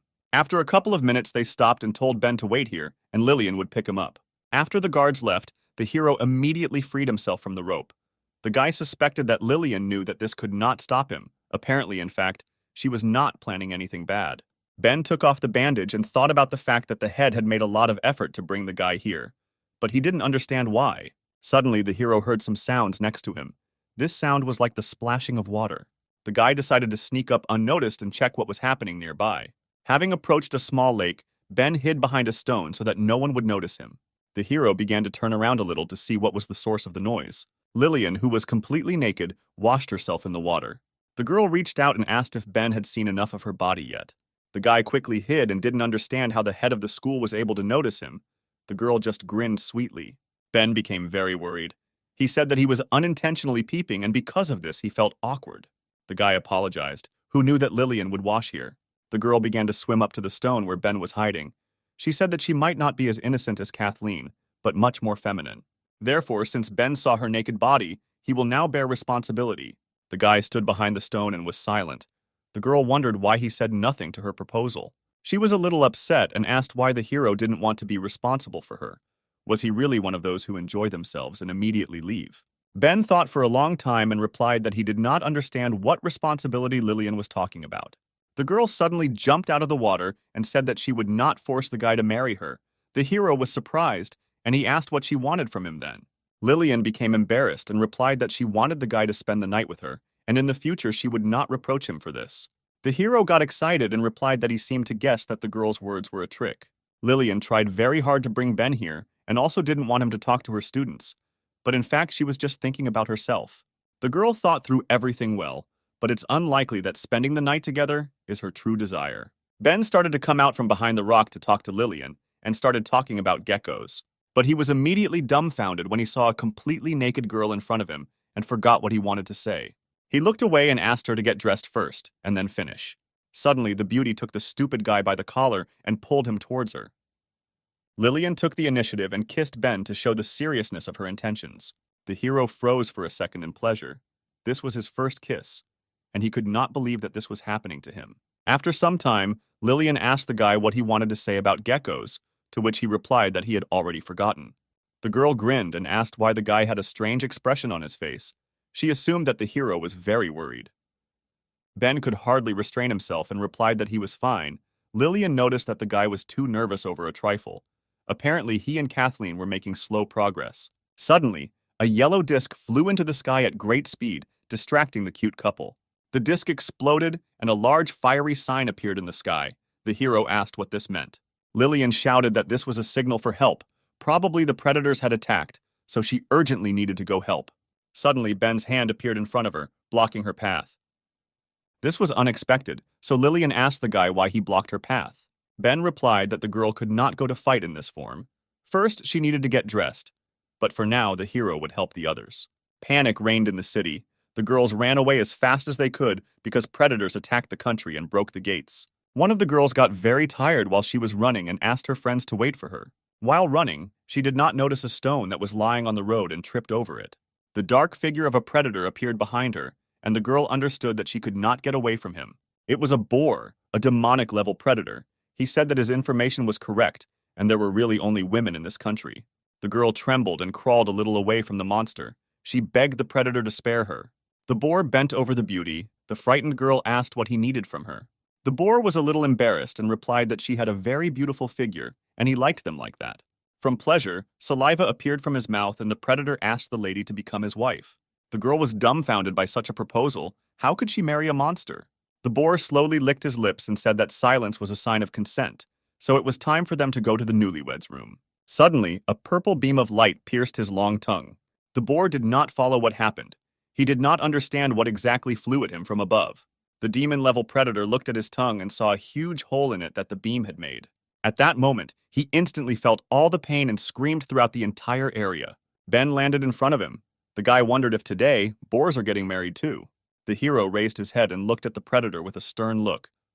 The guy said that such a beautiful girl could not agree to marry such a monster. The boar was outraged by such impudence, and Ben told the girl not to be afraid because he would deal with the offender. The beauty was surprised that the libertine whom their head of the school brought saved her. The boar raised his club and asked why the hero was sticking his nose into other people's affairs. He raised his weapon and added that whoever goes against the predator must die. There was a sound of impact. The monster fell into a ferocious rage and began to destroy the place where the hero stood. The monster shouted that such a pathetic person could not stop him, so this is where he will die. Having finished the series of attacks, the predator thought that not even the slightest piece was left of the guy. The boar was sure that the offender was finished, so it was time to return to his victim. The predator said that he needs more than just one beauty, but also all the local girls. But suddenly his fantasies were interrupted by someone's voice, who said that the boar apparently flies in dreams. It was Ben, who stood on his club and was already preparing his blow. The hero said that he would help the boar wake up and face reality. The monster was surprised that the guy survived his series of attacks, but it was too late to dodge. Ben shot his energy from his fist at the monster. Due to the power of the ability, the predator's head instantly came off. The girl whom Ben protected was amazed that the hero was able to defeat him because this predator killed several guards, which means he was very strong. The failed husband fell to the ground with a roar and could no longer disturb anyone. Ben asked the girl if she was okay, to which she replied that she was a little hurt, but nothing serious. The beauty smiled sweetly and noticed that the hero did not look like how Lilian described him. She was wondering who he was. The guy turned to the girl and replied that his name was Ben, and he was the new Protos guard. The shocked girl was very happy to see the hero, because he was the same Ben who defeated Dean Lee. She didn't think that she would be able to meet this guy, much less that he would save her. The girl considered herself very lucky. Ben did not expect such a reaction. He was surprised that someone here knew him. After some time, the hero asked the girl if she knew how many predators had attacked the country. The beauty replied that at least 100, and they also had their own leader. Skeletons appeared in front of the couple in torn rags that resembled people's former clothes. It was a horde of skeletal predators who were already standing on the threshold of the country, and behind them stood a huge figure of a skeleton wearing a crown. The skeleton in the crown had 3 faces. It was a spiritual-level predator who asked Ben if he had killed the head of the boars. The guy grinned. He was clearly not afraid of his opponent, so he replied that it was his doing. The skeleton king shouted to his minions. He gave the order to gnaw the hero to death. At that moment, hordes of skeletons went on the attack. There were so many of them that from above, it seemed as if a horde of ants was crawling towards Ben. But this did not scare the guy. He began to concentrate the lightning around himself and advised the girl to move a little further away so that she would not be hit. The hero knew that he could deal with so many small fish in one blow. Ben put his hands forward and a huge charged ball formed in front of him. The king continued to order. He told his servants to go ahead and not be afraid of anything, even if they died. But at that moment, even he realized that the growing danger was too high, so he gave the order to evade. An explosion thundered. Ben released Asura's anger from the sphere. A huge electrical wave destroyed the entire enemy army. The force of the attack was too great. It hit many buildings but still dealt with the opponents. The hero realized that he had overdone it a little and hoped that the head of the fencing school would not force him to pay for the losses. The girl who stood nearby was shocked by what she saw. She replied that she very much doubted that Ben would get away with it. Meanwhile, not far from the city, a mysterious cloaked figure stood on a hill. An unfamiliar man noticed the energy that came from the skeletons and said that apparently the information was correct and endless darkness was here.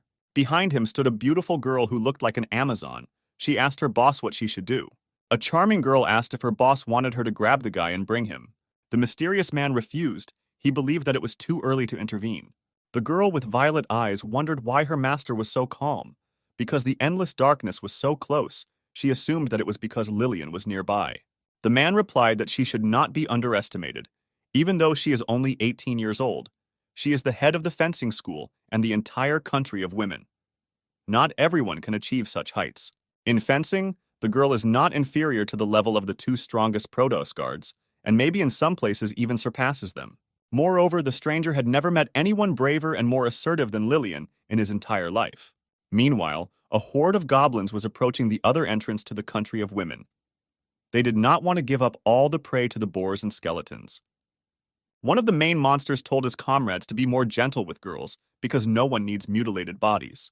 But as soon as he stood on the entrance step, one of Lilian's swords fell in front of him. The girl landed right next to her blade and began to examine the surroundings. Next to her, she saw only bloodied and mutilated students who had fallen victim to the attack of predators. The picture she saw seriously angered Lilian, who was already ready to show her enemies what she was capable of. The enraged girl shouted that if the monsters want to enter her country, then let them try to defeat her first. She stood in front of a huge horde of monsters and vowed that she would personally slaughter each of them. These words made the crowd of monsters laugh. They could not believe that such a fragile girl would interrupt them. One of the ghost-level predators said that this time there are several tens of thousands of them here. She cannot defeat such a number of monsters. The predator added that even if the head of the fencing school was here now, they would eat her alive. But because the girl was very beautiful, the monster offered to become his wife in exchange for life. He asked what the woman thought about this, but at that moment he received a lightning strike with a sword. Feeling a sharp pain, the monster realized that it was not an ordinary student standing in front of him, but the head of the school herself. Lilian was unperturbed. She was not afraid of the blood that gushed from the monster.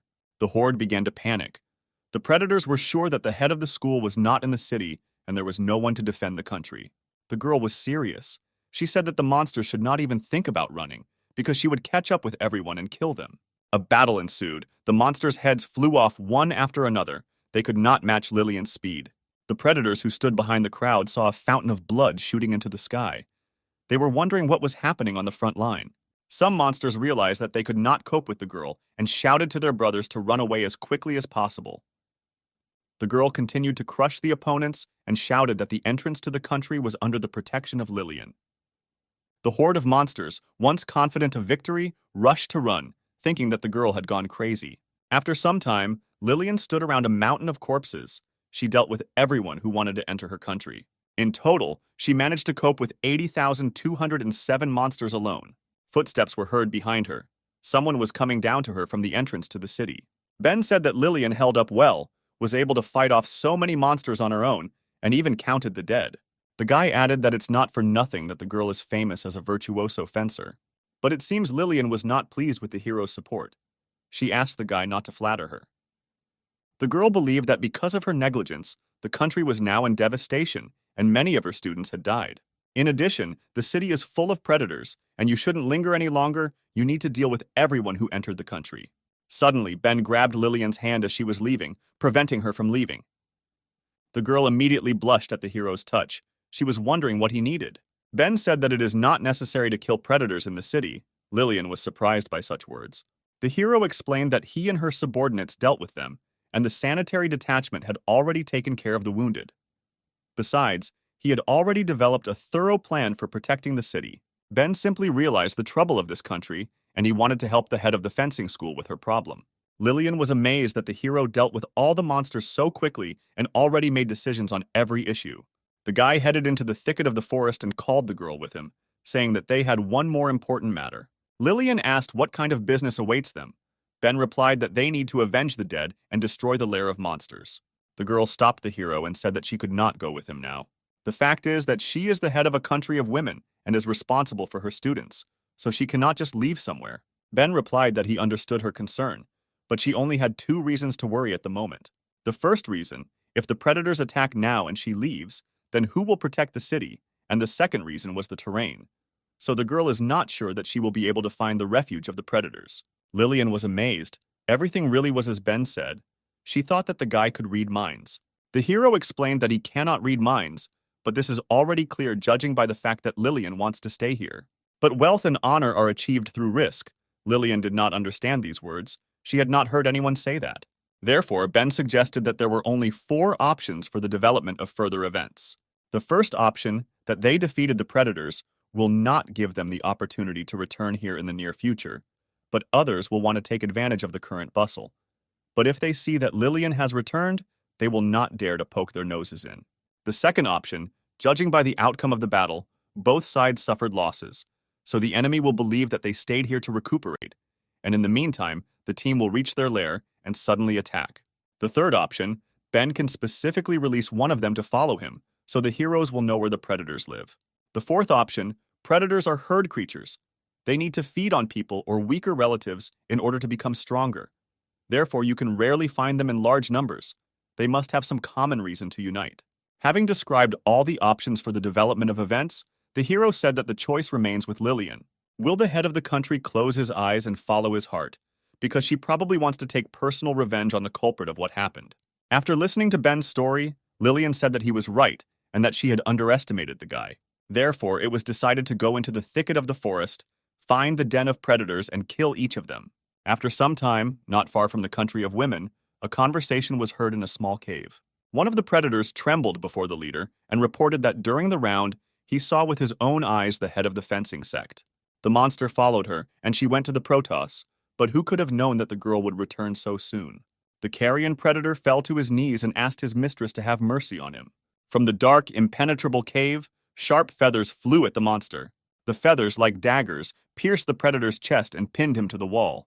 Footsteps were heard from the cave, and soon the outlines of a refined figure with wings could be seen.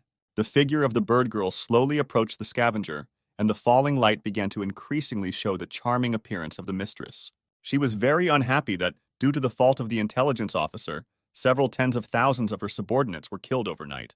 It was a spiritual-level predator, Susan the Eagle.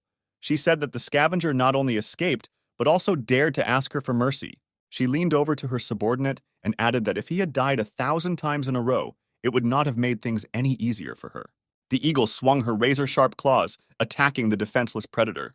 The blow left large marks on the cave wall and instantly finished off the scavenger. The girl thought about the strength of the head of the fencing school.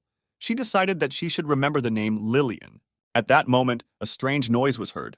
A dent began to form on the wall of the cave, and something was approaching the predator. The wall collapsed and Ben jumped out of it, finding the leader of the attacking monsters. The hero rejoiced at the find, and the eagle was surprised that she saw a man while in the country of women. The predator asked the guy who he was and how he managed to find her lair in such a wilderness. Ben grinned and advised the girl to relax because he was just showing the way. At that same second, a blade flew at the predator with great speed, and the hero added that the one who wanted to communicate with her was behind him. The predator saw a huge sword in front of her eyes. At that moment, she realized that the battle was about to begin. The girl covered herself with her wings and was thrown back by the force of the blow. The predator crashed into the wall, and the swords bounced back to their owner, but did not injure the enemy. The dust from the falling stones cleared, and the eagle noticed that if it weren't for her wings, she would have died now. The girl understood that these two were not ordinary people. She needed to understand who attacked her, so she shouted for the enemy to show himself and say his name. Lilian was already flying in her direction and said that she was the head of the country of women and gave her name. Hearing these words, the predator was delighted. She shouted that she was just planning to deal with her, and it was very good that she herself decided to appear. Lilian looked at the offender with a stern look and replied that she would sort it out here. The head of the country attacked the eagle with a longitudinal radiance, but she managed to dodge the blow. The force of the impact was so powerful that it flew further along the trajectory and cut off the nearest rocks. Seeing this picture, Susan realized that she could not cope with such power. So she flew into the sky, realizing that the best option now would be to retreat. Lilian looked at her opponent and said that the girl would not escape so easily. Her wings would not be able to carry her too far. As she flew away, the eagle understood that Lilian was quite strong, and she definitely couldn't win on Earth. But there were chances in the sky. The predator knew that no one flies as fast as she does, and if the girl follows her, she will lose in an air battle. But if she still fails to catch up with Susan, then she will safely get to help. It was necessary to gain time, because that talisman would very soon recreate a new army of predators for her. Then her brothers and sisters will attack the land of women again, and this time they will win. And when the time comes, Susan will give the inhabitants of this country to her friends for use, and their exceptional ability, which is not transmitted to men, will become hers. Suddenly, something in the chest area began to speak, and the girl felt that someone was holding on to her. Ben held on to the predator and pressed his face into her chest. Susan blushed slightly at what she saw. The guy asked him to fly slower, because otherwise he wouldn't be able to resist.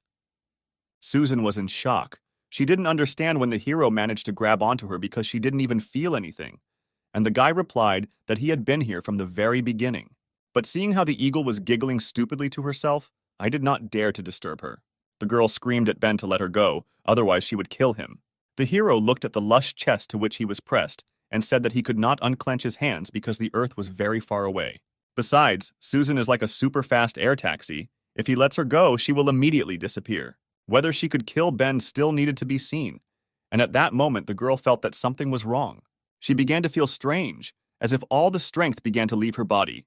The girl began to tremble and moan, asking the guy to let her go. The two enemies fell like stones down to the ground, and Susan added that if he did not let her go, she would no longer be able to resist. There was a roar from hitting the ground. The eagle and Ben landed somewhere in the thicket of the forest, not far from Lilian. Some time passed, and the head was able to find the guy along with the predator. Susan was unconscious and sitting under a tree, and she was also interestingly tied up with rope. Ben grinned and said that now the enemy would not be able to escape from them. Lilian was a little embarrassed, but still said that she had been living for quite a long time. But she had never seen anyone tied up like that. She was wondering where the guy learned this. Ben was taken aback by the awkward question and replied that he saw it on TV and that it didn't matter at all. The guy noticed that this bird has a spiritual level. Its strength is like Jessica's, which means it would hardly be able to organize such a large army of predators. Apparently, the girl was someone's puppet, so it was necessary to find out who was behind her. The hero confidently said that torture is his trump card, so he will do it. Lilian doubted his words. Ben began to wake up the eagle by hitting her cute face. The girl did not wake up, and the guy continued to wake her up, saying that he had not absorbed all the power, so let Susan not pretend to be dead. Little by little, the eagle began to come to her senses and slowly opened her eyes. But suddenly she looked at her chest, and this picture shocked her. The girl saw that she was tied up in a rather unusual way and could not move at all. Outraged, Susan began screaming at Ben, asking what he was going to do with her. The guy smiled flirtatiously and said that he had not done anything yet. He just needed to tell who ordered Susan to attack the country of women, and then the hero promised not to touch her. The eagle calmed down a little, but was embarrassed that she was in such a position. She replied that she would not say anything because it would do her no good. Suddenly, Ben slammed his hand against the tree next to Susan and said that the girl already knew about his ability. As soon as he touches a woman, suddenly her strength begins to leave her, and so on until she becomes obedient. Hearing these words, Lilian was horrified. She didn't know if endless darkness had such an effect, and wondered if the guy had tried it on her. Ben leaned over Susan and said that it didn't matter if she wanted to talk, because he would be able to loosen her tongue. Confused, the girl looked at the guy and a little tears began to come out of her eyes. All sorts of vulgar scenes of Ben torturing her came into her head. She thought that this was the way the guy would get information. Throwing away her fantasies, Susan shook her head. She thought that they couldn't do anything like that because they were from different families. Ben was already bending over the girl, and his expression was both sinister and lustful. The guy said that it was time to start the torture. Susan got scared and screamed that she didn't want this pervert to come near her. The eagle quickly gave up and shouted that she would tell everything, just let the hero not touch her. After some time, the predator told about the talisman and the mysterious people in cloaks. Ben was surprised by the story. He didn't understand what talisman the girl was talking about. Susan said that the morning talisman was given to her by a man in dark robes. She could not see his face and did not know who he really was. But the talisman actually works. It requires blood to activate, after which it will summon predators at a level lower than the creator. Ben theorized that the black-robed figure had caused Susan to attack the land of women. The girl replied that this was not so. She believed the words of another predator and voluntarily went against the country of women. Ben thought that this predator was most likely a demon of the mountain pass, and the guy in black wouldn't just give the eagle a talisman. She was simply used, and she had no idea. The hero told Susan that he did not notice any talisman in her home. Where then is it now? The girl was a little embarrassed and replied that he was with her, but since she was tied up, let Ben look for it himself. The guy didn't understand where exactly the talisman was. Most likely it was some kind of trick. Susan shouted that she was tied up, so there could be no tricks. The girl said everything she knew, and it was up to the heroes to believe it or not. Lilian said that if the talisman really was with her, then it could only be in one place. Ben became worried and asked the head of the fencing school where this item could be. Lilian looked at Susan's chest and said that he could be in the girl's safest place. The warrior approached the eagle and extended her hand to her magnificent chest. Susan began to feel embarrassed about searching for the talisman.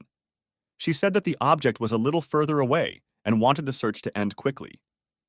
Lilian found a mourning talisman, and Ben was surprised that the item was very small and looked like a fake. Susan explained that it is real, now it is small, but if a drop of blood is added, the talisman will increase in size and release its power. Lilian hid the talisman in her safe place, and Ben said that the talisman was their only clue, although Susan was taken advantage of, but she was the one who harmed the country. Therefore, until they figure out how the talisman works, the girl will be in the country of women, in prison, where she will be tortured. Lilian asked Ben to wait. The guy asked what the girl wanted to add. Lilian was embarrassed and said that she did not want to return today and that this matter could wait until tomorrow. Night fell. Susan, tied up, slept under a tree, and our heroes sat on the shore of the lake. There was a rather romantic setting, a beautiful view of the mountains and peacefully croaking frogs. Ben was worried because it was his first time in such a situation. The guy decided that he needed to come up with something to talk about so that it wouldn't be so awkward. Lilian took the initiative, straightened her hair, and turned to the hero. She thanked the guy for today. When Ben was next to her, she felt calm in her soul. The hero said that there was nothing to thank him for, because they only found a talisman and a bird, nothing more. Lilian replied that she brought Ben to the country of women only to annoy Kathleen. But the guy not only did not protest, but also helped them when trouble came. The previous master of the school handed over her post to Lilian when she was 18 years old. In addition, the responsibility of defending her country fell on the girl's fragile shoulders. Neighboring countries were destroyed one by one, and Lilian worked hard to keep her city going, a burden that had become too much for her to bear over the past few years. Ben listened to the story and thought that the girl had to go through something that is difficult for other people to imagine, because becoming the head of an entire country at 18, and even in difficult times, is very difficult. Lilian stretched and joyfully stated that although today had been a busy day, for the first time she felt very light. The girl lay down on the green grass and asked Ben if he knew why it was so easy for her today. The thing is that for the first time in her life she met a guy she could rely on. Ben got worried and told the girl to repeat her words because he didn't hear them. Lilian sat down, looked at the hero, and repeated that she had met a guy you could rely on. Ben pretended not to understand what she was talking about. The hero asked if she was talking about him. Lilian got down on all fours and said that this was a stupid question because he was the only one nearby.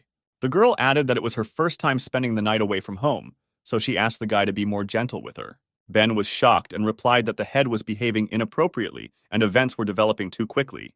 Lilian blushed and said that her mentor once told her that men were bad people and could not be trusted. But it was a lie, because her words had nothing to do with the truth. The girl was silent for a while and then asked Ben why he didn't feel anything for her. At that moment, the guy's heart was beating so fast that it seemed like it was about to jump out of his chest. The situation was very awkward. Ben did not suspect that the head of the country of women had such a side. The hero looked at Lilian's large breasts and didn't know what to do. The guy thought that if, seeing such forms, no feelings arise, then can he even consider himself a man? Ben swallowed with excitement and thought about Kell's seal. The guy didn't know if he could overcome it. But the hero ran out of patience. He could no longer restrain himself at the sight of such a beautiful girl next to him. At the same moment, he was struck by a hellish pain that swept through his entire body. Ben fell to the ground and began to sway from side to side, holding on to his most important place on his body. Seeing this situation, Lilian said that it turns out that a guy, when he thinks about something vulgar, his body is pierced by pain from which he wants to die. The girl suggested that the hero was affected by the seal of the lizard's technique. Ben was surprised by what he heard. He asked Lilian how she knew his symptoms, because people don't talk about such things left and right. Everything was quite simple. The lizard technique was developed in the country of women by mentor Lilian. She was as strong as Dracula, and in her youth she had extraordinary beauty. However, one day a certain Casanova deceived her feelings and left her alone. To settle the score, she not only blinded him, but also invented the lizard sealing technique. Ben remembered the only blind person he knew and assumed it could only be him. Lilian confirmed that it was Dean Lee. He relied on his natural beauty and deceived his mentor, which is why all the residents of the country of women hate him. Now Ben understood why the girl he saved had her eyes sparkling at the sight of the hero. It was because he killed Dean Lee. Lilian added that according to the tradition of their country, every girl who has reached the age of 20 must leave home and find a groom. If she gives birth to a boy, then she will take care of him herself. And if she has a girl, then she is obliged to send her to school for education and training in fencing. To prevent the same thing from happening to the residents of the country as with her mentor, she developed a technique and passed it on to Lilian, so the guy was lucky that he met her. After all, the head of the fencing school could remove the seal of the lizard's technique from the hero. Ben couldn't believe his ears. Could he finally be freed from this nasty seal? Lilian said that in order to remove the seal, the hero needs to undress so that the girl can look at him. After a couple of seconds, Ben jumped up and took off his pants, exposing his valuable device. Lilian examined the guy and said that the technique works. It is a little different from the one that her mentor taught her, but the principle is the same, so she can handle it. The girl took her striking sword in her hands and told the hero not to worry because everything would pass quickly. The guy panicked and asked why she needed a sword. Lilian replied that the seal needed to be cut and that the hero should not worry because her blade was fast and swift. Lilian swore that she would not hurt Ben and struck several times with her sword. After the ritual, the guy realized that he really wasn't hurt, but it just seemed that his blood and energy were starting to boil. The strength from all over his body accumulated together and seemed about to burst out. Ben was all on fire. He told Lilian that he had a high fever and the guy couldn't control himself. His body felt like it was about to burst. The hero began to boil more and more, and suddenly all his clothes were torn, and his muscles became much larger than they were before. Lilian dropped her sword at the sight. She did not expect such an effect from removing the seal. The girl blushed all over. She assumed that all the sealed power of the guy had escaped. At the same moment, Ben knocked the head of the fencing school to the ground. Intoxicated with his thirst, the hero asked Lilian for forgiveness because he was unable to control himself. The girl tensed from such a surprise and told Ben to do as he wanted with her. Having come to his senses a little, the hero asked if it was really possible to do this with her. Lilian replied that she was ready. Susan sat by the tree and heard passionate moans from the couple, who succumbed to pleasure. The eagle was wondering what they were doing there and had they forgotten that she was still here and heard everything. Meanwhile, in the Protos, Kathleen sat on top of the wall and thought about what had happened. The girl was worried about Ben, and she was wondering what he was doing there right now and whether he missed her. Kathleen was worried that the hero was alone in a country of women and whether they would do something bad to him. Discarding vulgar thoughts, the paladin decided to save the guy from this hell into which he was dragged. Kathleen jumped off the great wall with lightning speed and went straight to the land of women. The girl wanted to save her lover at all costs, so she flew at maximum speed. Meanwhile, in the clearing where our heroes were, day came and a scorching sun appeared in the sky. Naked Lilian rose to her feet, reached for the sun, and was glad for the new day. She enjoyed the warm rays and noticed that her mood was much better today than before. The girl looked at the sleeping Ben and thought that she had not imagined that the guy was so good. Perhaps it was because he had been sealed for a long time. At night, the hero was like a tiger, and for a very long time they did not go to bed. Ben began to wake up and held in his hands the soft silk that felt like the skin of a goddess.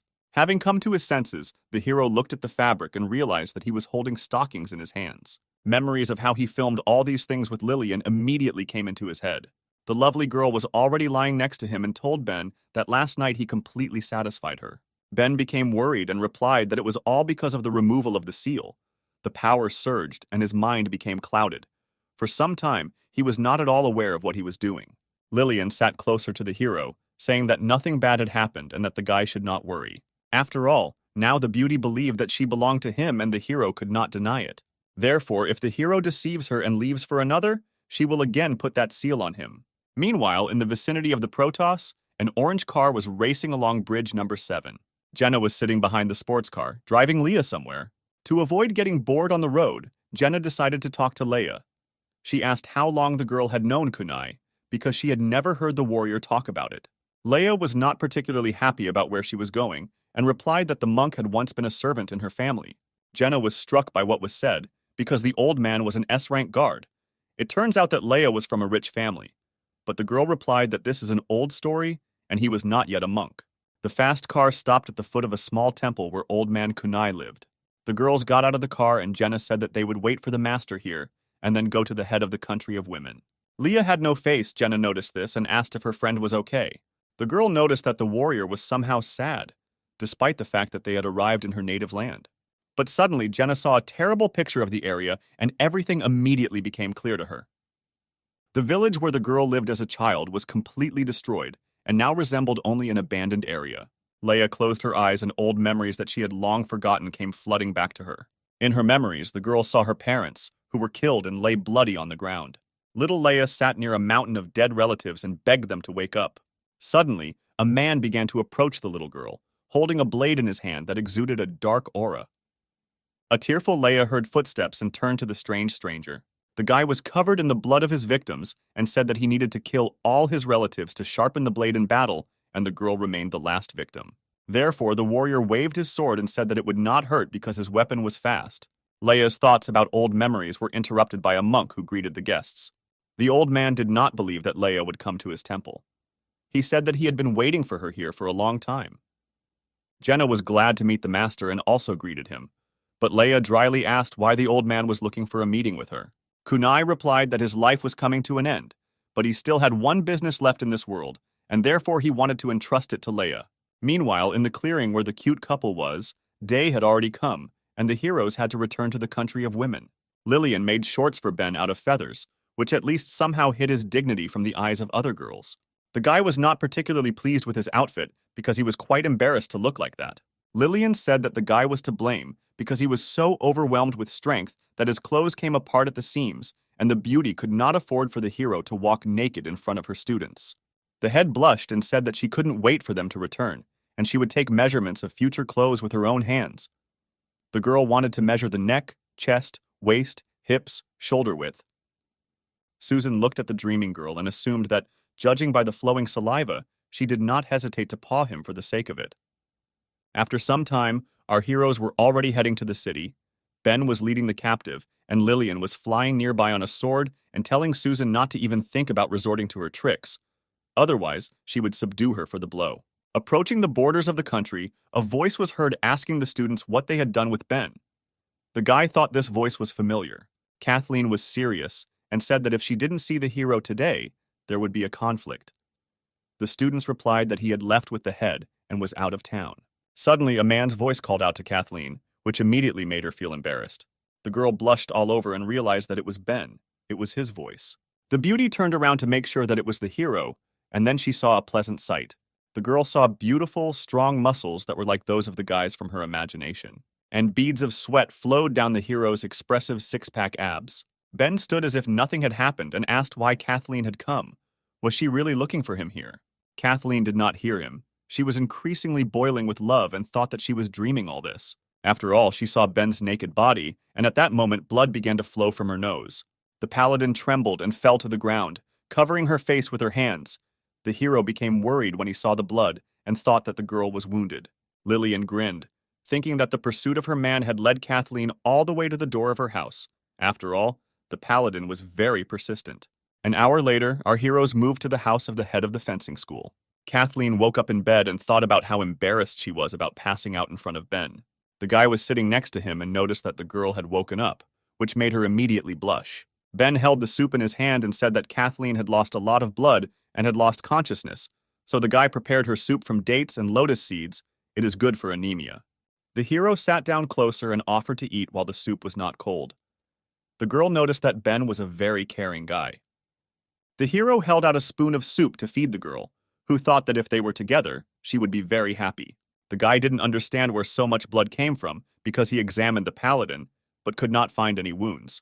Kathleen became worried and said that it was all because of the dry water. She was suffering from excess internal heat and her nose was bleeding. This is normal. Because Kathleen got excited, the blanket fell off her, exposing her ample breasts in front of Ben. The guy immediately blushed and told the girl that her blanket had fallen. Kathleen said that it was okay that it fell and looked down at herself. At that moment, she was shocked by the picture she saw. She only now realized what had happened. After all, the girl was completely naked, and her lover saw her lovely forms. Kathleen screamed so that the whole house heard her screams. The girl did not understand where her clothes were and why she was naked now. Ben replied that all her clothes were stained with blood, but fortunately, they managed to wash them. Kathleen covered herself with a blanket and asked the hero if he had done anything to her when he saw her naked body. Ben turned away and replied that he had simply made her soup and had no other intentions. It seems that these words disappointed the beauty, Deep down, she still wanted the guy to do something with her. Lilian came into the room and told Kathleen not to make things up. After all, she personally asked the maid to take her clothes to be washed, so the girl may not be inspired once again. Lilian threw her clothes on the bed and told Kathleen to quickly get dressed, to which the girl asked why she was so kind to her if they were enemies. The head replied that she was not as petty as the girl thought, because she was her guest, and therefore Lilian would not offend Kathleen. In addition, there are currently problems in her country, and they have already attracted someone else's attention, so most likely the heroes will need the help of a paladin. A couple of minutes later, our heroes were already walking down the corridor. Lilian needed to give instructions to her students, but she would prefer to be alone with Ben now. Suddenly, someone's gentle hand pulled Ben by his clothes. The guy turned around and asked Kathleen what the girl wanted. The sweet beauty asked if Lilian had caused him trouble, because he had already proved to them everything they needed.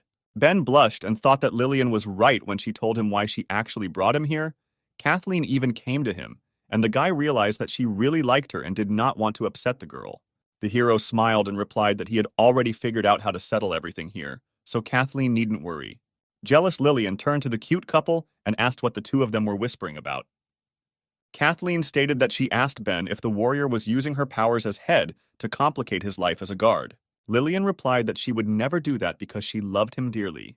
Kathleen was indignant and asked what kind of expression Lilian makes when she thinks about Ben. Is she really up to something? Lilian got angry and said that she thought about what she wanted and that Kathleen should not interfere in her own affairs. Ben put his hand to his face, disappointed that the girls had not lived in harmony for 5 minutes. After some time, our heroes left the house, where Lilian's students were already waiting for them. The girls noticed that Ben was also here. Yesterday, he helped them a lot, and besides, the hero defeated Dean Lee, and it was not clear why the head called him dissolute because he looked like a very good young man. Many girls liked the guy.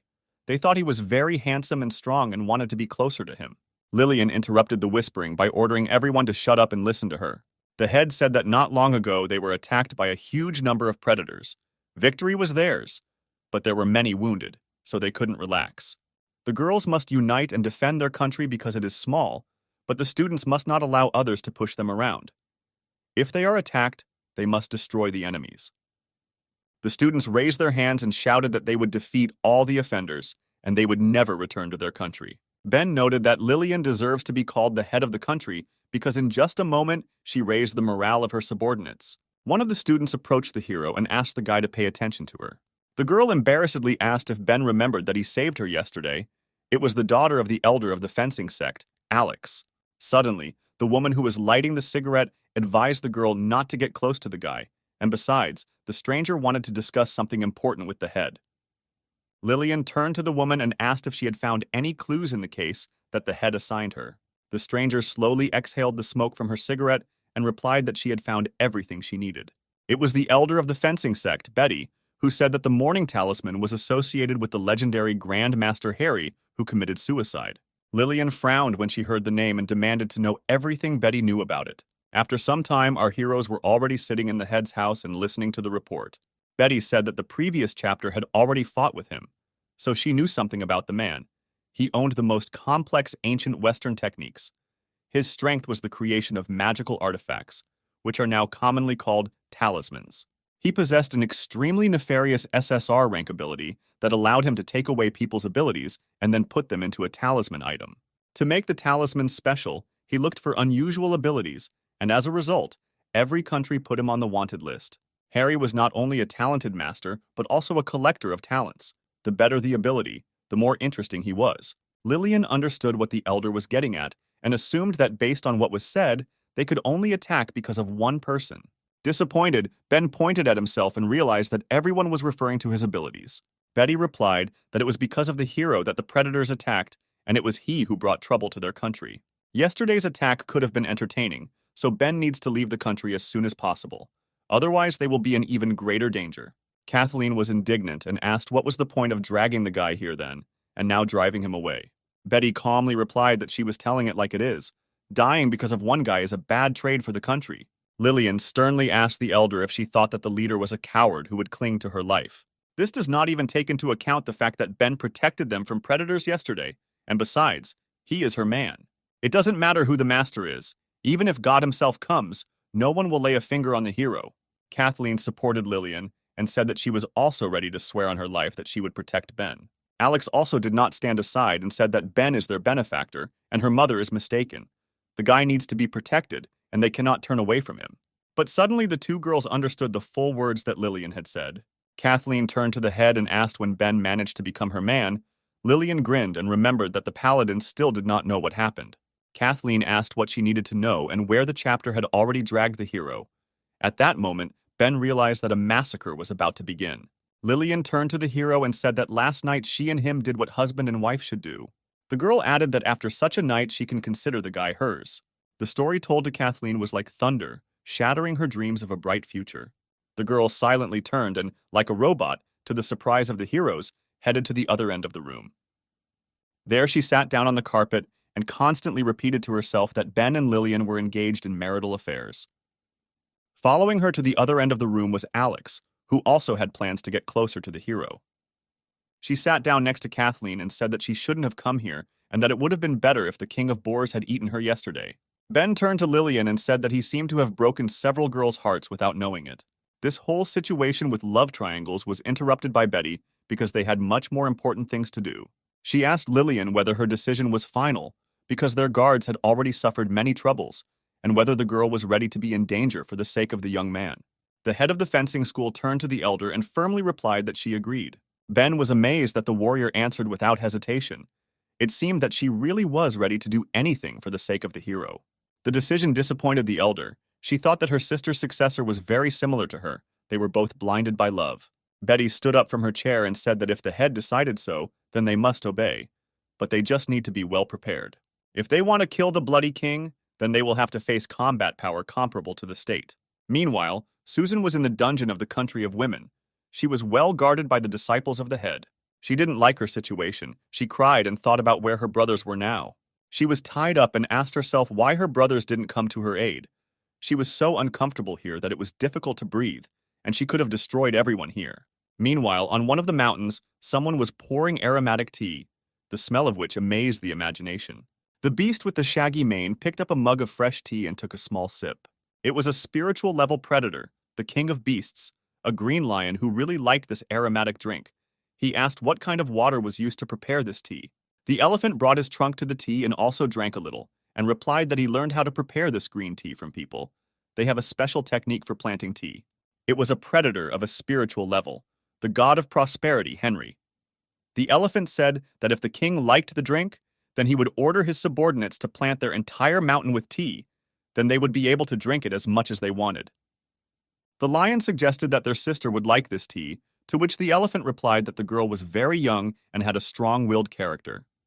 She said a few words and ran away from the mountain. After drinking a little more tea, the green lion said that he had raised the eagle poorly and it would be better for him to go look for her.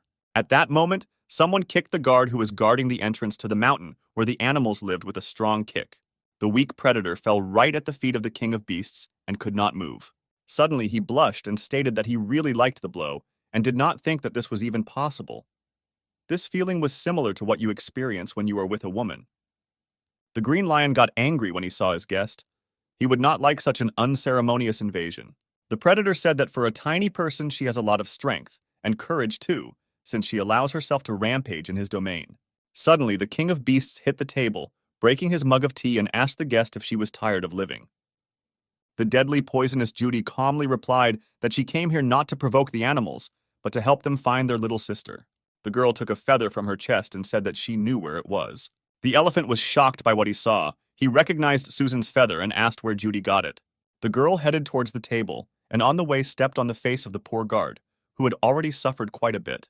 Sitting down at the table, she replied that the sister of the beasts was in the underground prison of the country of women. And there is only one way to rescue her. It is to combine their efforts and attack the country. The king of beasts said that it is not so easy because the head of Lilian and her subordinates are not so easy to defeat. Judy looked at her chest and replied that the lion should not worry because she has 2 talismans that will help win their sister back. God of welfare. Henry was stunned. He recognized the color of the radiance that came from the stones. The king of beasts also could not believe that he saw a stone of overcoming in front of him, and besides, there were 2 of them. Judy confirmed that this is it. These 2 fragments will allow the beast to temporarily increase their level to divine. Night fell, And by this time, our heroes had already gone to their rooms. But the girls did not leave Ben alone. Lilian asked the hero if he was still tired, because he had been looking at the map all evening. The girl couldn't stand it and suggested that the guy put things off until tomorrow and go to sleep with her, to which Ben replied that Lilian could go alone because they didn't have much time to prepare. Kathleen looked at the head with disdain and firmly said not to interfere with Ben because he was planning how to organize the defense and how to conduct the battle. Lilian replied that she didn't need to be reminded because she herself knew, and why on earth did Kathleen sit in her office? The girl replied that Ben was a Protos guard, and she was obliged to ensure his safety. The hero tried not to pay attention to the girls who were always swearing and focus on work. Looking at the map, he came up with a plan. The guy said that last time the enemy attacked to assess their strength, and they already know how their defenses are located. The enemy operates at night, and they operate during the day. So they need a plan that the enemy would not have guessed at, so that they could change their current disadvantageous position. Kathleen became more and more delighted with the hero's ingenuity. The girl thought that Ben had become a truly wise guard. Lilian also noted that the plan was worthy of her man. It was so daring that she wanted to try it. Suddenly, someone knocked on the door and said that guests from the Protos had arrived. Lilian headed towards the door and wondered who could come to her at such an hour. The girl abruptly opened the door and saw guests on the threshold whom she did not expect to meet. On the threshold were Ben's two protectors, Jenna and Leia. The girl said that she was a Protos guard and came to her master. Ben was glad to see Jenna, and Lilian wondered why the girl called him master. The blonde noticed that on the way here there were a lot of corpses of predators. Apparently they had a battle here. The girl ran sharply and jumped into the guy's arms, saying that she was very worried, and it was good that her owner was not hurt. The hero gently hugged the girl and reassured her, saying that everything was fine and nothing had happened to him. Lilian was stunned by the picture she saw. She could not accept that her boyfriend was hugging some girl. The jealous head sharply asked who these people were and why Ben was hugging one of them. In order to calm Lilian, the girls told why they came here.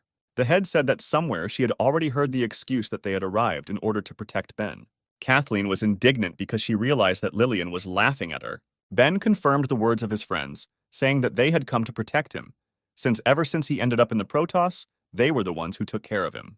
Jenna always silently paid for the guy and explained how everything works in this world. Leia guarded the hero from the street every night and took care of his safety.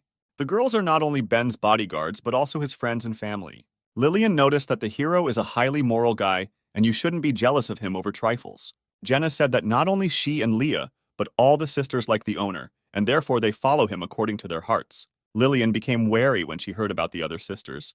She asked if there were other bodyguards. The hero turned pale, because he understood that something would happen when Jenna told everything.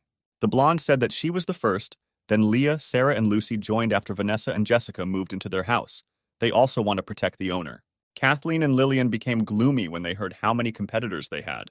Jenna added that, by the way, there is another defender, Eliza, who is the hero's fiancé. These words finally finished off Lilian. She seduced the guy who has 6 girls who like him, and plus a fiancé.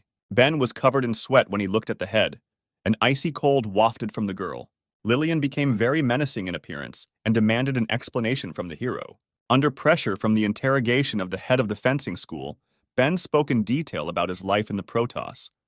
She did not stop being jealous, but came into a position realizing that not everything depended on him. The hero exhaled with relief because finally his battle on the love front was over. Leaving the house, it seemed to Ben that Leia had somehow changed in behavior. The guy turned to the girl and asked if she was hiding something from him. Jenna was wary, and Leia thought about the hero's words and did not know what to answer. The girl glanced at her sword, from which a dark aura emanated. The warrior did not show it and said that she was fine. There was no need to worry about her. It would be better if the heroes thought about how to kill the bloody king. The answer surprised the hero because he clearly felt that Leia was subject to enormous pressure. Apparently, it seemed to him. Meanwhile, Kathleen sat by the lake nearby and looked at the peacefully croaking frogs. She took one of them in her hands and asked the frog why she lacked determination. The girl thought that if she had taken the initiative earlier, she and Ben would have been together right now. Suddenly, behind Kathleen, something rustled in the forest and headed in her direction. The girl turned around sharply to see what was watching her. Standing in front of her was Judy, who didn't expect to see anyone here. The poisonous girl recognized the paladin. She was wondering what she was doing in the country of women. She did not expect to meet such a difficult opponent here. Kathleen got to her feet and realized that in front of her was not a resident of the country. She asked the girl who she was and why she was walking around here in the dead of night. Judy realized that the paladin had no idea who she was, and therefore she had a chance to leave. The predator said that she was just passing by and that the girl should not pay attention to her. Judy turned around, trying to leave, and said she wouldn't bother Kathleen, but the girl asked her to stop. The paladin took out her sword and said that the stranger emanated the smell of a high-level predator. This was extremely suspicious. Considering that she appeared near the country, Kathleen assumed that the girl was a minion of the Bloody King. Judy turned around and replied that the paladin was not as stupid as they say, since she had already thought of it. The girl with violet eyes stopped and offered to fight once the paladin realized who she was. Kathleen did not need to be persuaded. The girl rushed to attack her opponent first. She struck twice with her blade, forming 2 divine arcs. Kathleen's blow crossed the ground, and the force of the blow created 2 deep ditches resembling a cross. Judy managed to jump away from the attack in time and did not receive any damage. The girl said that the fame of Kathleen's abilities is well-deserved, but you shouldn't mindlessly attack strangers. After this, poisonous Judy began to become covered with strange patterns similar to red tattoos. The patterns matched the girl's mouth, and after that, she released a poisonous mist from her mouth. A pink mist began to fill the clearing. The paladin was right in the center of this skill. Kathleen covered her nose with her hand and realized that it was poison.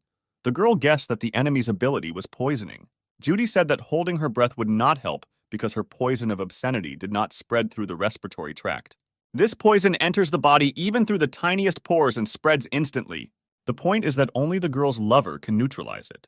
The predator's words surprised Kathleen because it was a complex poison, and it seems she began to understand how it works. It turns out that in order to neutralize the poison, the girl needs to get closer to Ben. Kathleen was shocked that someone had come up with such a vile poison. The paladin decided that she needed to get out because bizarre pictures were already starting to creep into her head. Judy said that she wouldn't be able to leave. The more Kathleen resists, the faster the poison spreads, so she needs to quickly figure out where to find her lover. Otherwise, she will die if she doesn't manage it overnight. Kathleen fell to her knees, her head filled with only vulgar thoughts. But the paladin understood that she could not sit and wait for her death. Therefore, the girl decided to do something because she had little time left. After these words, she immediately left the battlefield, heading to the country of women. Judy was surprised that Kathleen simply ran away and didn't fight any further. She thought that Kathleen was a very innocent girl and assumed that she had gone to her lover to neutralize the poison. Meanwhile, Lilian's house smelled of delicious noodles that were on the table. Jenna prepared this dinner and called her owner to come and taste the delicious food. But suddenly she heard the sound of water flowing from the shower nearby. The blonde suggested that the hero was now there, washing himself after a hard day. She walked into the room and saw Ben in the shower taking a shower. Jenna was embarrassed because the glass in the bathroom was a little see-through, and she could slightly see the hero's body. The girl sat down next to her dinner and decided to wait for the guy here until the owner came out. Meanwhile, Lilian was walking along the terrace and thinking that she had lost her temper a little, and that jealousy was not typical of her, even though there were a lot of girls around Ben, but they had not progressed at all. The girl believed that only for her there was a place in the guy's heart, and she needed to turn up the heat tonight so that he would finally become hers. Lilian quickly walked into Ben's room and the door swung open. Before he could walk through the door, the head suggested that the heroes sleep together today. But to her surprise, she only saw Jenna, who sheepishly replied that the owner was now in the shower. Lilian was indignant and asked what she was doing in the guy's room late at night, to which the blonde replied that she just brought him food. Suddenly, the girl's argument was interrupted by a roar that shook the whole house. Lilian thought it was an earthquake, and Jenna suggested that it was a visit from the Bloody King. A crater formed near the leader's house, which was watched by Leia, guarding her master. This earthquake was Kathleen, who knelt down trying to get up. The paladin had little time, and she just wanted to spend a little time with Ben so that the poison would stop working. The girl headed to the hero's room. Leia watched this spectacle and thought that the guy already had 3 girls in the room, and it was unlikely that he would cope with 3 of them at the same time. Meanwhile, it was quiet outside the city.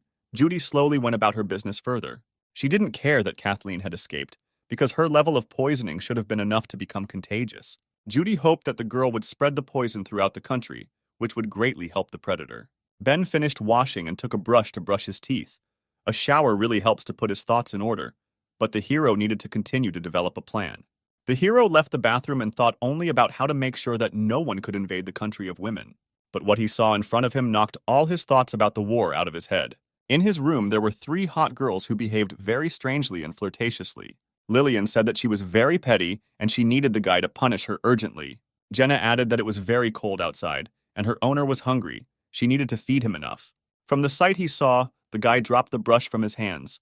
He was shocked and did not know what to do next. Ben asked what was going on here if Lilian had given him a test. Suddenly, Kathleen ran towards the hero, who was very glad to see him.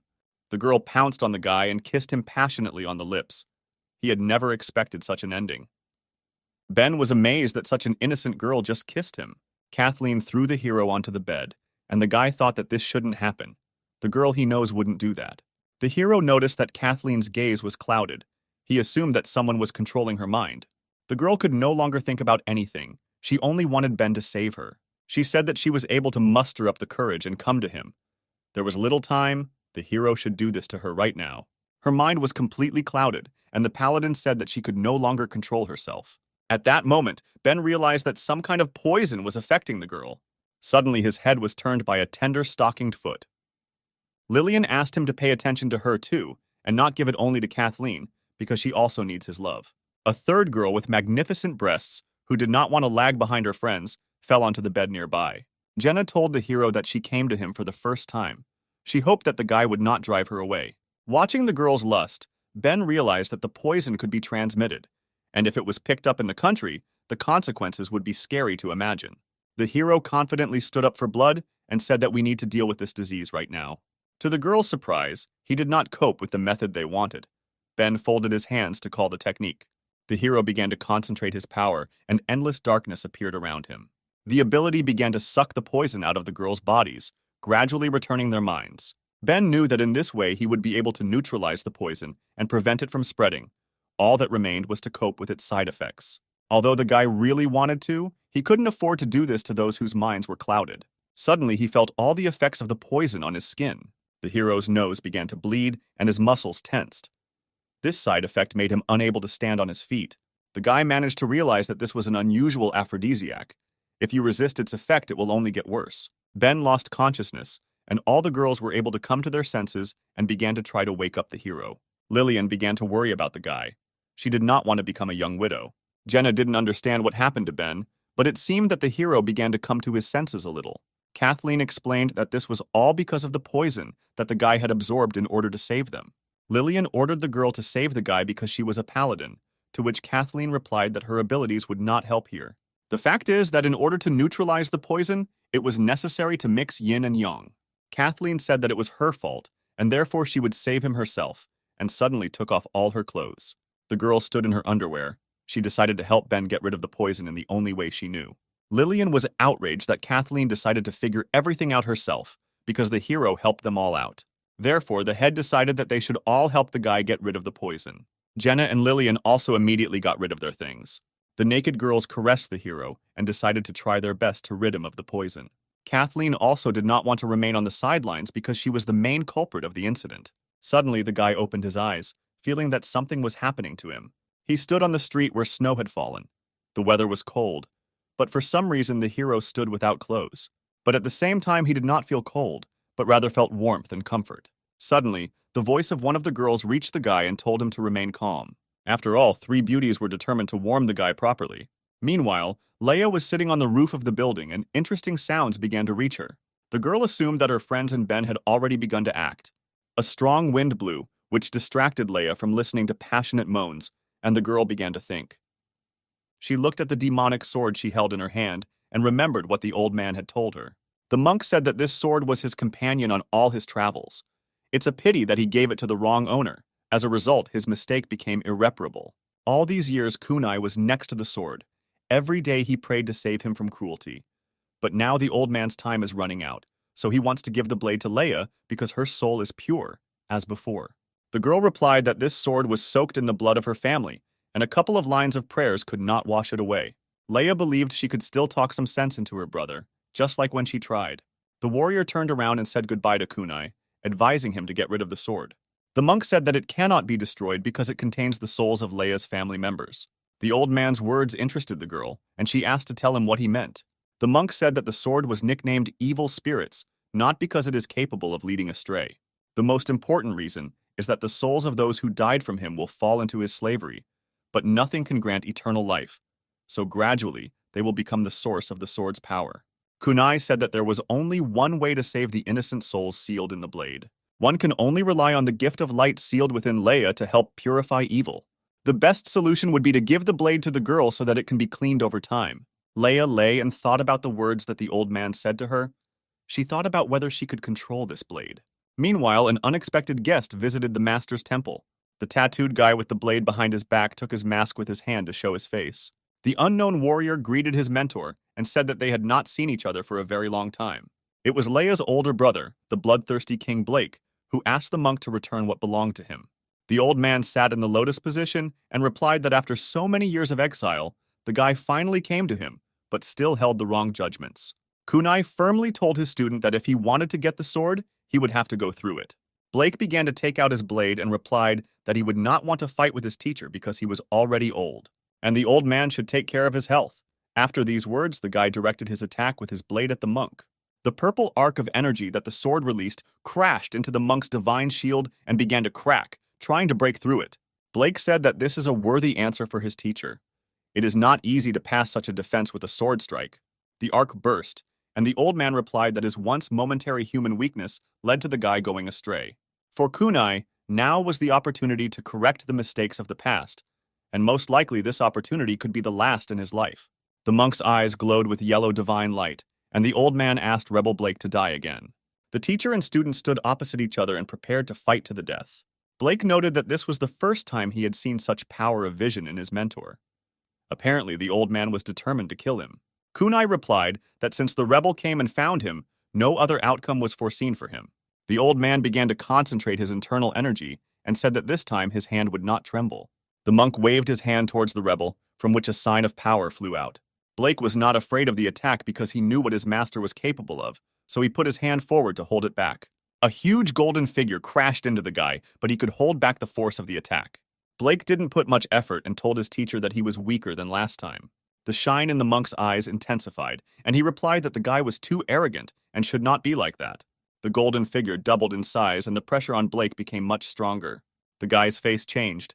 He realized that this was the Arhat of the Buddha. Apparently, the old man still had something to surprise the rebel. The monk's attack began to put more pressure on the guy. From such force, he began to move back, and the cracking of bones was heard in his hand. At that moment, Blake could not withstand the pressure and fell from the mountainside. While the guy was falling into the water, he thought that his arm was broken. But it's good that it was his left hand, which means he can still control the blade. The monk did not want to let Blake go. He followed him and said that his student had deviated from the fighting style he had previously followed. The old man hung in the air and said that real martial arts do not depend on the sharpness of the blade. All the power of martial arts was contained only in the heart. A huge amount of energy was concentrated around the monk, which he released. Kunai added that only when the guy realizes these words will he be able to worthily bear the title of warrior. After that, the old man sent hundreds of Buddha signs to attack the place where the fighter landed. The mentor understood that Blake wanted to resort to his water technique, so Kunai decided to evaporate all the water around. Golden figures fell into the lake and evaporated the place where they landed. After some time, all the water in the lake evaporated, and the old man watched his opponent from the air. Bloody Blake lay at the bottom of the lake. The guy noticed that the technique of the SSR rank teacher was extraordinary. It took him a huge amount of energy to evaporate all the water in the area.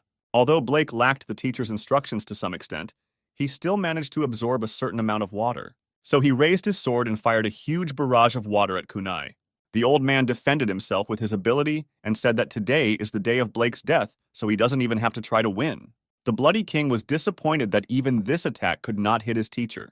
The kunai slowly landed on the bottom of the lake and walked towards Blake. The monk said that it was time to finish what he started. He advised the student to die and become part of the land of his homeland. This was the last good deed that he could do for his teacher. The kunai said that the guy had harmed 206 people and 7 Protos guards in his life.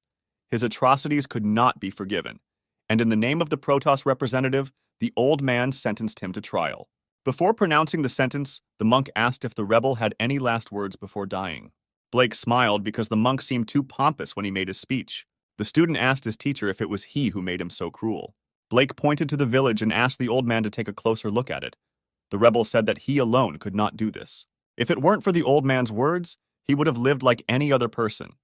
He would have had the opportunity to inherit his father's business, as well as fulfill his duties as a brother. But unfortunately, everything went wrong when Kunai handed him a demonic sword. Blake asked the old man if it was fair that he alone was blamed for the destruction of the village. The old man exhaled in disappointment and said that he was mistaken when he assumed that the guy could resist him. It was his fault. And in order to pay for his mistake, the monk decided to commit suicide after the death of his student. Blake grinned. The guy laughed at the fact that the monk was confident in his victory. Behind Kunai, a hole appeared in the ground, in which something was moving towards the old man. Blake said that the monk's self-confidence would destroy him and attacked him with his sword from behind. The old man did not expect such an ambush and did not have time to dodge. The blade pierced his chest. The bloody king stood still and laughed at the fact that he managed to outwit his teacher. Kunai turned around to see what hit him. He didn't understand what happened or who did it. Behind the monk stood a copy of Blake that looked like dark matter. At that moment, the old man realized that from the very beginning of the battle, he had two opponents. The copy of the rebel pulled out his sword, revealing a mortal wound, and the monk fell to the ground, swaying. Blood gushed from his mouth. The monk could not believe that this would be his end. The old man lay on the ground in a pool of his own blood. He was in pain from the fact that he could not correct his mistake. Blake approached the monk's body and apologized. Everyone who happened to see his second face was already dead, and Kunai was no exception. Before his death, the dying monk asked if he could ask his disciple a question. The old man said that the guy knew very well that his Buddha block was capable of repelling any attack on its own. So why was Blake confident in the success of his attack from behind?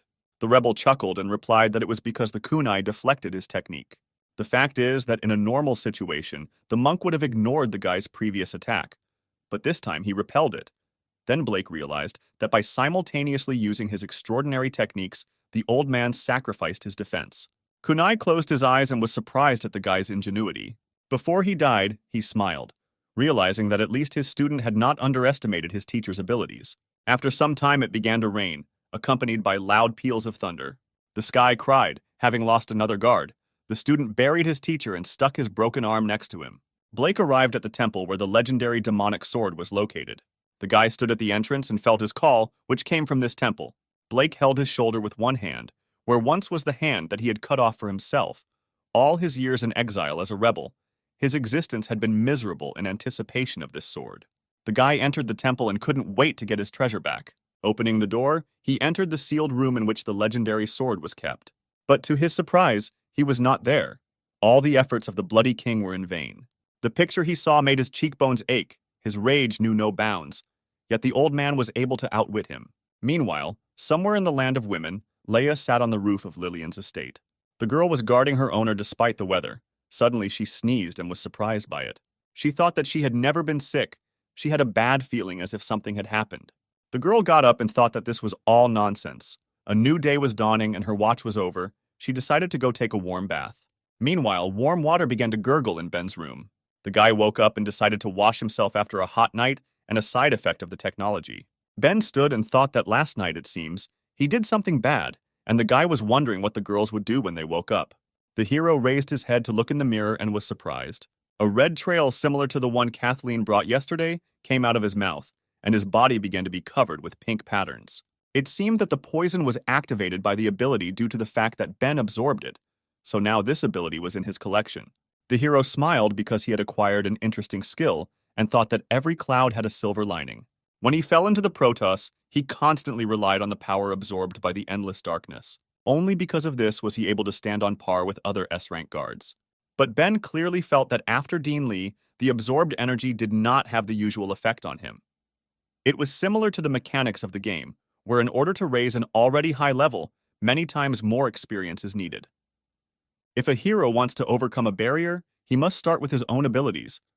If he can master everyone perfectly, then his power will become limitless. While the guy was thinking about his strength, he came out of the bath and was surprised at what he saw. He saw a naked Jenna who was covering herself with a blanket. The girl said that it seemed that the poison did not have a bad effect on him. Lilian was also sitting nearby and noticed that the three of them did a good job. Kathleen didn't stand aside either. She was embarrassed and said that due to an emergency yesterday, they had to neutralize the effect of his poison. And although there was a reason for this, since it happened so, the girl decided that she should become his. Ben blushed when he heard these words and replied that they could all become his girlfriends at the same time if they wanted. Lilian didn't like the hero's plan, and she called him an animal. The guy asked the head if there was a spacious training ground here where no one usually looks. Lilian was surprised by such a sudden question and asked why he needed such a place. Saliva began to flow from her mouth and she thought that Ben was still poisoned and wanted to go with her to the second round. The hero said that everything was fine with him. He just wanted to find a secluded place for his practices. Although there was little time left, even a little training could increase his chances of winning. Lilian smiled and replied that he deserves to be her man because the guy is still just as reliable. The head decided that they would all need to try. A week passed. A chilling aura wafted from the western sea island. The Grand Master of an isolated island sat in his abandoned castle. Countless bloodthirsty monsters gathered here, and at the head sat a man in a cloak on a throne. Next to him stood 4 subjects close to him. The man said that the time had come, and it was time for them to move forward to battle. The cloaked stranger extended his hand and concentrated sinister energy into it. Behind the horde of predators, a portal began to appear that led to the land of women. It was the void cycling portal that the Grand Master created. The man ordered all the predators to enter him. It was time to take over this country once and for all. His eyes glowed with a violet light. He ordered his warriors to destroy every single one of them. The master's words invigorated the hearts of the monsters, who were preparing to attack. A horde of predators began to enter the portal, behind which an impregnable country awaited them. One of the master's companions said that the predators were full of zeal. Even he was inspired by the master's words. The unknown man threw off the black robe that hid his identity. He was a beefy man known as the fist-crushing Eric, and he was eager to get into action and test out his new gear. Eric had a Buddhist rosary hanging around his neck, enchanted by the Grand Master. He wanted to try it on the S-rank guard Lilian. The huge fighter jumped into the portal and said that he wanted to fight in the vanguard. The second unknown figure also threw off his robe and said that Eric was a fool. She was a sophisticated little girl with black wings, nicknamed the Fallen Angel Sif. The girl was upset that such a strong and simple-minded man like Eric was also known like her. The angel flew into the portal and said that a fierce battle awaited them today. The girl hoped that her comrades would not die in the battle. Blake was stunned by what he felt. He couldn't understand whether this feeling seemed to him or whether everything was really as he thought. The guy felt a weak aura on Eric's body, which seemed familiar to him. His thoughts were interrupted by Judy, who called the guy by name. The girl said that the guy's thoughts were on his face and asked if his wounded arm hurt. Blake coldly replied that he was fine, and that Judy should not poke her nose into other people's affairs. Such a firm answer left the girl dumbfounded. Judy considered Blake arrogant because he took her gesture of goodwill for interference in his affairs. The girl could not understand why he was so cold to her, because men usually cannot resist her beauty. The couple's quarrel was interrupted by the Grand Master, who said that they should also move forward. Meanwhile, in the country of women, at first everything was quiet and calm. The sun set behind the horizon, and night fell. But the peaceful silence was interrupted by a portal that appeared out of nowhere, from which predators emerged. The Grand Master's puppets have already scattered throughout the country of women. But what was unusual was that there was no trace of people's presence here. This place turned into a ghost town. The ghost-level puppet predators looked around and tried to find anyone. One of them noted that it was too strange that in such a large city there was not a soul. Everyone had fled somewhere. Suddenly, the sky became cloudy and loud thunder rumbled. A voice in the sky said, "SSR rank lightning bolt ability. Its advantage is its wide range." The weak predator could not understand who was speaking. It was Ben, who pathetically told the predators to feel the power of thunder. An explosion thundered, and hundreds of lightning bolts struck the ground. They struck different parts of the cities, hitting predators. They were killed instantly and didn't even feel anything. Half the army died from one ability. The entire city was covered in purple energy coming out of the corpses, like cherry blossom petals in the spring. The hero said that for the first time, breaking into the country of women, the enemies entered through the front, but the head of Lilian defended her country. Ben, covered in lightning, stood with Jenna. He realized that the enemy would come from the rear this time. The entire perimeter of the country is surrounded by a sheer cliff, and there is only one road to it. This location makes it inaccessible. The easiest way to attack is to get directly inside the country, which would be the easiest way to capture it. The hero realized that the Bloody Kings were counting on this, but unfortunately, if they could find the country's weakness, then he could too. Judy grinned and told her master that he had miscalculated, and the guy had fooled him around his finger, to which the Grand Master replied that victories and defeats are a common thing for warriors. The Blood King had just lost his ghost-level puppets in large numbers. However, he still had other fighters, such as demonic-level predator puppets, Tauren. The monsters ran towards the heroes, and Ben asked his friend if she was ready. The girl replied that there was no need to worry about that. The blonde rose into the air and began to concentrate her energy to increase gravity. The Tauren stopped and were surprised that they could not move. Their bodies seemed to weigh a ton. Ben summoned 2 lightning swords and said that he trained every day under the pressure of this technique, and now he does not feel it. No matter how many demon-level predators came, they were no threat to the guy. The hero jumped towards his opponents, and his speed was so high that it was similar to the speed of lightning. The Tauren also noticed that the guy was quite fast. It was impossible to follow his movements. Ben instantly appeared on top of one of the predators and swung his sword to strike. Lightning flashed from the blade, and the unaware predator was cut in half. The guy was standing on the corpse, but suddenly a second Tauren appeared next to him, who was ready to strike the hero. The predator said that the guy was used to such pressure due to training, but now he would die. And at that moment, Ben cut his opponent's stomach with a quick blow. The Tauren fell to the ground, showing no signs of life, and the hero noticed that his opponent was talking too much. Ben stood on the corpse of a monster, which dissolved into the air, releasing energy. The guy understood that the council's fears were not in vain, because bloodthirsty kings could really destroy an entire country. They have a lot of demonic-level predators under their control. Such combat power is comparable to the military power of an entire state. If they had not evacuated civilians, the consequences would be scary to imagine. Ben continued his battle and jumped on his next opponent, a huge demon-level centipede. There were a lot of them, but this was not a problem for the hero. He swung his blades to attack in the air. The guy decided to use an electric surge in order to hit more opponents than just attacking them with blows. The hero's lightning passed through the monsters, cutting each one into 2 parts. Thanks to the endless darkness, he could feed on energy while in battle. The longer he fought, the stronger he became. The number of predators did not matter. They were just food. Jenna was happy for her master. She saw the fruits of his training. The guy became much stronger. Ben sat on a mountain of corpses. All the predators that came out of the portal were destroyed by one person. However, despite the fact that the hero absorbed their energy, he was tired and could hardly catch his breath. He understood that although he had absorbed a lot of energy, it seemed that it was not enough to make a breakthrough. Moreover, the hero was physically exhausted.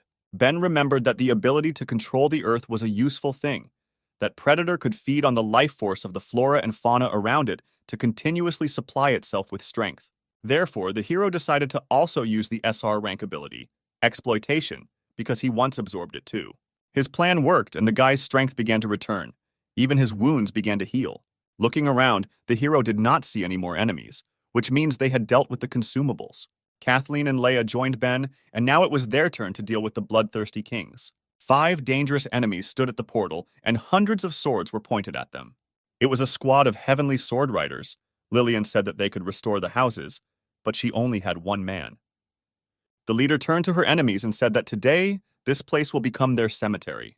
The Grand Master told his allies that they were surrounded and completely defeated. This was a first for the bloodthirsty kings. Eric replied that it was even more interesting. That guy had been a vessel of endless darkness for a long time, and he was tired of holding back. The thug decided to finish off Ben first, and then find the head of the fencing school. A mysterious figure in a cloak forbade him to touch the hero. Eric was surprised and asked why he shouldn't do this, because he is their target.